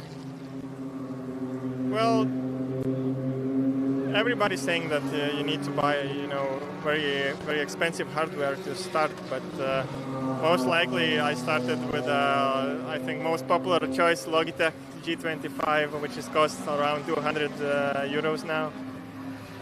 So you don't need to take a lot of money to sim on the hardware and start with. So basically start with a simple hardware, and step after step you will know that what you need. Basically everything starting from the pedals, professional pedals, because the speed is from the brake. That sounds strange, yeah? That is true. I know that by my own experience as well. But I mean, do you drive in Assetto Corsa or R-Factor, or which kind of sim does the young person now has to look for? What is the best game, not the game, but simulator to use? I will not be the guy who will say, you know, which is the best, but every software has its own advantages and disadvantages.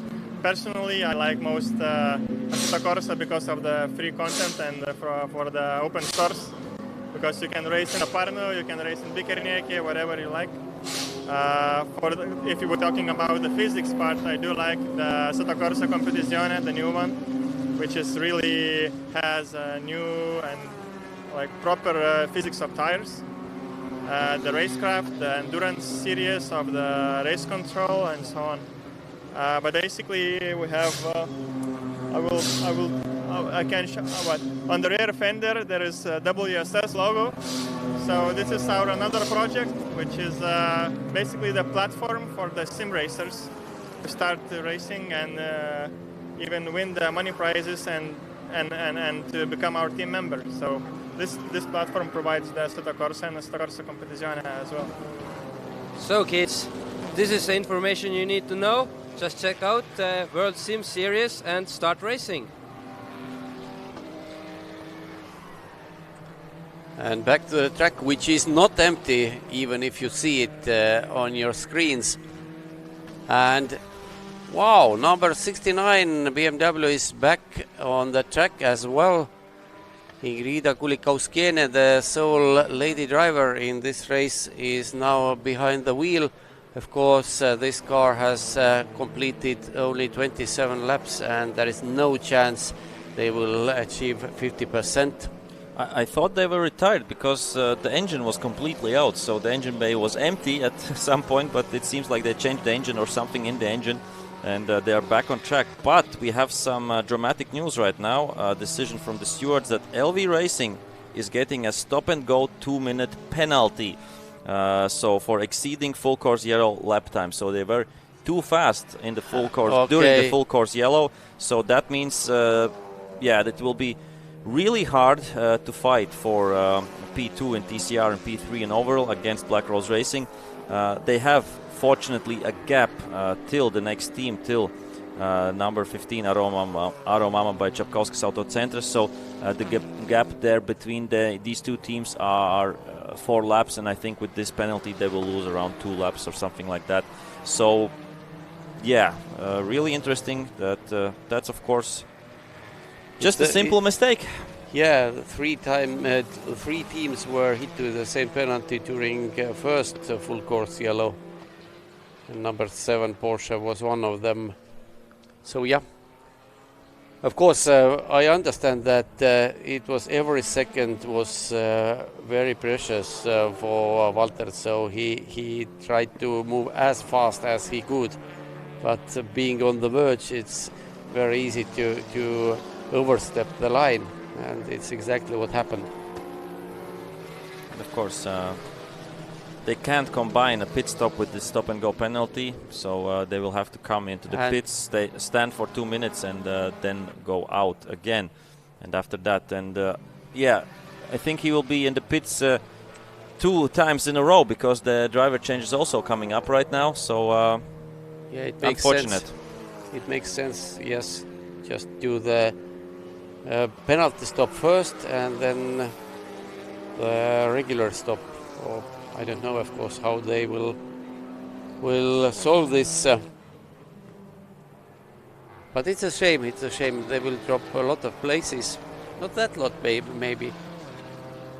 I think 2 places. Two places in overall, yes. To number 115 Volkswagen and 99 BMW. And Zviedris is coming in. Zviedris is coming in. We will see if it's stop and go penalty, or is it just a regular pit stop. And here we see both GT4 cars right now at the same time on the track, the Cayman GTR and the M4 GT4s. But yeah, they are now separated by full 8 laps on the track. BMW has been so much faster. I haven't seen that any problems with that Porsche. Simply the difference in speed. Yeah, I think the difference is in speed and in driving. Not so experienced drivers, maybe in the number 4 Porsche, Tautvydas Rudokas. Of course, we have heard Andrius Bagdanovic and Eduardas Klepikas. So, and right now here we see number 99. This 78 BMW, who is first in this group, it's seriously fast down the straights. Because it's not so easy for... And here is Zviedris standing his 2-minute stop and go. And of course that has to be rightly timed, not to be 1 minute 59 or something like that. But yeah, this is... Of course, the number 99, the Dream to Drive car, is out front a lot of laps. If we see, so 169 and 6 laps ahead. But on the straights, 78 BMW M2 is quite fast. So it's not easy to overtake it, and also it's not easy to lap it. So that's a challenge, of course, right now for the number 99 Trevijo Next Level Custom Brokers with Jurgis Domavicius behind the wheel. So there are 3 drivers in the team. That means 2 stints for everybody, and I think Žadeikis has done his 2 stints already. So it's the holiday are starting for him. Can start to enjoy the evening. And of course, we will see him later back on the podium in the 325 Cup. And of course, let's see, maybe also in the endurance race. Zviedris is moving once ago. And a mistake there by 78. The driver is Ardavicius, and going quite wide, but keeping it somehow together. And but yeah, that made it easier for Domavicius to overtake. And not only for him, there were several other cars. And it seems that the number 96 or which 69. That orange BMW is driving slow again. Very, very slowly again. Actually, their last lap time was 1:37. So it seems not much faster this time. And they're stopping on the just track. at the pit entry. Just at the pit entry, whatever happened.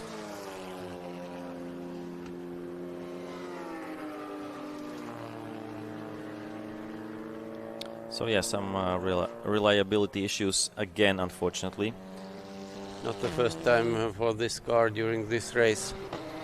So they are out of classification anyway, having done only 30 laps until now, with just 1 hour and 43 minutes to go. So it was anyway more like a test drive for them, not a serious competition anymore. But what is happening in front? Not much actually. Zviedris has shown lap time of 5:28. That's with the stop and go penalty. Yeah, but it should have been 2 minutes standing, not 4 minutes. Of course, entering and especially exiting pits is quite time-consuming here at Parnu. Yeah, it's a long pit lane. But Zviedris is now back and is going to come in again. He should actually. Yeah, 1 minute, 1 hour and okay, we see.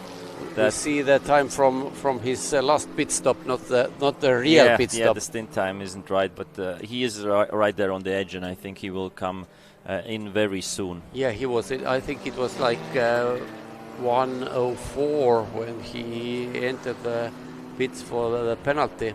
Yeah, so I assume he should come in. Because the maximum is 1 hour and 10 minutes yes. for one stint. But he keeps driving, so interesting. Maybe they calculated that he can do one more lap. But looking at the clock, there is no sense actually. So yeah, I don't remember precisely what the stint time was before he came in, but I assume the team is professional enough and they have everything right with the counting. And number 69 is towed back to the pit lane, which means for them this race should be over as well. Not the first car. Number 34 and yes, Ivar Vallers is waiting on the pit lane, so Zviedris will come in this time, and hopefully LV Racing has calculated the time correctly. Otherwise, they can get another penalty. Okay, and now we'll go to the pits and talk with Walters. We have a few questions, and let's see if he has the answers for us. Yeah, and I think number 911 will come into the pits as well.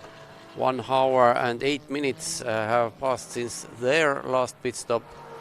Sten Birimäki has been at the wheel since that time, and Zviedris enters the pits.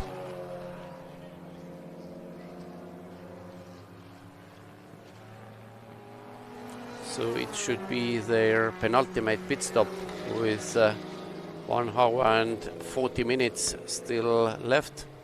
So Ivar Vallers, who is taking over the car, must drive it for the next hour,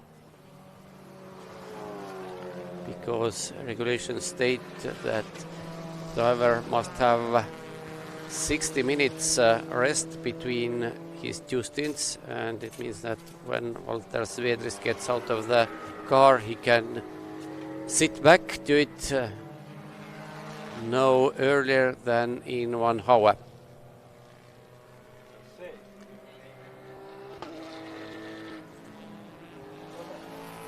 Meanwhile, race is going on, and 911 Volkswagen, the leader in DCR class, is in the pits as well. And here Wallers is now at the wheel of that Audi RS3 DCR.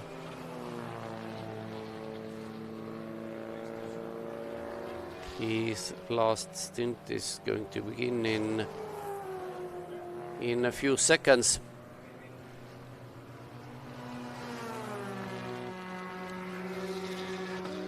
And here he goes.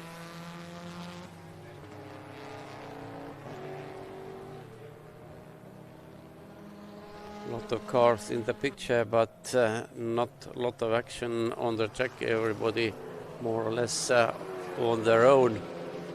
Looking at the gaps, they are mostly in laps, not in minutes, but there is one exception, namely number 333 Hyundai, driven now by Tauras Tunila, is closing in to 8th place BMW number 78, and it would be interesting to see how this TCR Hyundai is going to overtake that very fast BMW.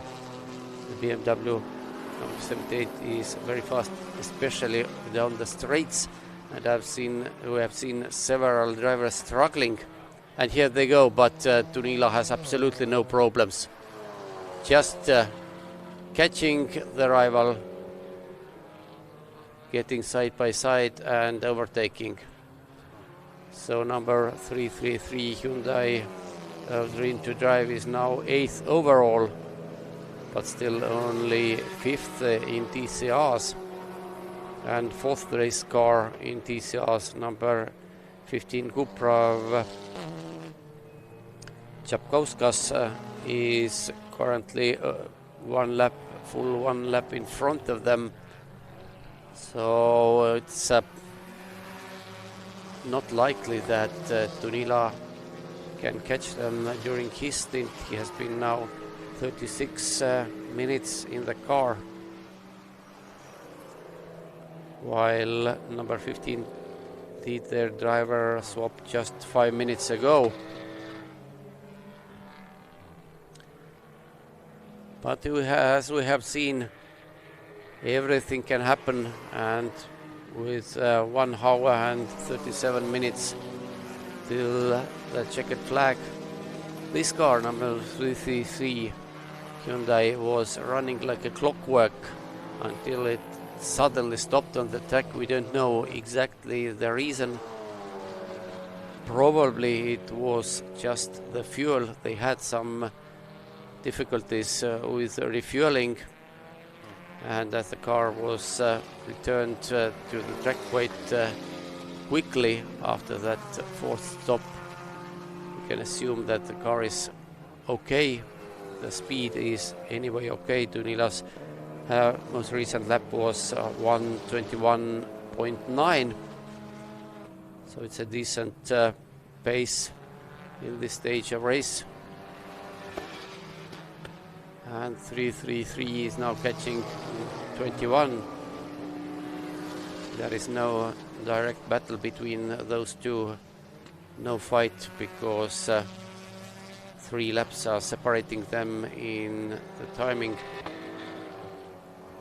3 laps more have number 21 has completed 3 laps more than number 333.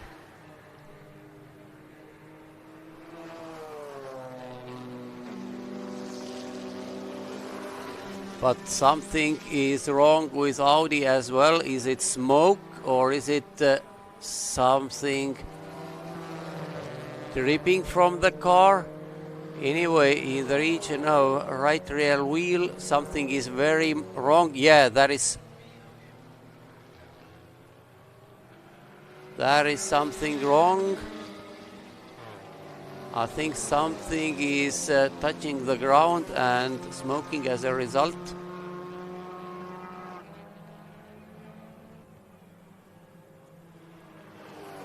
Ooh. In turns it seems to be much worse. Yeah, something we can see from that picture that something has worked it loose and is hitting the ground. But what exactly is it? It's very difficult to say from this camera picture. But Wallers has decent pace.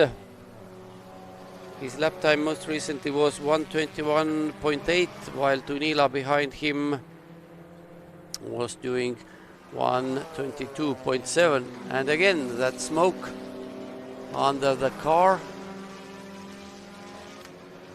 Whatever part it is, but it is causing that smoke appear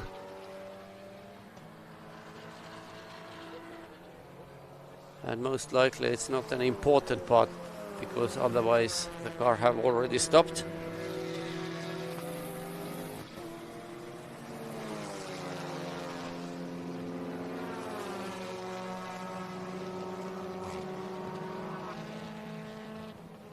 So if we look to top cars, then number 92 have had no big problems. At least we haven't seen them.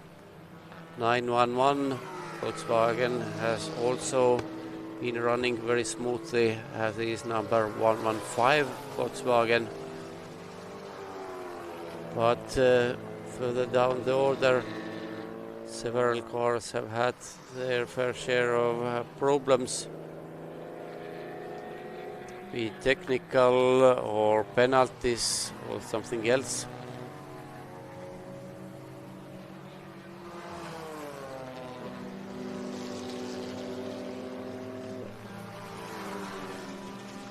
And yes, it seems that maybe Taurus Tunila in that Hyundai is going to close in the gap to Ivars Vallers, catch the rival and maybe overtake him. It has not happened. Quite the opposite. Vallers is doing 121s. Tunila has been a little bit slower also in 121s, but still losing about half a second per lap. And number 24 Audi is also very slow through turn 9. This was the car which was the first full course yellow, but returned to the track after repairs, and now they are still 14th, or last car which is still moving on the track, because 4 cars, number 20 Peugeot, number 95 Volkswagen, number 34 Honda and number 69 BMW are probably retired.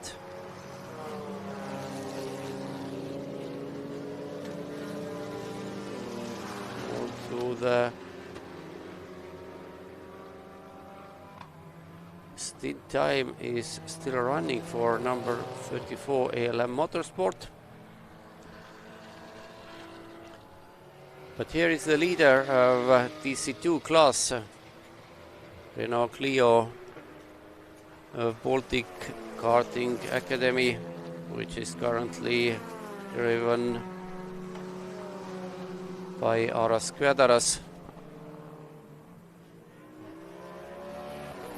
It has been quite a trouble-free race. We haven't at least seen some unexpected events with them. Maybe not the fastest car, but it's running steadily, and basically 3 out of 3 cars in that class is the only one which has avoided problems.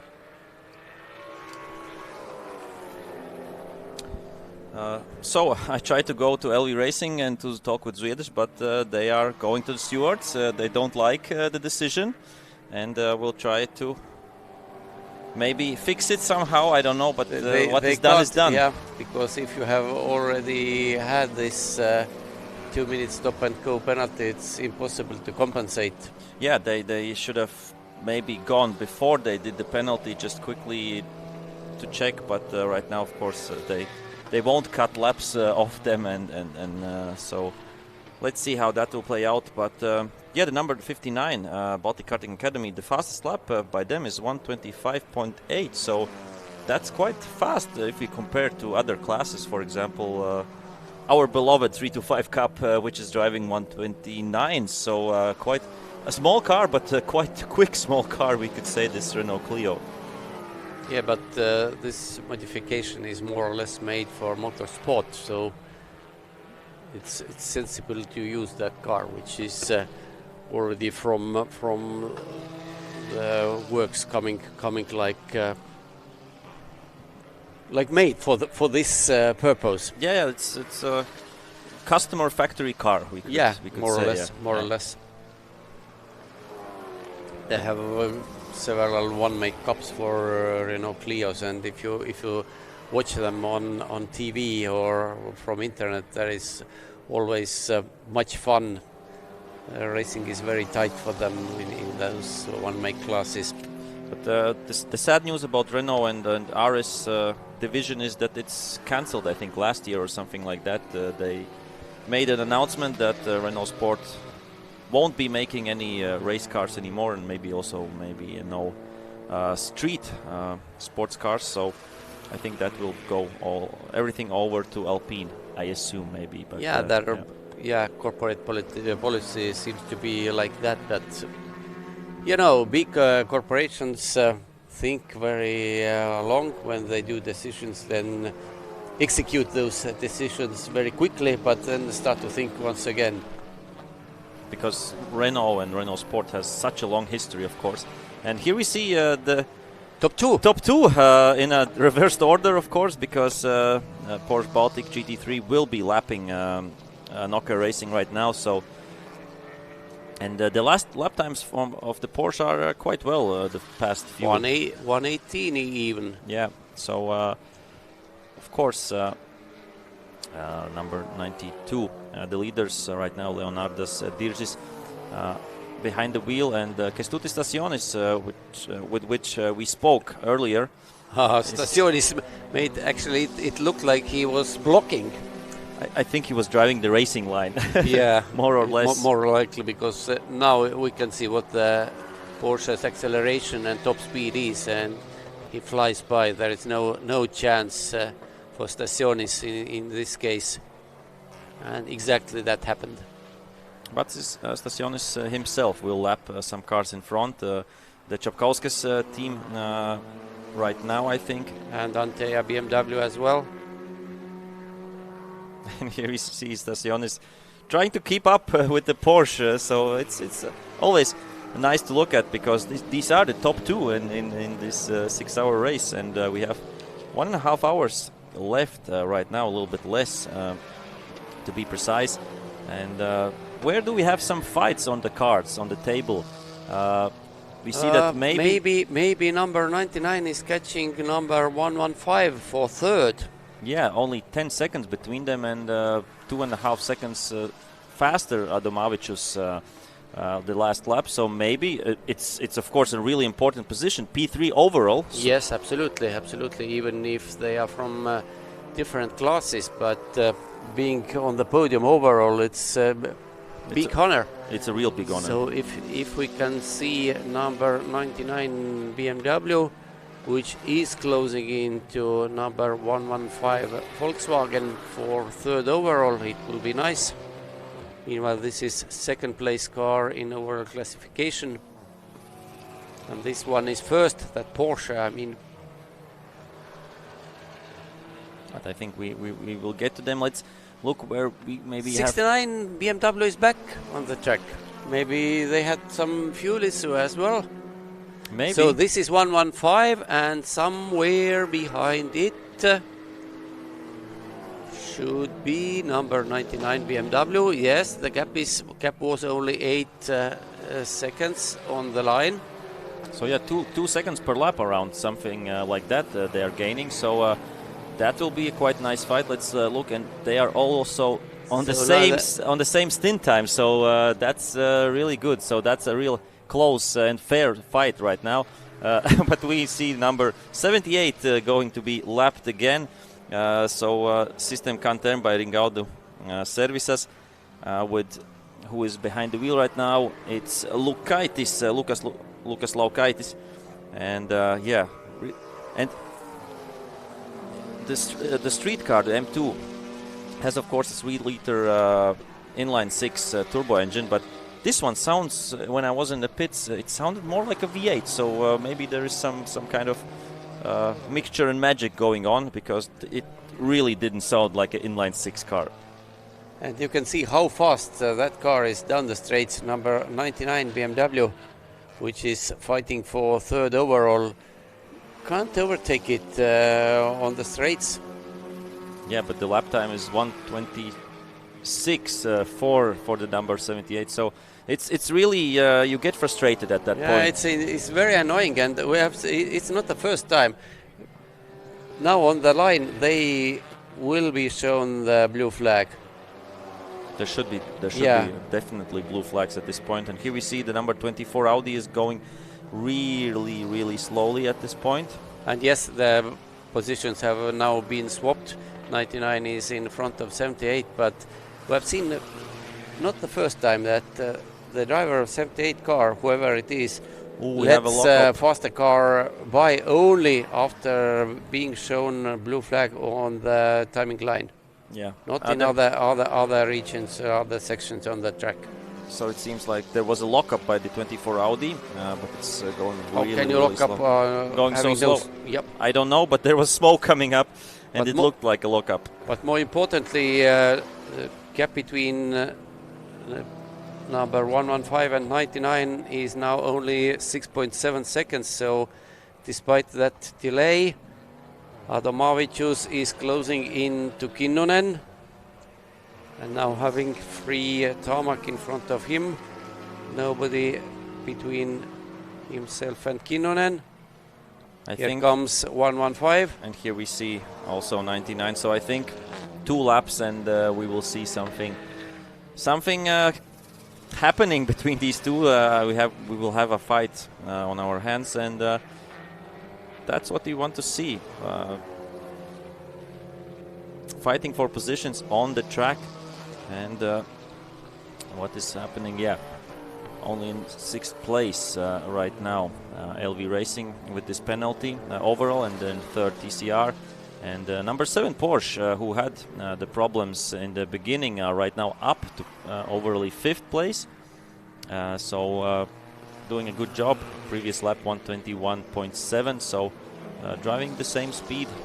But lead car, Leonardo Sdirdzis in it is lapping the track under 120s almost constantly. So it's quite good pace in this stage of competition. He has absolutely no need to push. Yeah, they have 6 laps, 6-lap gap against Nokia Racing, against Stasionis at this point. And now it's becoming serious. There is that slower number 11 Antea BMW between 115 and 99, and again it's not giving way. Yeah, Adomavicius had to work for this overtake. Yeah, and there is the slowest car perhaps, or maybe not at the moment. Number 69 was in front of them as well. So Adomavicius must wait a little bit with that, with improving his position. And of course, we have to calculate that thing in that the BMW needs more fuel, so it will be standing longer maybe in the pits, and of course it depends which driver will drive the last stint. Okay, in the BMW we know that will be Darius Gaidulonis. On the TCR of Black Rose Racing, I think right now we see is Kinnunen. I think it will be Virtanen, because Halonen was the previous driver. So now here is direct fight for the lowest podium position, very important one.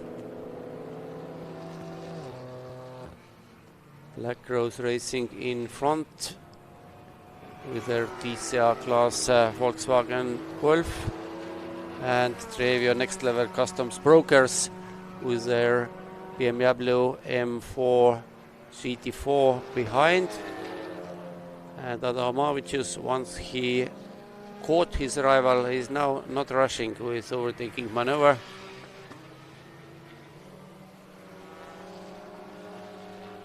And Kinnunen is keeping his racing line.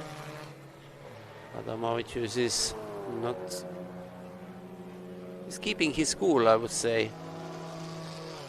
Now here is a good place, maybe.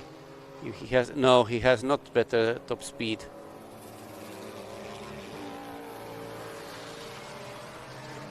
But I would say that Adomavicius until now has done exactly the right thing. Not forcing the issue, just he probably knows already where he is faster than his rival in front. maybe here under braking into turn 11. No, not here.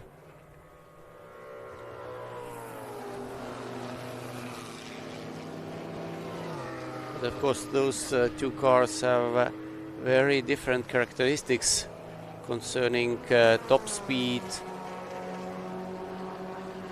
weight distribution, how they behave in turns and so on and so on. So it may not be so easy to fight between each other. Another backmarker, number 77 diesel Volkswagen in front of them. But the order stays as it was. Kinnunen goes a little bit wide through turn 3, but nothing critical yet.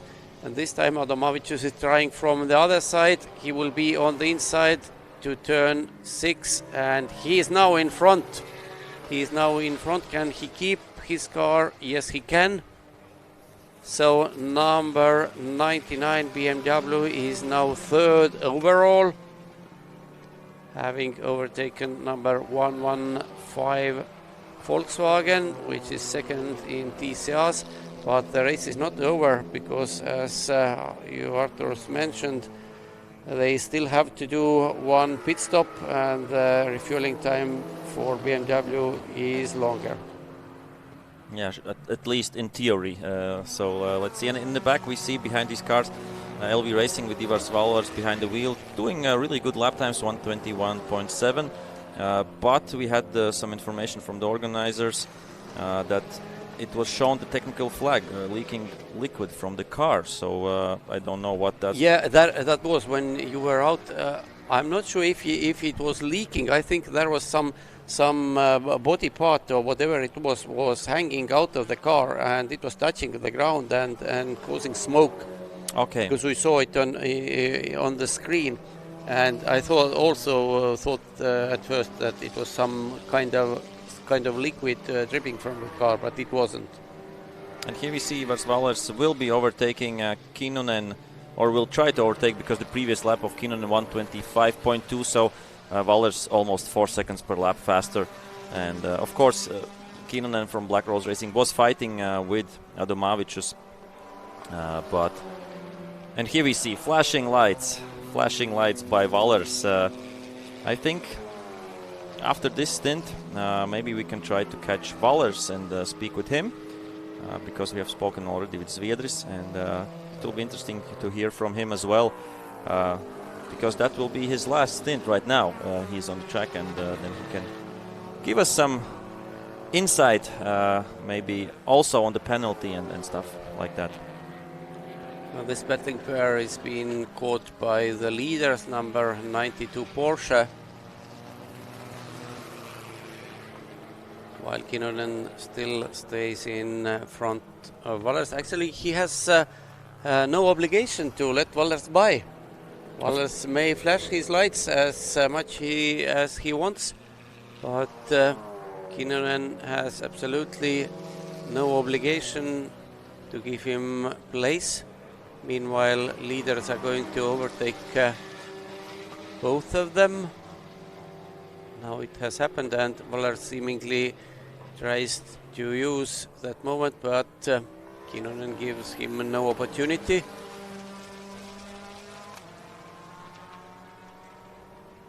Kinnunen must keep his speed, not so much trying to battle with Valvers, because that lost seconds may be very crucial toward the end of the race. And now Valvers goes for overtaking into turn 11. Can he keep it together? Yes, he can, is the answer. Because it was just overtaking, no change of positions. And looking from the Valvers viewpoint, what is in front of him,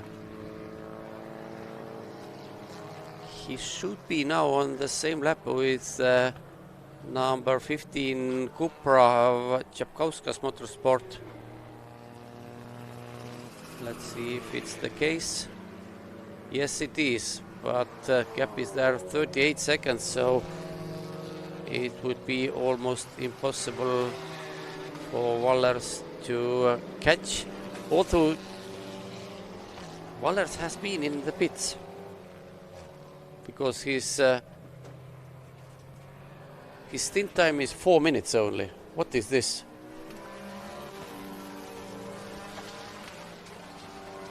It seems like a glitch in the system because he is much longer out.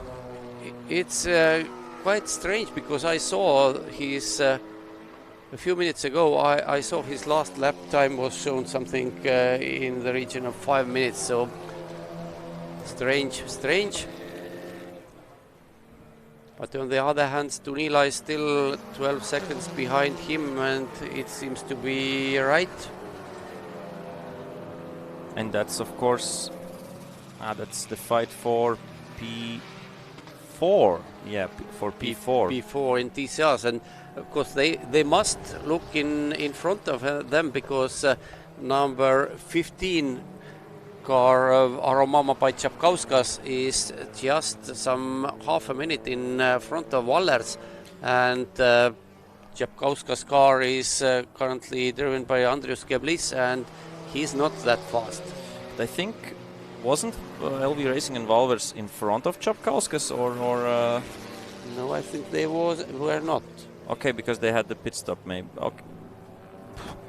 Because I think they were in P3 in TCRs, but maybe I'm mistaken something there. Either way, right now there is, or maybe there will be a fight for P3 in TCR class. So between even maybe between 3 cars. Yeah, exactly.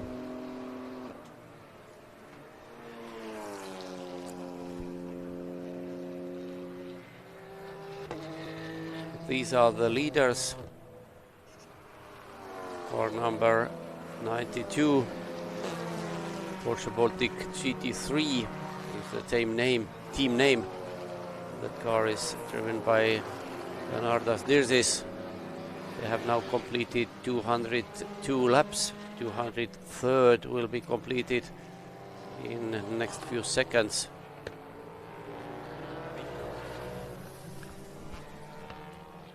And while the race is still on, we can show you the next video. And this time with Noka Racing, where Sten Piirimäki talks how the driver change and pit stop are executed.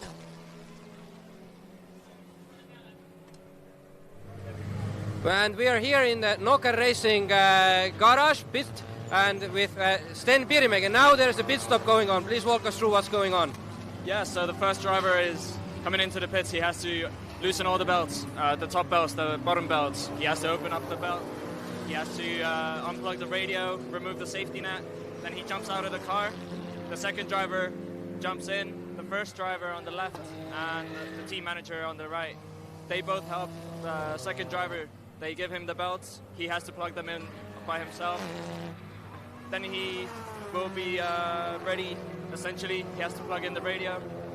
The team manager and the bus driver, they tighten the belts, and then by that time, the second driver is ready. He's now waiting for the rest of the mechanics. If it were a real pit stop, so they would be changing tires, refueling, all of that. And now he is ready to go on the track and maximum attack. That's good. Put the safety net back on, and now already they also check the tire pressures, right? Yes, so whenever we have a pit stop during the practice sessions, we always go through the tire pressures. We check if there's anything wrong with the car, if there's any slight damage or anything. And how long does it usually take for this kind of a pit stop to happen? It's very quick, to be fair, given that we don't have this high technology that you would have in Formula 1, but it takes roughly under a minute. And refueling? Refueling, it really depends, but approximately half a minute, 40 seconds. Wow, that's quite fast. And thank you again, Sten. Thank you. We'll see you soon. And here we go again. Number 911 on their way to second overall and class win among TCR cars. This car has really run like a clockwork. All drivers quite evenly matched, and they have had no technical glitches until now. Of course, still more than 1 hour and 8 minutes till the checkered flag. It's long enough time to hit some trouble. You saw that Kęstutis Stasionis, I think, in the second to last corner did cut a little bit the track, and there was some dust in the air. Yeah. I thought at the beginning that maybe it's going off somewhere, but no, he was going in the corner over the apex. So yeah, that's quite okay, and everything all right there. And right now, interesting. Valers and Tunila, so LV Racing and Dream to Drive. The previous lap was only a difference of 1/100 of a second. So yeah, but Valers is constantly a little bit faster than Tunila, and that's quite interesting. So yeah, talking about what pace he has. Or what pace he had, and right now what pace he has. Exactly. Ivars Valers is really getting there, and they are both catching car number 15, and that is a live battle for third in TCRs. Yeah, of course we know Andrius Kebel is driving also in BTC 2 class, I think, with the white Honda Civic. I don't know if he was driving today. Car was here. I think he will. No, he wasn't. I think maybe he will be on the track tomorrow during the 2-hour race. But the car was here. Yeah, I saw the car, and but somehow maybe they ran in some technical issues, or that could be. So Tunila went wide into turn 1, turn 3. It is according to the official track map. I know which is corner 1, but which is corner 2? I don't. Corner 2 is a little flick to the right, just before turn 3. You go through it, even not noticing it. Okay. And exactly the same is with corner 13, which is just before corner 14. You go just straight through it, and you don't notice it. And I understood. On to the left. Yeah. Okay. So, it's sideways action. They're trying to lap the car number, which is that 77 Volkswagen. 77 Volkswagen, yeah, and that was some really sideways action there by Tunila. Tunila kept his foot planted on the accelerator and avoided the contact. I assume that the team has told him that it's fight on for P3. Tunila is coming into the pits. And that will be almost maximum stint time for the next driver, whoever it is. Yeah, and Tunila himself was on the edge because 1 hour and 8 minutes. Because of course they were actually Tunila changed in after that stop. When the car stopped on the deck, so they probably figured out that they can do it with only one driver change, although it's really very much on the edge. Yeah, really on the edge, but they saved one pit stop, and it was worth of it for sure. Maybe I think we saw from this moment that Tunila's tires were probably completely gone already. Yeah, really sliding there on the track, and it was lucky not to miss the yellow Volkswagen, because it was quite close, just centimeters away. So that was a lucky miss there, just before the pit stop. So I think we will have an interesting last hour. But I hope so. Now timing screen shows that Valers is in front of Keblis. How come? So that's what I thought, because when you said maybe there was some glitch in the timing system, and one lap was lost. Yeah, you said that you saw that it was one lap, very long lap. So it seemed that maybe there was some kind of mistake, and I thought that Valers and LV Racing were in P3 in TCR class still. So yeah, now they are quite firmly in third.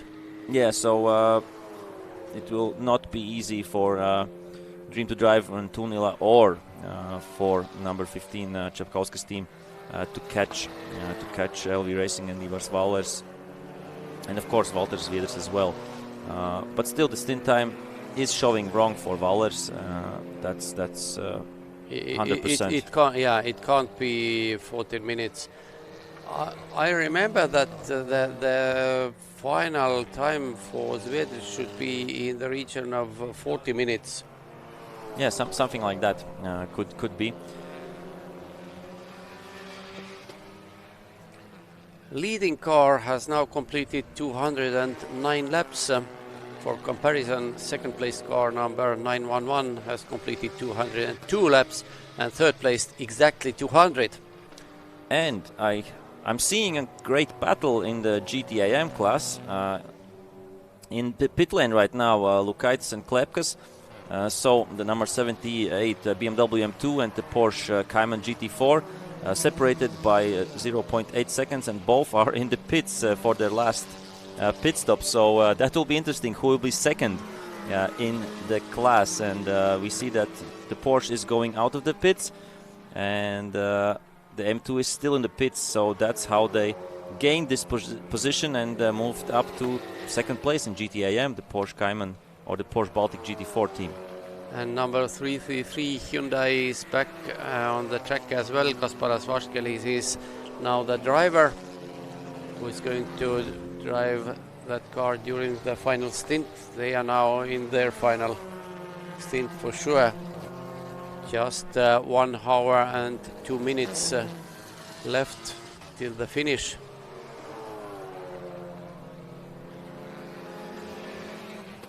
Leonardas Dirzi's most recent lap time was 1:19.3, so that's a decent one.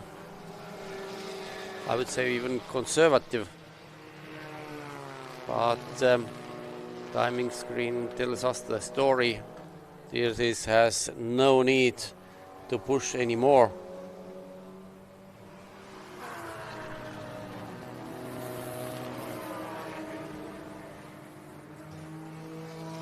So yes, probably 1 lap was reinstated for LV Racing car.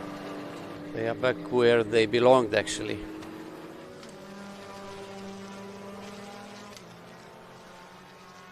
But what happened to those 2 GTM cars which were together? Now the timing screen shows the gap being 32 seconds. So maybe, maybe the pit, the pit lane, and of course the start-finish line.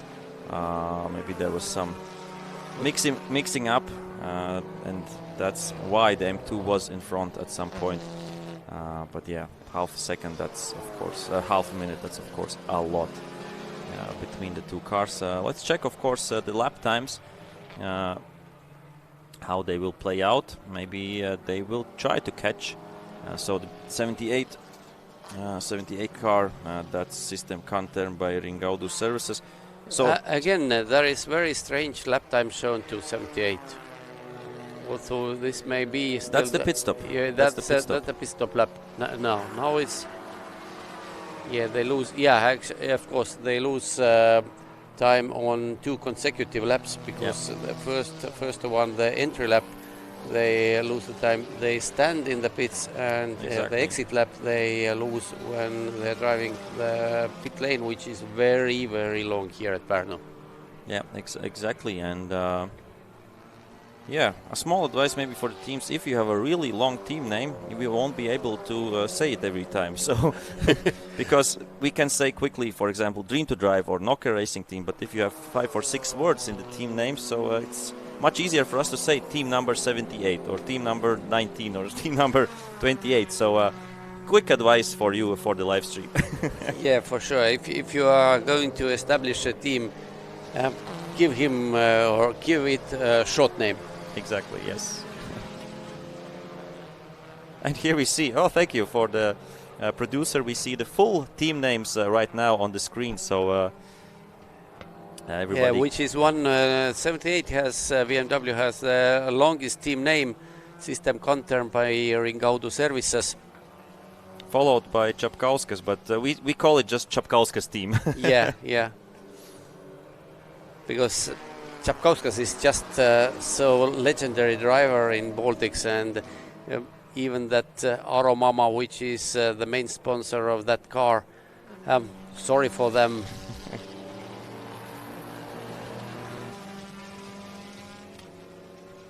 Until you have Čapkauskas, it's Team Čapkauskas. And of course, talking about Čapkauskas, he was very good today in BMW races. I think last year wasn't overly successful for him, but today he showed that he still has what it takes. Fun fact, that's the car of Toms Berziņš, and it's the same car I was driving last year in Parnu. So I saw that number 79, so I thought it's very, very familiar. It should be Berziņš. Actually, the first time I saw, I thought, oh, is it Berziņš on the track? I haven't seen himself in the entry on the entry list, but yeah, it was Čapkauskas. Usually, and 99 is in the pits from third overall. That's very crucial pit stop now. And yes, 1 hour and 4 minutes passed since Jurgis Adamovicius started his stint. He is now out of the car. And Darius Gaidulonis takes his spot for the last stint, and And out he goes. And it will be interesting to watch out for the lap times by Gaidulonis. Will they be as fast as Žadeikis and Adamovicius were showing? So, and if there will be a fight for P3 overall or not? Because there is a third position overall, which they are fighting for with 115 Volkswagen Black Rose Racing.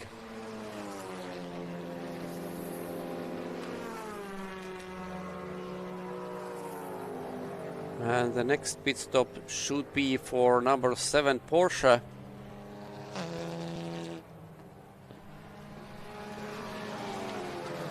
And the Audosta Bajajus group team. Audius Dasiulevicius has been out for 1 hour and 4 minutes already.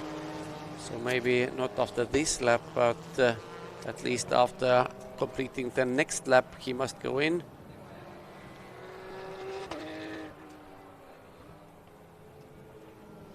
And this is second place car. Stuti Stacionis have been driving it for 48 minutes now, so they must do at least, they must do 1 more pit stop. But there is no danger for them from behind, and of course they are not able to catch the lead car under their own power. And Kasparas Vaškel is here in number 333 Hyundai. Again, for him there is very little to catch. Also, the Čapkauskas team must stop their car once more, so there may be chance for Dream to Drive to take P7 in the end. And number 69 is once again in the pits. So something not working with this diesel BMW. I looking at what has happened to them, I would say very few things are working on this car.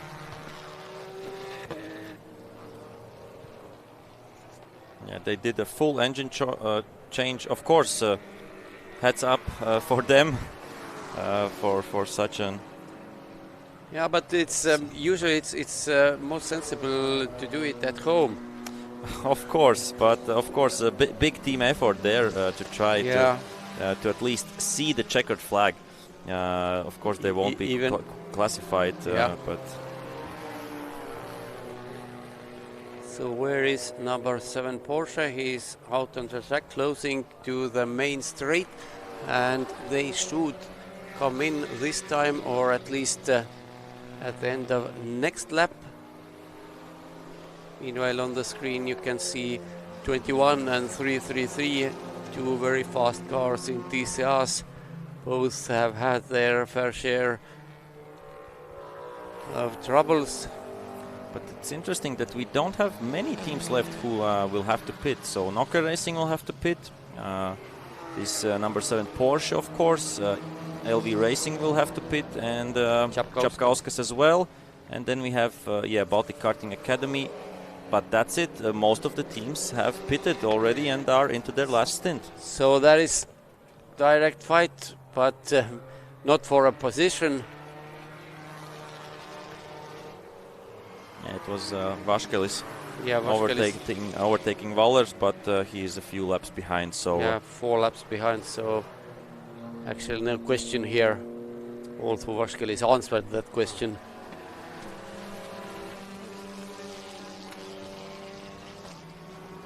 Number 7 Porsche still stays out. Audrius Stasiulevicius is at the wheel of that car, and he has been 1 hour and 7.5 minutes on the track already. So stint maximum duration can be 1 hour and 10 minutes, and it means he must go in now. No, he still didn't it. Here is Wallers, who was flashing lights to number 15, Čapkauskas Autocentra's car, driven by Andrius Geblis.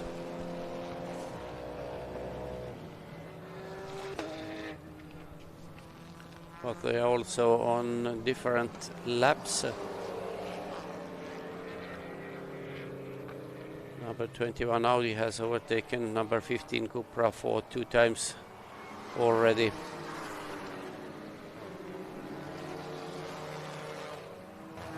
So while we are waiting for car number 7 to enter the pits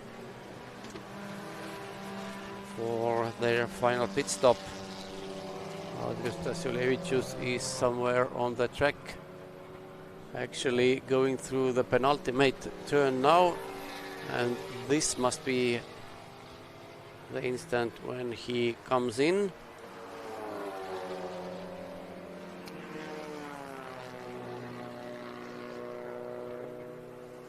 And yes, number 7 car is on the pit lane, while number 21 is going under full steam through turn 10 towards turn 11. And they are currently 3rd in TCRs, not fighting for the victory in their class anymore. After that pit stop trouble and long stop and go penalty. But this car is 3rd in overall classification. They have done their final pit stop with 50.5 minutes still to go. And Darius Kaidulionis is now driving this car until the checkered flag. Looking here to his lap times, 1:21.8. It's good lap time. He's certainly faster than car in front of him and much faster than the car behind him. So everything is under control for him. But what I see is that Black Rose Racing current stint has lasted 16 minutes, and it means they must do one more pit stop, because Toni Virtanen, who is at the wheel now, he will exceed 70-minute limit before checkered flag, and it can throw them back. But looking at those cars behind, they are too far back, I would think.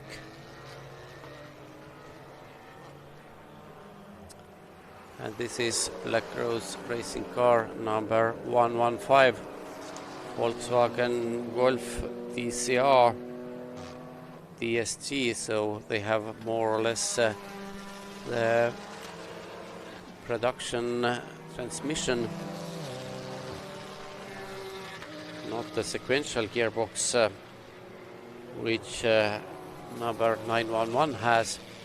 Of course, this is in some way a handicap. The other way, there is weight compensation for that.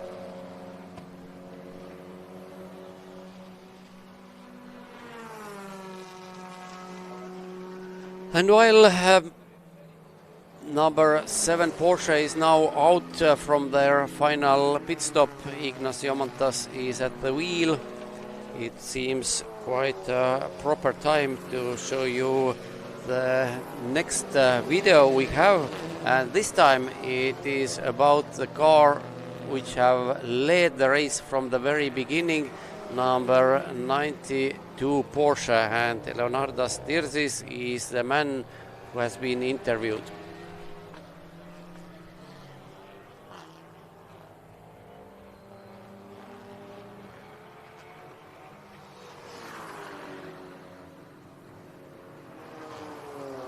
And now we are here with Leonardas Dirzis, who is racing with this beautiful GT3 Porsche. So tell us about your program a little bit. Our program? Yes, you're doing the 6 hours, and you're also one of your guys is doing the sprint race as well. Yes, correct. We're doing 6 hours tomorrow, and our colleague Thomas is doing sprint today. Okay, and since we are next to a GT4 car, this is a GT3 car, please tell us very shortly what is the main difference between these. Of course, this is a 911 and this is a Cayman, but still. It handles a bit different, and the main difference, of course, is speed. How one is much faster. How fast is it then? What is the track time usually? 1:16, 15, something like that. And with this one is 1:20. And you are sharing the car with 2 other guys, or is it? So how many hours is your normal stint? Do you do like 1 hour and then change the driver? Yes, 1 hour. And tires as well, and with the same chain? It depends from the tire wear. Because if the tire wear is okay, then we don't change. Do you have any kind of limit how many tires you can use during one race? I have to ask my chief, because I don't know. Okay, well, I'd say... We don't have a limit. In 6 hours we don't have. In sprint, Porsche Sprint, they have a limit, but we don't have it. We can change every stint. I see. Thank you very much.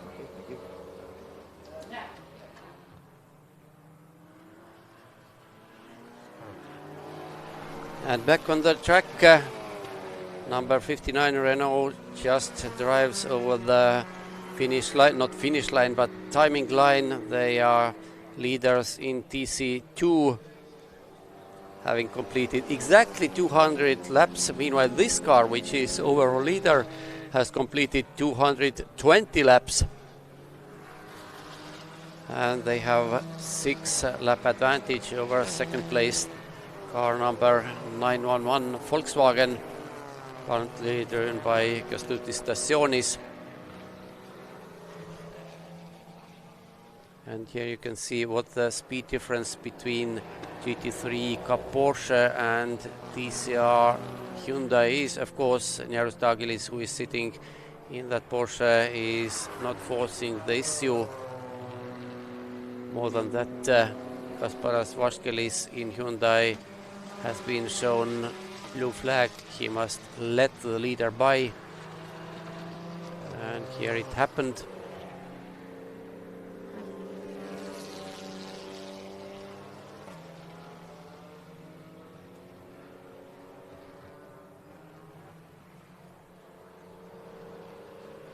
So I probably calculated the stint time for number 115 not correctly. We have 40, let's say 44 minutes still remaining, and Toni Virtanen has been 22 minutes in the car, so his stint time will be in the region of 1 hour and 7 minutes, which is completely legal, so no need for additional pit stop there. But the question is, when will number 21 Audi come into the pits? Ivar Svallers, who is currently driving that car, has been shown stint time of 36 minutes, but it is certainly not the case. He's 1 hour, and number 59 Renault is in the pits for the final time. Aras Kvedaras was in the car for 59 minutes and 23 seconds. Now Vaidas Mitsuda will take over the car. Of course, the later you make your final pit stop, the less you have to refuel it and the faster the pit stop will be. And here are two GT4 cars, Porsche Cayman in front and BMW M4 behind it. They are not competing directly now. Of course, they are in the same class and first and second in the class, but separated by several laps. BMW is in front on lap count, third overall, while that number 4 Porsche is 9th overall, and 9 full laps behind. So really they may be from the same class, but they are not even. And over to Arturs, who is now in the pits having another interview.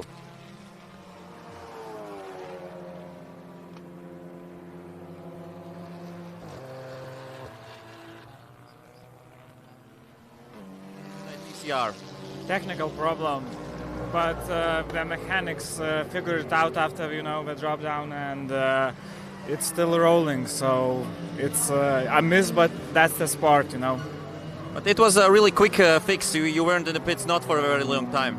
No. So gladly. Could have been worse. Okay, and with the BMW M4 GT4, you are looking right now really good. I think P3 overall, so everything is possible. Yeah, it looks crazy, but still at least 40 minutes left. We do our best, and let's hope that we'll finish in the place we are right now. And with the Hyundai, is there a possibility for the podium still, or is it out of reach? We'll see, but hardly. I would say hardly.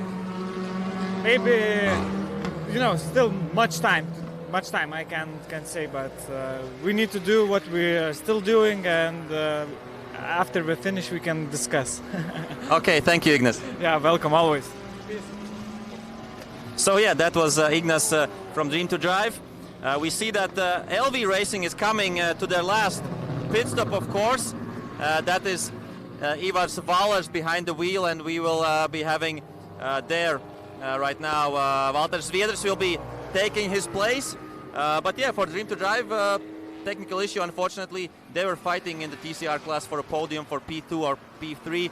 Right now, of course, it seems like out of reach, but they are going for overall P3 with the BMW M4 GT4. So let's walk to LV Racing right now, back to Thomas, and we will check in with LV Racing, what's happening with them.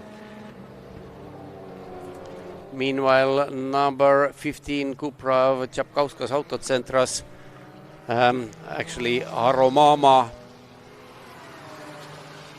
by Čapkauskas Autocentras, who was in the pits as well in the same time as number 21 Audi of LV Racing.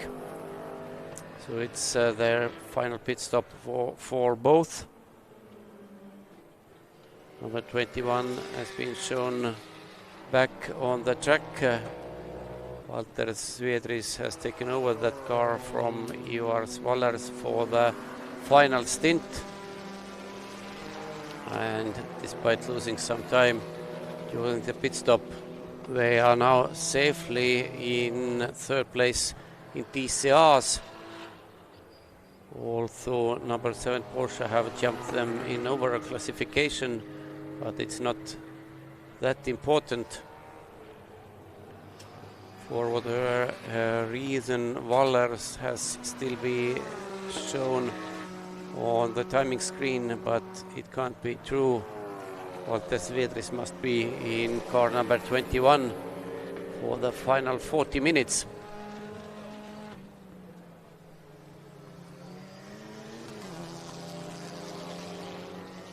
Here he goes. And now time screen has been corrected, and Walter Svedris really is doing his final stint. So is something to do for him, or just drive around for those remaining 38 minutes 20 seconds? Anyway, now Arturs has some new material from the pits again. Over to you. So we are right now at LV Racing with Ivar Svalers, who has done his last stint of the 6-hour race. How are you feeling after these 3 long hours? I feel quite okay. Actually, I'm used to it a little bit. So, yeah, the outside temperature is quite high actually, but yeah, I think this is the only point what can be difficult in 3 hours. Yeah. I think you did make some really consistent lap times. Are you happy with the result you were showing? Actually, I'm not happy because from the beginning on I was struggling with the tires a lot. They were gone so fast and I didn't know it that they will be away after 25 minutes. So I was struggling all the way. The first, not the first, but the last 40 minutes I was struggling with the oversteer and understeer and all together. So yeah, yeah, on the second stint I felt already more comfortable. So yeah. And do you know something more about the penalty? Was it deserved for Walters for the full course yellow, or? It's difficult to say who was right in this situation because I didn't saw the onboards, I didn't saw the cameras or something from the track. So in my opinion, if you see the code 60, I mean full course yellow, you just press the button full course yellow, car not drives faster than 60 kilometers per hour. So I don't know from where he can gain 6 or doesn't matter, 10 or 11. I don't know how much seconds it was. Yeah, I think I'm not sure if there was not some mistake from the marshals maybe, or I don't know.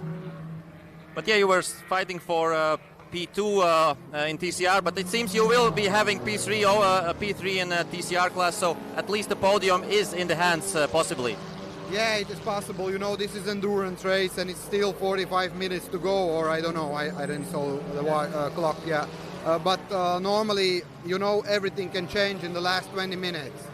This is endurance, and till the finish line is crossed and time is finished, so then you can say that, yeah, you are the winner or podium, or yeah. So I think after that we can see where we are, but till now still everything is open, everything can happen. We saw before that also in 24 series there's a lot of accidents in the last hour, also broken some issues in the car or whatever. So yeah, I think it can happen everything. So yeah, we hope for the best.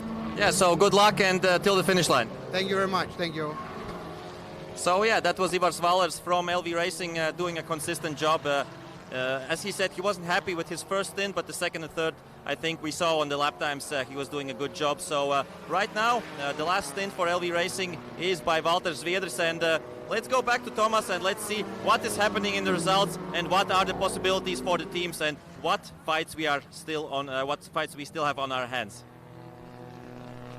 Thank you, Arturs, once again bringing us some more or less inside information. But talking about the gaps we have between the cars, now they are all measured in laps, not in minutes, not talking even about seconds. Everybody has settled in after 5 hours and 25 minutes. This car in front, number 21, LV Racing Audi, driven currently by Walter Svedris. He's one of the fastest currently. Svedris' last lap time was 1:20.3 actually. Kaius Sixnell is in number 911 Volkswagen was a little bit slower, 1:20.4, but Nierustagil is in leading Porsche number 92, did 1:19.6. So of course you can expect that GT3 Cup Porsche is much faster than TCR cars. But other than that, Svedris and Šiksnelis are the fastest drivers out on the track. Of course, their pit stop was quite recently, so tires are more or less fresh and they can push. Temperature is falling also little by little, so it means the driving conditions become better. And here are second and third place car in overall classification now together. Also they are separated by full 2 laps. Number 911 has completed 223 laps, number 99 BMW 221 laps, and will lose one more as it looks like. Kaius Šiksnelis in that Volkswagen is going for the overtaking maneuver into turn 11 and executes it very beautifully. Of course, Darius Kaidilionis didn't give him any fight. There was no sense to do it. The only concern for more or less every team and every driver now is not to make any mistake, and main thing, hope for the car to stay in one piece.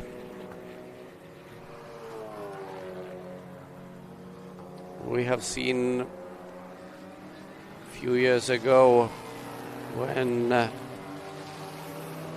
leading Lamborghini had an engine expiring just 11 minutes before the finish of 6-hour race. It was in Finland.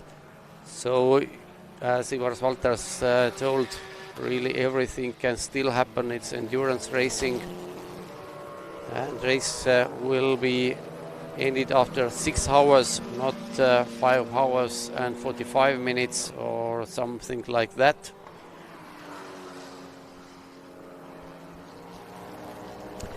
But as we have still some 31 minutes to go, let's put on the final video clip of the day where ALM Motorsport Martin Laur tells us about what are the differences between TCR cars. We are here with ALM Motorsport Management Honda Racing Team's manager Martin Laur, and he's going to explain us a little bit about the differences between different TCR class cars. So you're using a Honda Civic. Yes, correct. So what makes it different from the other cars, or what is the main differences between all of these cars? Because we see Audis driving, Volkswagens, Hyundai, even some Chinese brand, Alfa Romeos, whatever different kind of brands, and they're all kind of similar speed. Yeah, it's basically like buying a road car, what you prefer, because at the end they should be on the same speed. It is regulated with the BOP, which is the balance of performance. Other than that, of course, some bits and pieces of different cars are different, but all in all, they are with the same engine, 2-liter turbo engine. The gearboxes are similar, so all in all, the packages should be the same. And we have seen that some of the cars, they have the paddles, which is like the DS keybox. Some of the cars, they have the sequential lever. Who chooses what kind of gearbox to use, or is it like free choice for you? Actually, the sequential lever is only one car, and it's Renault. Other than that, all the cars have paddle shift. yeah, the gearboxes you mentioned, the DSG and sequential are different, but basically all cars are with the paddle shift.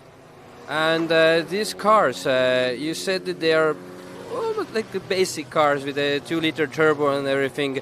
But how similar is this Honda Civic Type R to a normal store-bought Honda Civic Type R?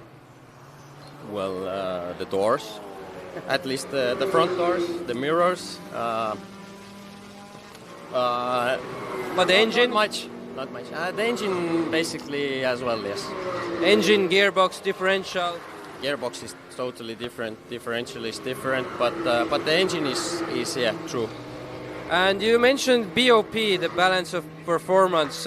What do they regulate with these kind of rules? What can they change, or how do they make these cars equal with this kind of BOP? Well, there are three things.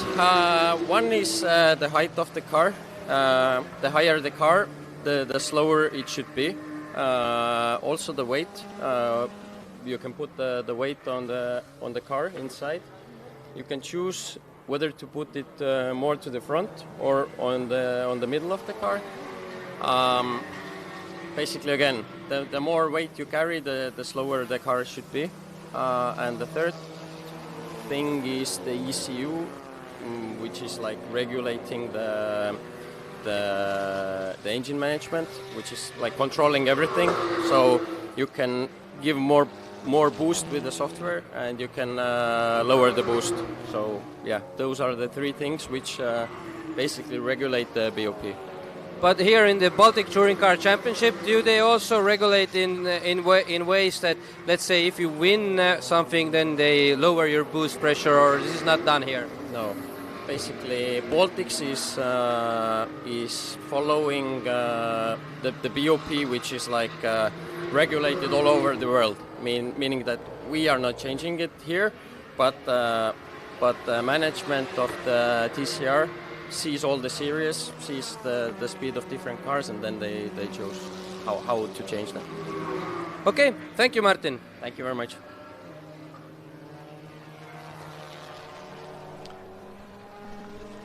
And those two, actually one of those two is a TCR car, the second one, namely number 115, Black Rose Racing Volkswagen Golf TCR DSG. Actually, as Martin Lauer told you about different gearboxes, this car has more or less production gearbox, not sequential racing box. But still, they are going quite well. Fourth position overall and second in their class. And talking about how they have had, what results they have had, they are second in point standings. So you can achieve very, very good results with that car. Of course, speed-wise, TCR cars doesn't match Porsches. Or even maybe they are on the same level with GT4 cars, but I would think that here in Baltics maybe these drivers are have a little bit higher level than we have seen with GT4s. Anyway, the best TCR car is currently in second, and best GT4 is currently third. So there is no very big difference.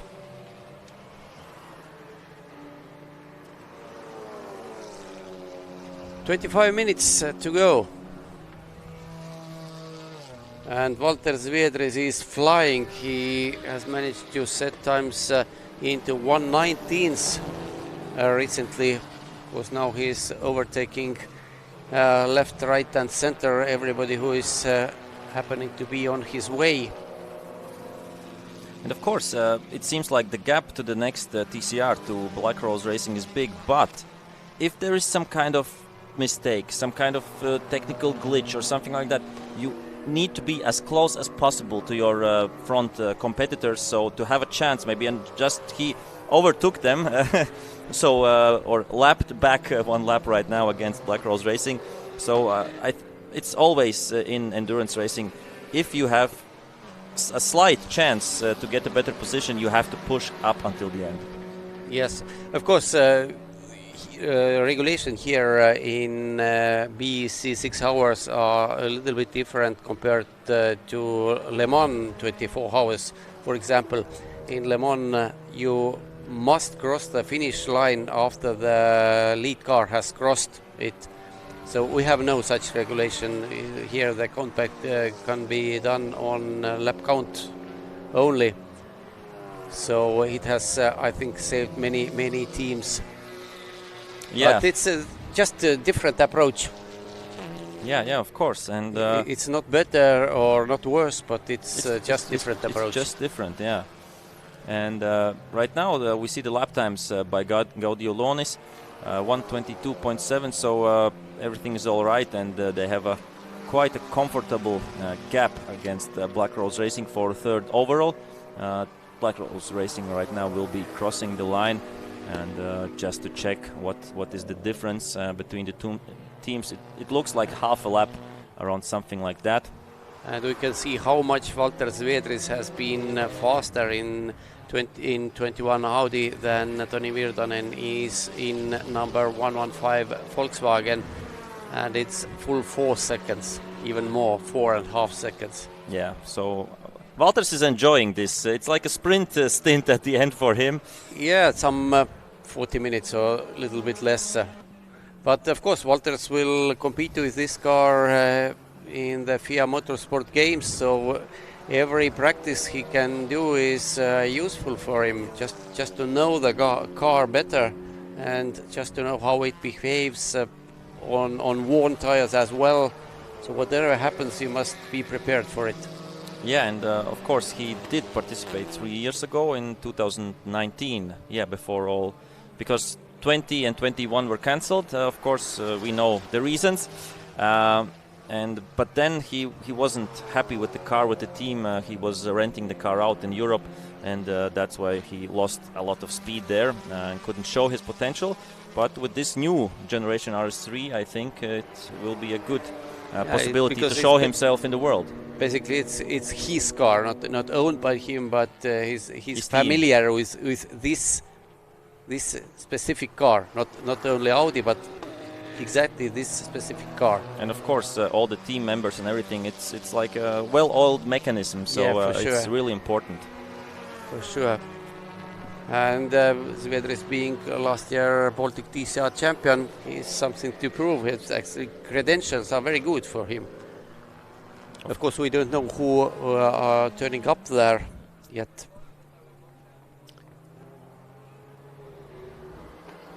And Zvedris has now caught number 7 Porsche with Ignacio Mantas at its wheel, and is he going to overtake him? The Porsche leaves space. Yeah, the Porsche leaves space. Yeah, but on the straight you can see just pushes the pedal to the floor, and that's it. As I said before, I've been in this position. It's so frustrating. It's so frustrating that you see you are much faster in the corners. You're braking much later, but then just the car in front just pushes the accelerator, and away he goes. And of course, right now it would be stupid to risk something and to make a mistake such late in the race. We have precise 20 minutes left, so not very much. And yeah, a little bit of inside line there by the Porsche. But yeah, 6 hours seem long, but I think we have gone through them quite well. We had a lot of action, a lot of fighting going on, 4 positions, lapping, unlapping, of course, a lot of stuff happening in the pits, and of course the cool feature videos in the middle. So I think we have done well these 6 hours.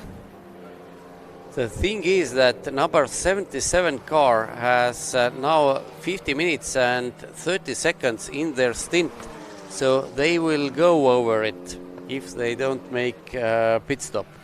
But and they must do, because they are going to lose out anyway. If they don't do pit stop, they exceed the limit. There will be one lap will be deducted for every minute. But isn't it quite on the edge, or it is quite on the edge, but we don't know when the winning car will cross the finish line. It will not do it before 6 hour will run out. So it is very critical for them. So yeah, that's a little And, bit of... and another car is just 25 seconds behind them. So whatever they are doing, they are going to lose out. And that team as well, number 11, Ante Racing, is also quite on the edge there. Yeah. They are not much better. So of course 6 hours is 6 hours, but still, when the 6 hours run out, after that the lead car goes. Yes. Not another lap, but he will complete the lap where he is, and exactly. The next time he crosses the line, the race over.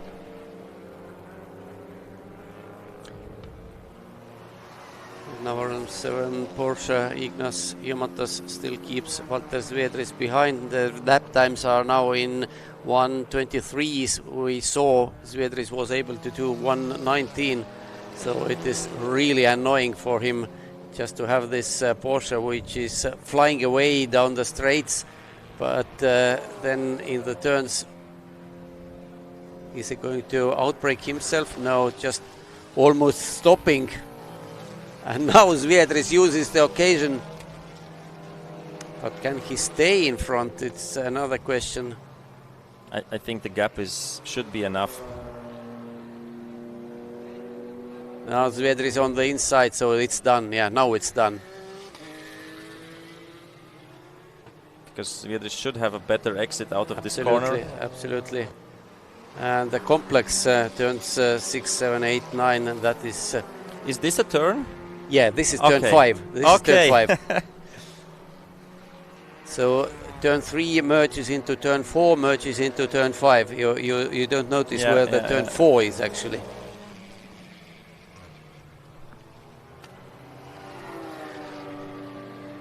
So Svedris finally managed to jump that Porsche, and we now can see what lap time he is doing.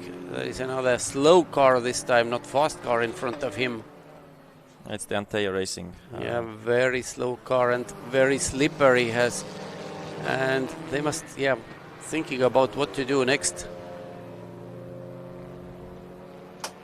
But I don't understand how they manage to involve themselves into a situation where the time run will stint time will run out. I think it's a basic miscalculation, because maybe they were not counting in the last lap. Yeah, because you must count at least the last lap time. It is like 1.5 minutes at least. You can expect that leading car will do the last lap under 1:30, but anyway, just to be on the safe side. Just to check, is it 6 hours plus 1 lap? Or no.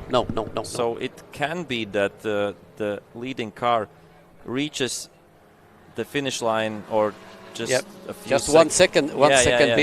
After 6 hours taken over. It's possible, yes, but you can't hope for that.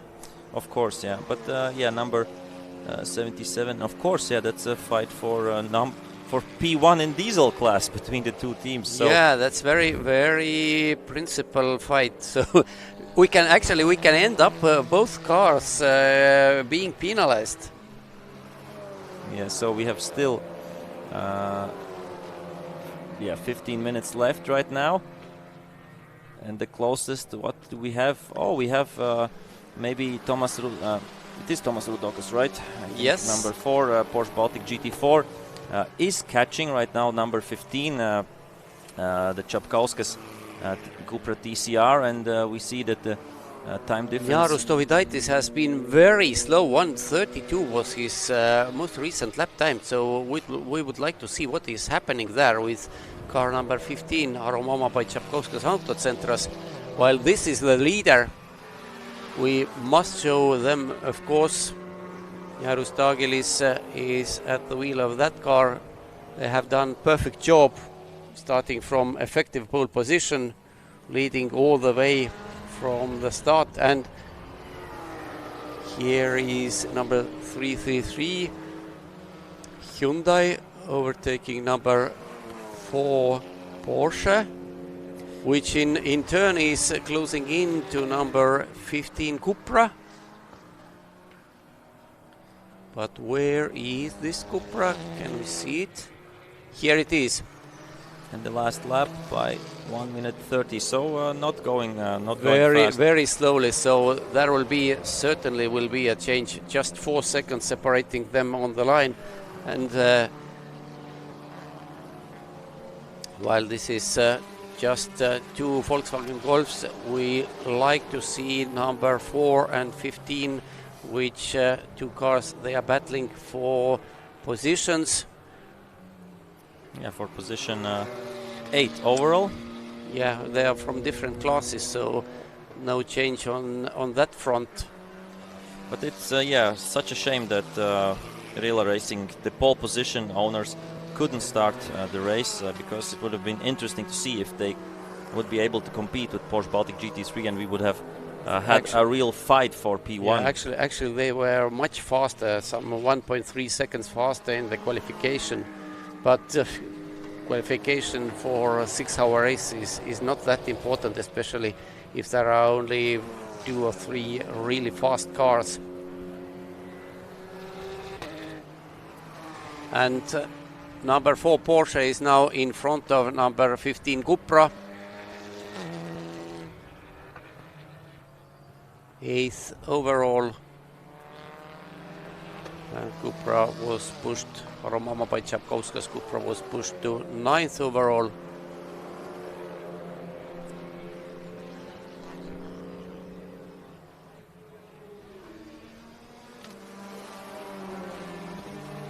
And here they go. 243 laps is the lap count of lead car, with 11 minutes 45 seconds to go. Yeah, they will probably achieve 250. We have quite a few full course yellows, so no big delays here, and so the lap count is quite good, I would say.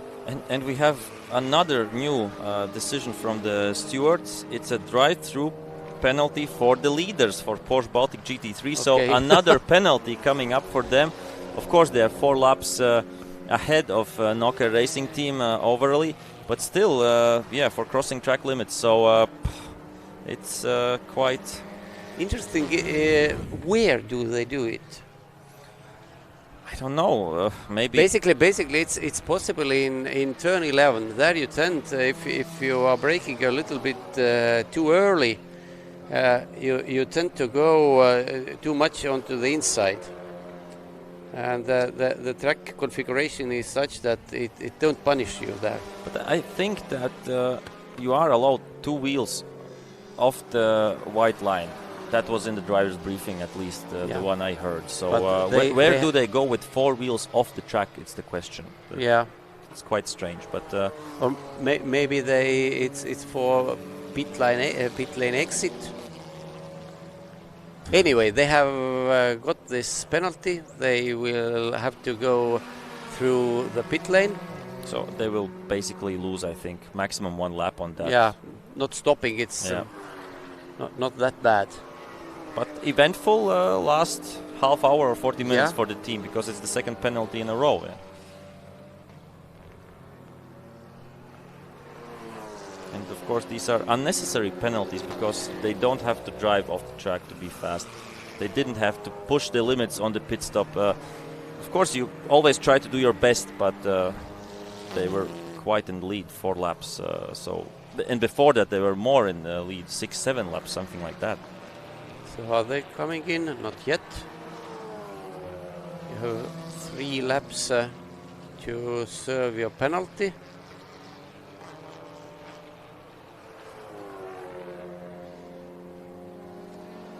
Okay, it's of course it's confirmed. If you can read this, it was confirmed.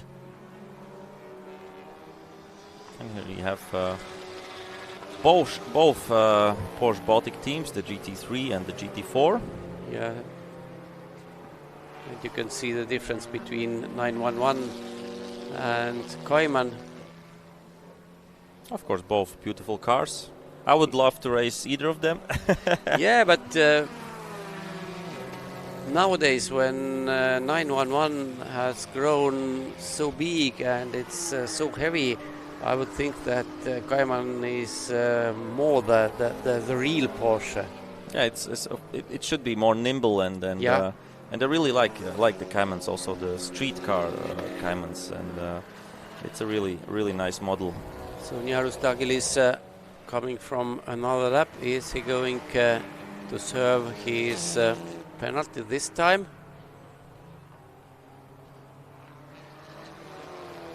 Not yet. No. Not this time. Maybe they are arguing. Yeah, but what's the point? But it was confirmed. Maybe they have gone already through, because it was confirmed. When was the decision? No, 1939. So 13 minutes ago. ago. Yeah. Yeah. So maybe you really don't notice when it happened.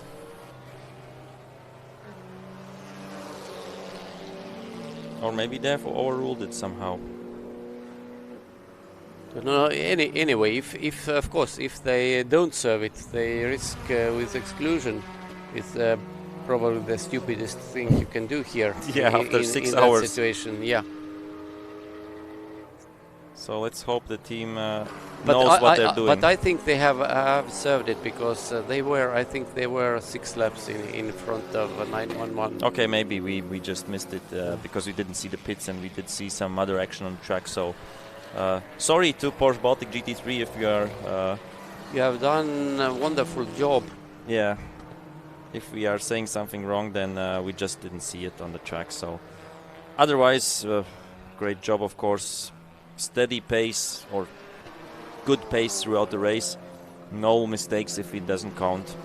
Basically, the pit stop, the last basically pit stop. only the first stint was, if you are thinking about the beginning of the race, during first laps, it was who was driving? It was Andrius Limas driving, and during first 3 or 4 laps he was really slow. He was had the same pace as TCR cars, but then once his tires became warmed up, he started to push, and was basically every lap he was 1 second faster than on the previous lap, and set 1:16.7 fastest lap time. And after that, the gap was established, and since second stint, they had no need to push anymore. Yeah, of course, the car is much. Car is doing its job perfectly. Drivers are just letting it do it. So a little bit over 5 minutes left in this Baltic Endurance Championship 6-hour race, and of course it's maybe, while we don't have much fighting over the places, we can just quickly in a few words say about tomorrow. So tomorrow on Sunday the action continues. In the first part of the day we will have free practices and qualifyings, and after that at 1:50 or 13:50 we will tune in for the first race. That will be my old friends ABC Race, so will be fun to watch how they will behave here in Parnu. And totally we have 1, 2, 3, 4, 5, 6 sprint races tomorrow, and 1 Nakang Endurance Academy endurance race, so for 2 hours. So I think it's a good package tomorrow, and will be interesting to see, of course, the fastest Baltic touring cars as well, and also formal historic. So tune in at 1:40, I assume we will start the live stream, and will be a fun day. So 3 days of action here in Porsche Ring in Parnu, summer race 2022. Yes, but here is action for 4.5 minutes still left. Number 92 Porsche, which is shared by Niarus Dagilis, who is currently sitting at the wheel, Andrius Limas and Leonardas Dirsis. They started, actually, they were second in qualification, but the pool car was damaged yesterday during the sprint race. It didn't start, and number 92 Porsche inherited the pole position, and more or less they have led this race from the word go. Yeah, during first 2 or 3 or 4 laps, the gaps to fastest TCR cars were non-existent, but after that they showed their real pace, and that's it. 249 laps are now completed, and 250th is underway. And this is number 24 Audi standing in the pits. But they are in the good mood, the mechanics, so that's at least good. And they will try to go out and to reach the finish line, I think. Yeah, that's adding one more lap, and they will be classified because they have, until now, they have completed 156 laps. It's more than 50% of eventual winners, or let's say leaders. Actually, they are now one because only less than 3 minutes to go. Even if they stop their car, the lap count is by lap count they still will be in front of all the other rivals. And of course, after so much struggles, it's always nice to see the checkered flag and just to get the feeling that I finished it. It.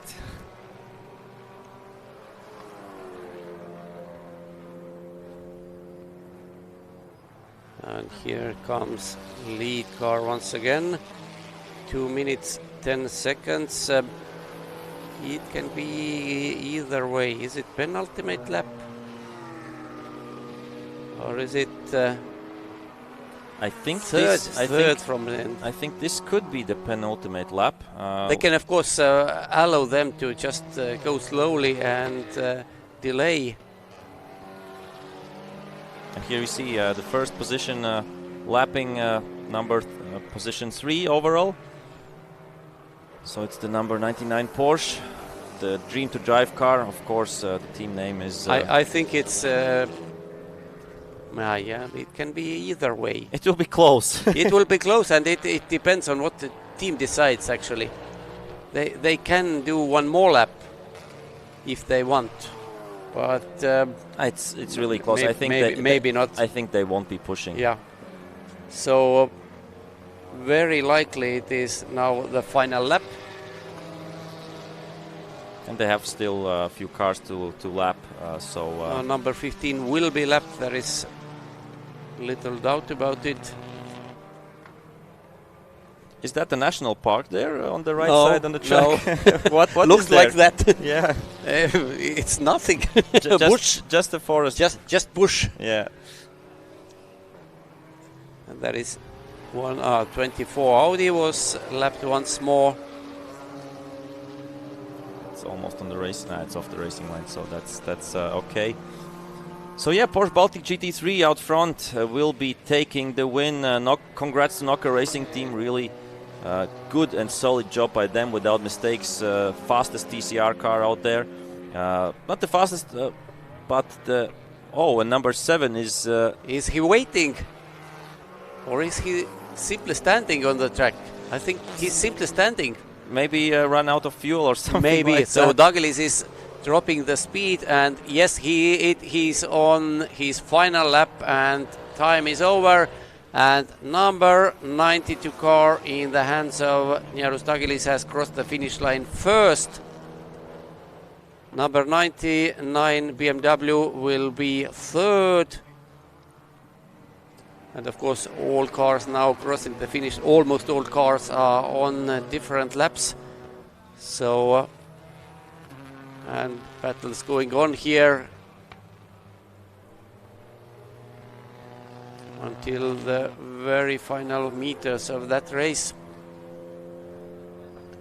Second place car, number 911, driven by Kaius Šiksnelis, has yet to cross the finish line. Where are they? Now they are over the line, so top 3 all have crossed the finish line. Number 92 Porsche is also the winner in Porsche GT3 Cup category. 911 Volkswagen is the winner in TCRs. Number 99 BMW is the class winner in GTM. Then number 59 Renault Clio is the winner in TC2, and number 11 BMW is the best diesel car, and their stint time was 1 hour 9 minutes and 2 seconds. So if there had been one more lap, they had been going over the limit. It was that close. And number 24 did an additional pit stop. Yeah, we saw them going out of the pit, so that was clear. Anyway, you see the results on your screen. Top 10 here. And driver names are those who finished the race. Tagelis, Šiksnelis, Kaidulionis in top 3 cars.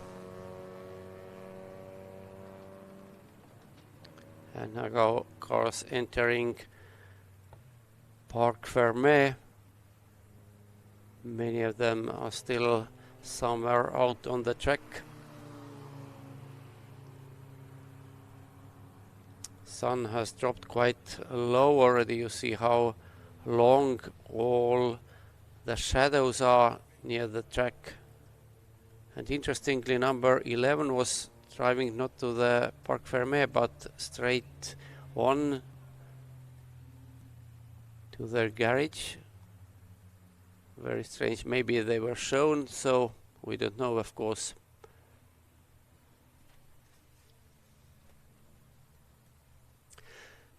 Anyway, that was Baltic Endurance Championship third round, third 6-hour race, and number 92 Porsche, Porsche Baltic GT3 has won all of those 3 races.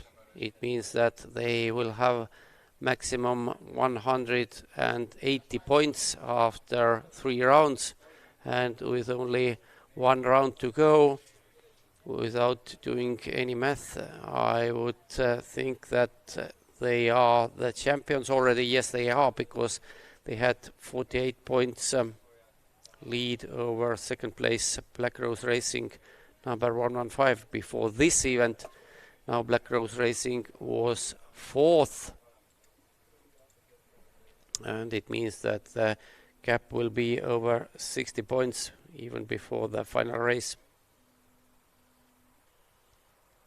Nokia Racing improved their position. Until now they had only 50 points for second place from Finland. Now they added another 50 points, and they should be probably 3rd in overall classification.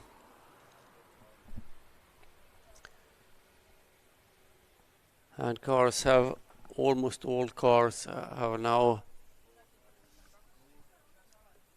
reached the, everybody's going, they are going through that garage where cars are weighted.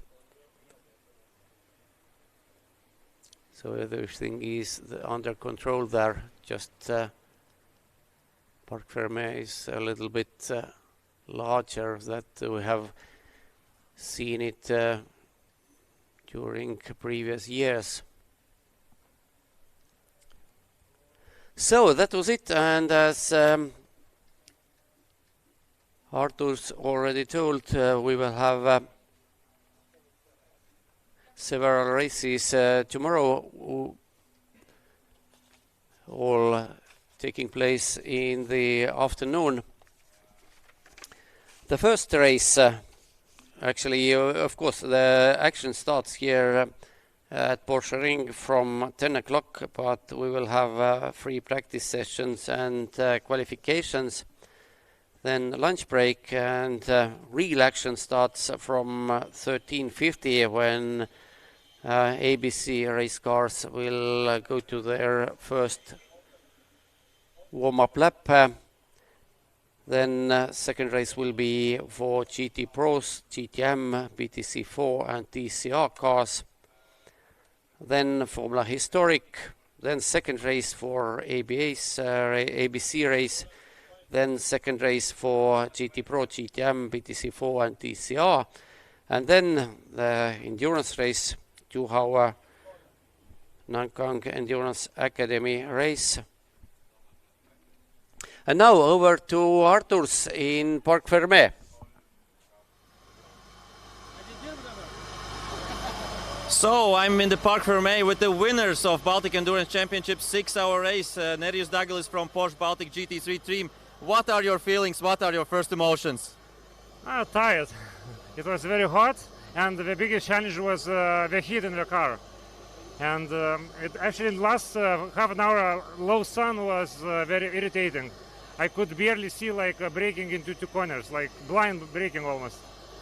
But we're happy, you know, we win already for the third time on row.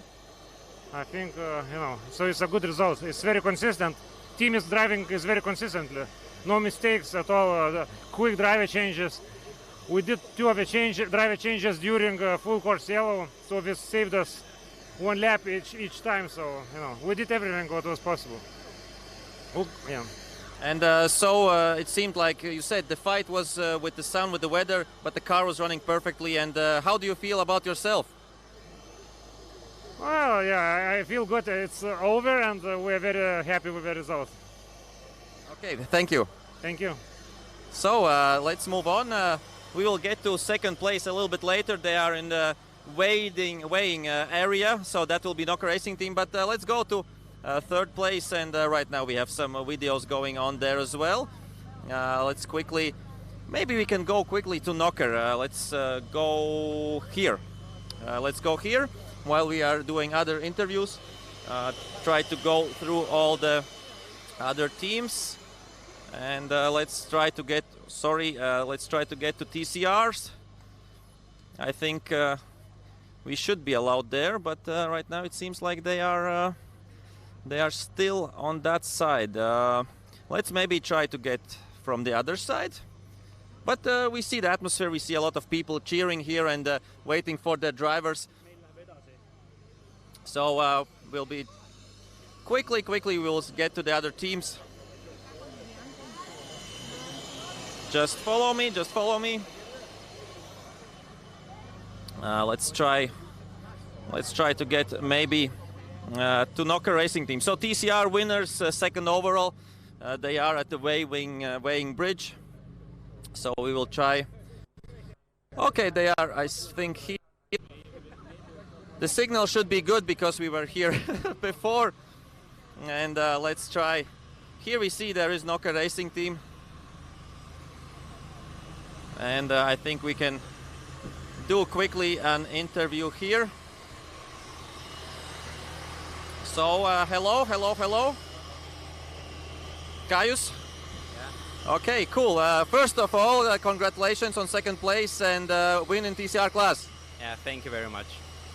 And how are you feeling? How was the last stint? How was the first stint for you and for the team? Well, the first stint was, I think, pretty good. We managed to save the tires until the end. I managed to do all the laps within 1 second. And the last stint, I pushed in the beginning, and in the end, we were just relaxed because I knew I had a big gap, so we weren't destroying the car or anything, just driving. So the key was the first stints to get proper lap times, because we saw some competitors were driving fast and backing down, so that was the key, right? Yeah, I think the key was to save up the tires until the end, because me, Stan, Kęstutis, we managed to save the tires really well until the end, and we were faster 1 second from everyone when it's the end of the stint. And the feelings, I think you must be pretty happy. That was the maximum result for today. Well, I think, yeah, we're happy. We dominated TCR class without any issues in the car, without any issues in the team, without any errors. So I think me and the team are quite happy with the result we have today. Okay, so congrats one more time and enjoy the podium. Thank you. So that was Nokia Racing Team. Kaius Šiksnelis, of course, together with Sten Pirimagi and Kestutis Stasionis.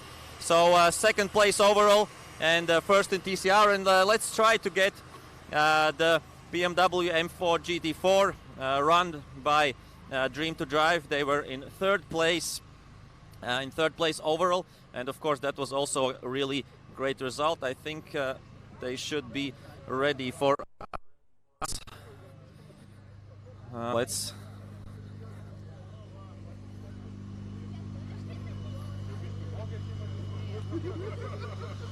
Darius, can we have a quick live stream interview?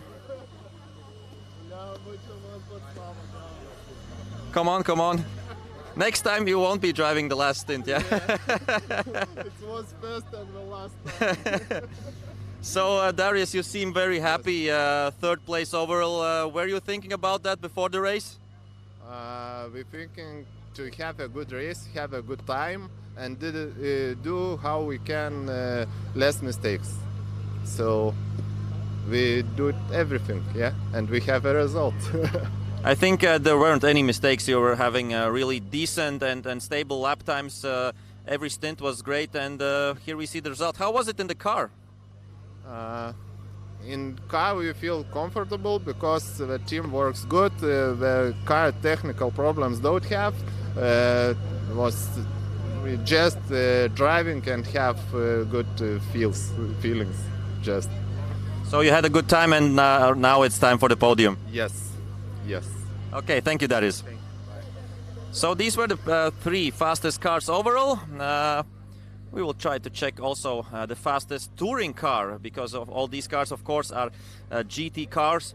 And the fastest touring car, we have Baltic Karting Academy, who is doing right now another interview. But we will get to them, and after that, of course, we will be getting ready for the prize-giving ceremony. But right now, I think we can film some cars, what is happening, the atmosphere, because we see everybody that is here seems very happy. And of course, it's really well-deserved. 6 hours are long, and as some drivers said, it was quite hot in the car. In the sun, of course, in the last half an hour also wasn't easy to manage. So it was a little bit of blinding on some braking zones. Yeah, two beautiful Porsches here out front, and we are going quickly. Yes, we can go right now to the fastest touring car.